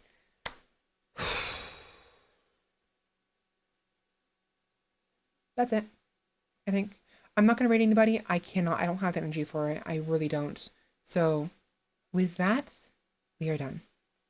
Thank you all so much for watching, everybody. I had a lot of fun today.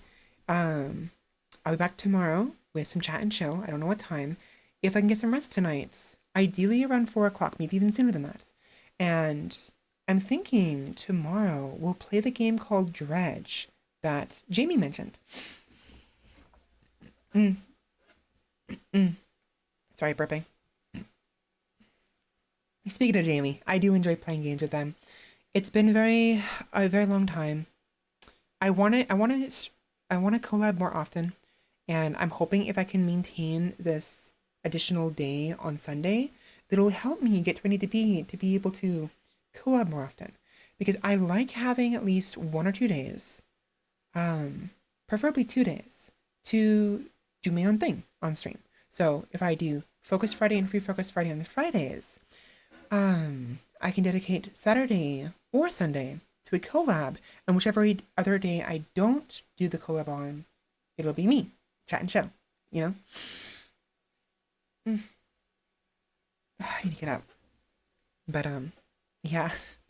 We'll see what happens. We gotta keep an eye on things and just keep playing it by ear. I streamed for too long today. I really did. 6 hours that's a lot of time. A lot of time. And especially with nowhere near as many breaks as I took. I took very few breaks. I should have took at least another one like 2 hours ago. And I should have drank more water.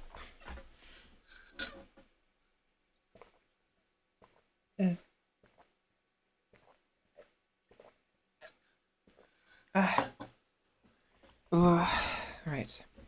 But anyways, thank you very much for watching, everybody. Thank you, Sheppy, for being here. Thank you, Destruction Warrior.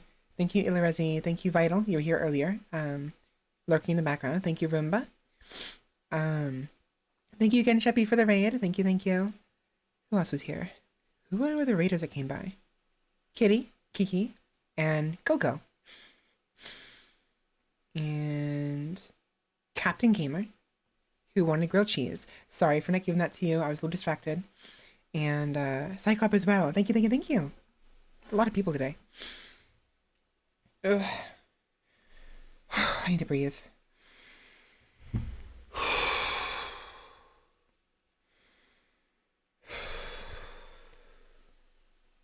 I need to rub my ears. Hold on. 1 second.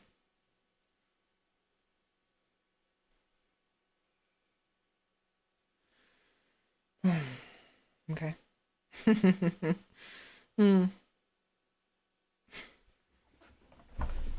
Okay.